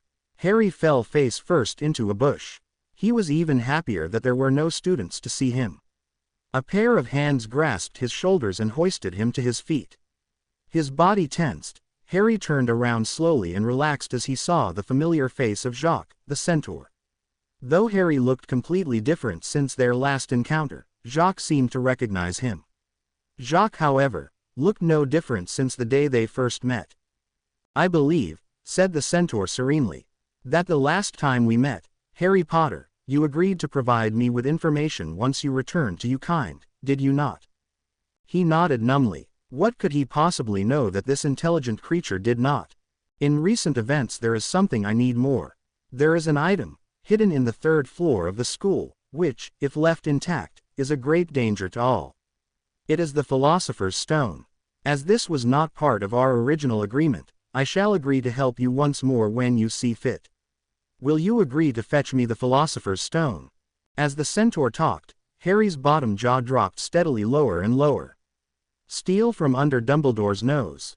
Did Jacques think he was a god or something? But he really had no choice, and he knew it. There was little way Harry could refuse. Jacques would probably take the wooden arm back, and then Harry would be in a bit of trouble. No, he would have to agree. "Okay." Jacques smiled triumphantly. "I will warn you this, Harry Potter. Do not attempt to take it too soon. You must learn some more magic before you have a chance.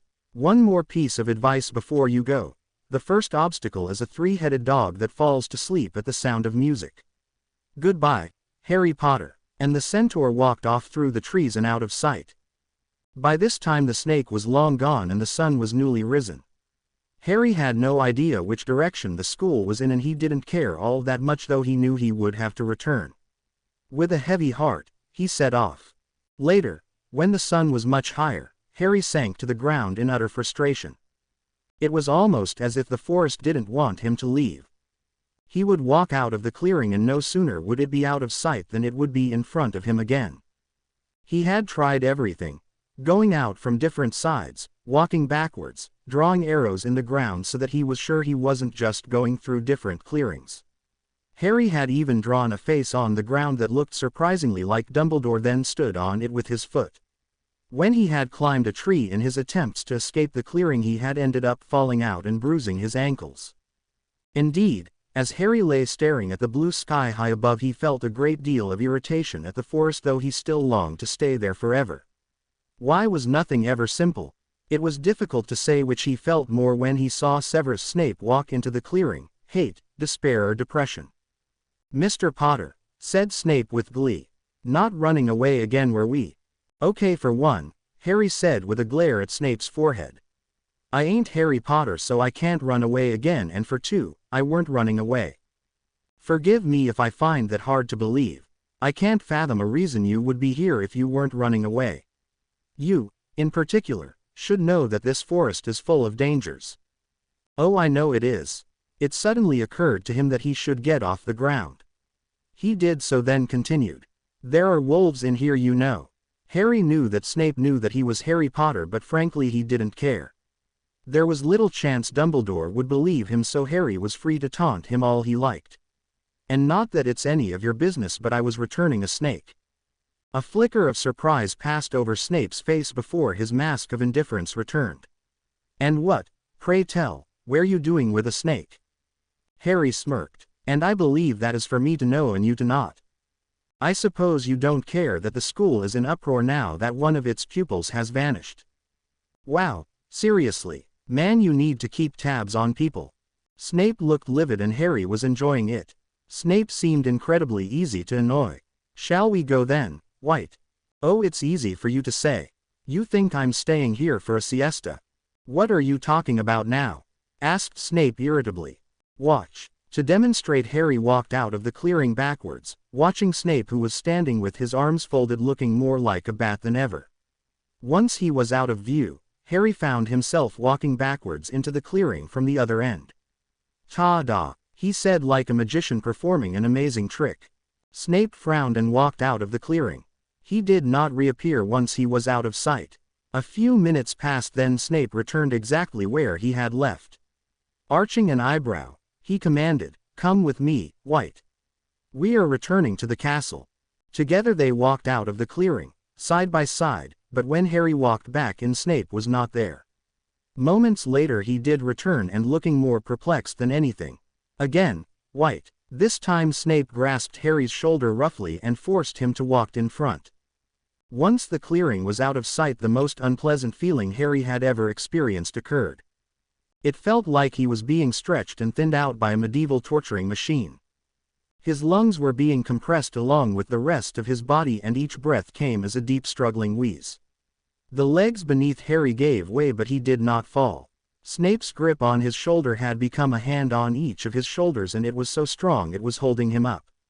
Slowly, very slowly, the feeling came to pass, and Harry did collapse.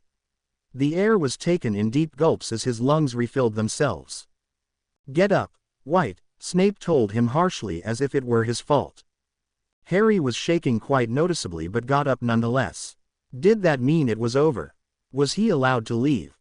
He took the look Snape gave him as, "Get going," and took a step forwards. Nothing happened. Breathing a deep sigh of relief, Harry continued to walk out of the shelter of the trees with Snape in tow. The rest of the journey passed without event, and Snape and Harry spent the time in each other's pleasant company. They spoke little, and when they did, it was only to share a few snide remarks. Needless to say, they were not the best of friends. When at last they reached the castle, Snape directed Harry towards the headmaster's office. Along the way they passed many students, most of whom made sure to whisper words of hate towards Harry. Among the many they passed were the Weasley twins, who were looking especially malevolent. It was clear to him that they were up to something a bit worse than homework. Finally they arrived at the stone gargoyle that defended Dumbledore's office. They entered, stepped onto the moving staircase, knocked on the door at the top and entered Dumbledore's office. Dumbledore was pacing his office, his head bent low, when Harry and Snape entered. He seemed not to notice their presence and Snape had to cough indiscreetly. Startled, Dumbledore's head shot up and he visibly relaxed upon seeing them standing there. He looked older than ever. "Mr. White, thank heavens you are all right. We feared the worst. It simply does not do to have students disappearing for hours on end without a trace. What a good thing it was that Severus found you. But what were you doing on your own in the Forbidden Forest?" All this was said amazingly quickly and it took Harry a minute to register that he had been spoken to at all. Fixating on Dumbledore's nose he managed not to lose his temper and grind out. "For your information I was returning the snake which was so pleasantly found in my bed." Even Snape looked bewildered. "But what, Mr. White, was the snake doing in your bed?" asked Dumbledore. Snape however had a different question to ask and asked it slowly and softly. "How did you know to put it in the forest and why then, did it not attack you?" "Because I'm smarter than you think and I don't really like being attacked by snakes." Though this answer was very crude Harry had the feeling that Snape understood it perfectly. Dumbledore, on the other hand, took it as more of his cheek and did not hesitate to deduct house points. It didn't really matter what he said anyway, thought Harry. If the rest of his housemates carried out their threats, McGonagall would know soon enough that he was a Parselmouth and would, in turn, inform Dumbledore. As if right on cue, the door to the office flew open and McGonagall, Dean and Seamus walked in. Harry gave a cheery little wave to the two boys who merely glared in return. "Professor Dumbledore," McGonagall said, ignoring the fact that Dumbledore had, moments before, been completely occupied with Harry and Snape. "These boys have told me that they do not wish to stay in the same dorm as Mr. White." Dumbledore peered interestedly over the top of his half-moon spectacles at Dean and Seamus.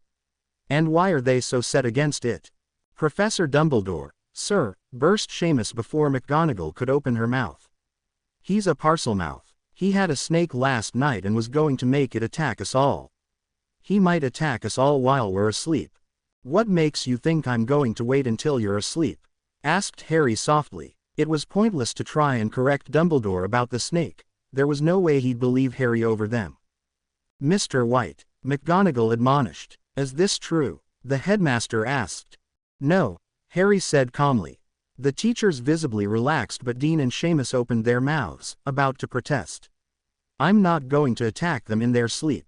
"I'm afraid boys," Dumbledore said, ignoring the fact that Harry had avoided the question, "that at present time there is no way for you to sleep in separate dorms. If you do not wish to sleep in the same room the only alternative is for you to sleep in your common room." He then turned and addressed Harry. "Mr. White, this is the third time I have had to speak to you about misbehavior. I believe another 2 weeks' detention is in order. If you do not receive any more detentions between now and then your detentions should end in the second week of November." "Can I go?" Harry asked with a little more than a hint of impatience in his voice.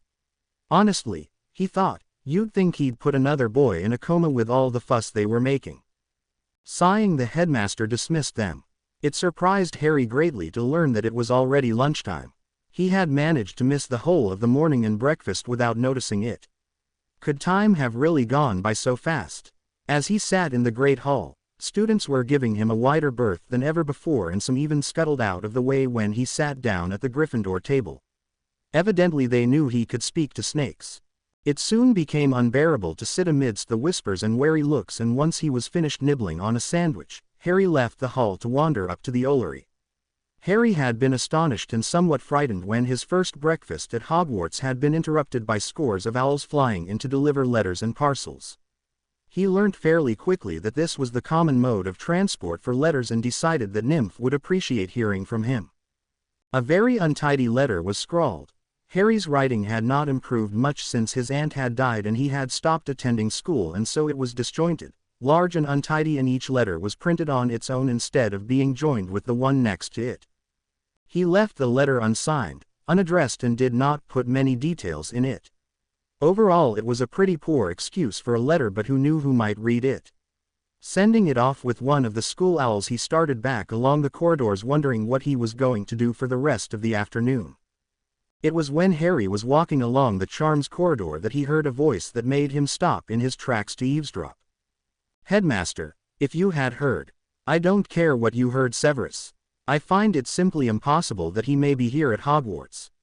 Clearly Dumbledore and Snape were talking, but why they didn't host a conversation such as this one in more private a place was anyone's guess. How else then do you explain his abilities? It is a rare occurrence to be able to speak Parseltongue, but not unheard of. Certainly it has never reached my ears of anyone other than the descendants of Slytherin, but I do not believe it is anything more than a coincidence. You believe that everything else is a coincidence too? I do, Severus. Here Dumbledore's tone became sharper. Let the past die, Severus. He is dead. Your childhood grudges shall do you no good to brood upon. What about White then? You believe his attitude is normal for a boy in first year? I have spent many a year here at Hogwarts. I have seen it all. He is a boy going through the stage of adolescence and nothing more. But what? Enough. We have talked long enough about this.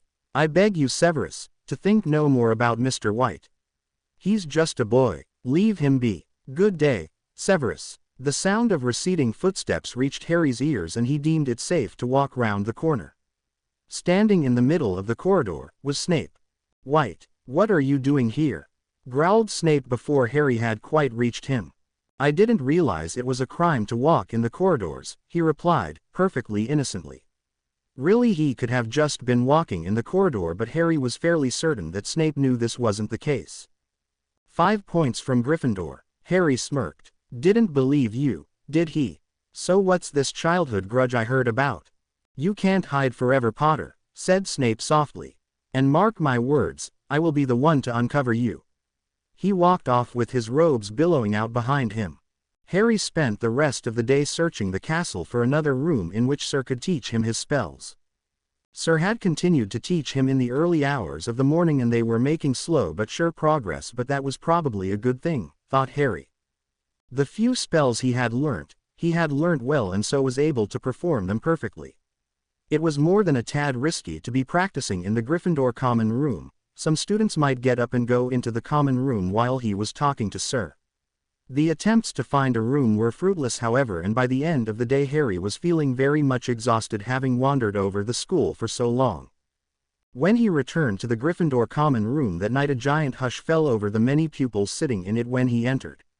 The whole room turned to look at him as one, and Harry could not resist but call, "Boo!" causing a girl to shriek. Laughing, he made his way up to his dormitory to study one of his books and noticed that people edged away as he walked by. The next day he continued his long search for a new room to practice in, but again with no luck. Students kept scuttling out of his way when he walked down the corridor, and he had great fun in making hissing sounds as he walked by. When Harry had been casually eavesdropping on some students, he had found out that when he talked to snakes he was actually talking in hisses. He had also found out that Ron was awake and was just staying in the hospital wing as a precautionary measure. McGonagall stopped him in the corridor to inform him that he would be serving detention with Fred, George and Ron, who was due to come out of the hospital wing the next day. Harry replied with a sarcastic comment of, "I can't wait." These detentions turned out to be a variety between cleaning classrooms to writing lines. All throughout them, Fred and George would pass each other messages and Ron would spend the whole time glaring at Harry. Harry himself spent the time speculating about what George and Fred would attempt to do to him, if they carried out their threats. Ron returned to the dormitory, but his demeanor had definitely changed. Instead of openly insulting Harry, he would stop talking whenever he entered a room and always took great care at avoiding him. He was used to this, of course. It was the attitude many had developed around him after they had seen him fight on the streets. Thursday dawned bright and cheerfully, but Harry's mood was far from cheery.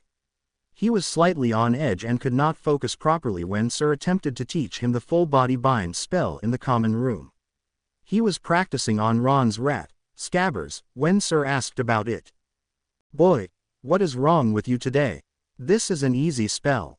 Harry frowned and attempted it again and failed. "I can't concentrate." "Why not? It is pointless for me to teach someone who is incapable of being taught." I've got to have flying lessons today. Scabbers squeaked and tried to run away again only to find himself barricaded in by a stack of books. So, that is no excuse. Concentrate. What's wrong with flying lessons? I don't do heights. Someone chucked me off a building a couple of years ago. Petrificus totalis. Yet again nothing happened. Foolish boy. Fear gets you nowhere. I didn't get where I did by being scared. What? Being a disembodied spirit who follows me around. Petrificus totalis. Erg. Why isn't this working? I'll have you know I'm much more than a disembodied spirit. Boy. Watch and learn. You are incompetent. Petrificus totalis. Scabbers gave one last squeak and then could move no more. Harry's anger rekindled itself immediately. I thought you couldn't do magic. I never said that. No, but you didn't. Exactly. Elp me when I were being eaten alive. What happened then? Somehow, past all his hard efforts, now that he was angry again he couldn't help but talk like he did on the streets. Most of the time he tried desperately hard to avoid it. That would make things a bit too obvious for Dumbledore. I will explain that when the time is right. For now, go down to breakfast. Someone is coming down the stairs. Wasting no more time, Harry hurried out of the portrait hole and made his way to the Great Hall. Breakfast was not out yet, but there were already a few pupils dotted around the hall, most of them doing what Harry was about to do, read a book. Little by little the hall filled with students and the breakfast was laid out. He was just taking a sip of pumpkin juice when something peculiar happened. He couldn't breathe. His throat felt like it had swollen to enormous proportions and blocked all chances that air had of reaching his lungs. Try as he might, he could not get any air in. Why did everything he did have to involve him not breathing? Stars began to dance in front of Harry's eyes. If he didn't breathe soon he would suffocate. He was beginning to feel lightheaded. Oh, for a breath of air. Strength was ebbing away from his body. What was going on? Why couldn't he breathe this time? The top of his heavy head felt like it was on fire. It was too heavy. He couldn't hold it up any longer. He slumped over the table quite unconscious. When Harry became conscious again he was still with his head on the table in the exact same position. In fact, he must have only been unconscious for a few seconds, a minute at most. There was one big difference though. He could breathe. Deep shuddering breaths, but breaths they were. Sitting up, shaking slightly, Harry ran a distracted hand through his messy hair. I don't understand, he heard someone to his right mutter. It was supposed to put him in a ballet costume and make him, not. Harry turned and rounded on the speaker. It was George sitting beside Fred. You two, you're the ones who almost flipping killed me. You have crossed a line and you will never cross back. I will have my revenge. And Harry stormed out of the Great Hall, oblivious to the many students staring at his hair. By the time he had reached the Defense Against the Dark Arts classroom, he was fuming. Already Harry was plotting ways to take his revenge. He could put a mild poison in their food, know they had done that, it would look like copying. He could set a snake on them, that would be a bit too obvious. What could he do? Hermione Granger was staring at him. What? He asked sharply when he saw her. Hermione was always there, prepared to annoy everyone, not just him, to their fullest. Not only was she bossy, but she was an insufferable know-it-all, much like the one that had attended Harry's primary school. What did you do to your hair? Nothing. Go away. But look, she pulled out a small mirror from her bag and gave it to him. Warily Harry took it from her and gasped as he saw his hair's reflection. His hair was no longer as evenly cut and reddish-brown. Instead it was the black roughly cut it was before. The only difference was that there were now green highlights running through it. It was really quite cool. Making a mental note to thank Fred and George, he tossed the mirror to the ground where it smashed. Oh, cried Hermione, and she bent over the pieces and repaired them with her wand. Don't waste my time, you stupid twit, he said just as the bell rang. Harry took his usual seat away from everyone else and opened his defense book to read whilst Professor Quirrell stuttered out a lecture. Lunchtime came far too quickly for Harry, and, before he knew it, that too was over and it was time to venture out into the grounds for his first flying lesson. It was a clear, breezy day and the grass rippled under his feet as Harry walked down towards a smooth lawn on the opposite side of the grounds to the Forbidden Forest, whose trees were swaying darkly in the distance. Nearly everyone was there already, the only exception being Hermione Granger. 20 long, thin broomsticks were also there lying neatly on the ground beside the students. Harry gulped and ran a nervous hand through his hair. The flying instructor was Madame Hooch, a woman with short, gray hair and hawk-like eyes. "What are you all waiting for?" she barked. "Stand by a broomstick." Everyone scrambled to obey her except Harry, who sauntered over to the last broomstick, which was particularly old-looking. Once they were all standing to attention, she ordered them to place one hand over the broomstick they were next to and call, "Up." The grounds were immediately filled with cries of, "Up." But few brooms moved into the hands of the students. Harry's was one of the few that did, but others, like Hermione's brooms, simply rolled over.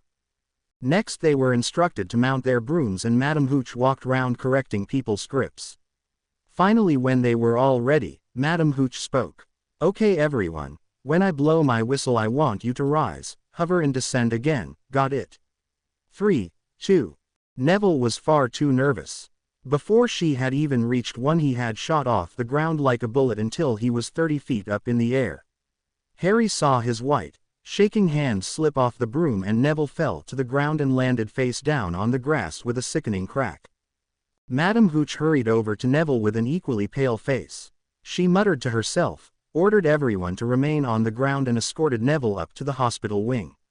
No sooner than she was out of earshot than some of the Slytherins began to laugh. "Did you see his face?" jeered a pale-haired boy, Draco Malfoy. Seeing him around, Harry had discovered that Draco Malfoy cared a lot about what type of blood you had. "Shut it, Malfoy," Ron snapped. From the first day it had been clear to everyone that Ron and Malfoy were much less than friends. "Wow, you're brave again, now that you're away from the lake." Harry laughed. For days Ron had been avoiding the lake like the plague. Ron muttered something incoherently and seemed to shrink, backing away from Harry's gaze. The Slytherins and Malfoy continued to laugh and make fun of Neville. One of them noticed something that Neville's grandmother had sent him at breakfast, and they were now passing it round. The minutes crawled past and the Slytherins continued to shout and laugh. "Would you lot shut up?" Harry finally growled. "You're doing my head in." "Or what?" Malfoy asked. His 2 bodyguards cracked their knuckles threateningly. "Or I'm going to do you in." Malfoy's unspoken threat was really quite amusing. Not only was he threatening something which he probably wouldn't carry out, he had other people do the threatening for him. "Oh, I'm really scared now, White," Malfoy laughed. "I'd take you on any time. You can't defend yourself against Squat. How'd you figure that one out?" News of his fight with the Weasley brothers had spread quickly, and he was sure Malfoy had heard about it. "Nice hair." "Oh, so that was it." "Oh, I know, isn't it?" Harry ran a hand through his hair again. "Nice face. When the weasel twits do that for you. At least I have friends, White. Even your own housemates can't bear to be near you. Better to have no friends than scum like you and the rest of the freaks in this place." Inwardly, Harry was very happy about his current living situation. No friends meant no one to get hurt, however unintentionally, by him. "Know what they're saying, White? Do you know what they're saying? They're saying you used to have a friend and you got him killed." "That's right, isn't it? I know by the look on your arg." Malfoy collapsed to the ground, clutching his nose, which was bleeding profusely where Harry had punched him. Before he turned away, Harry spat at him and said, "You know nothing." To be continued. I hope you enjoyed this story. Also remember to subscribe and like this video. See you in the next video.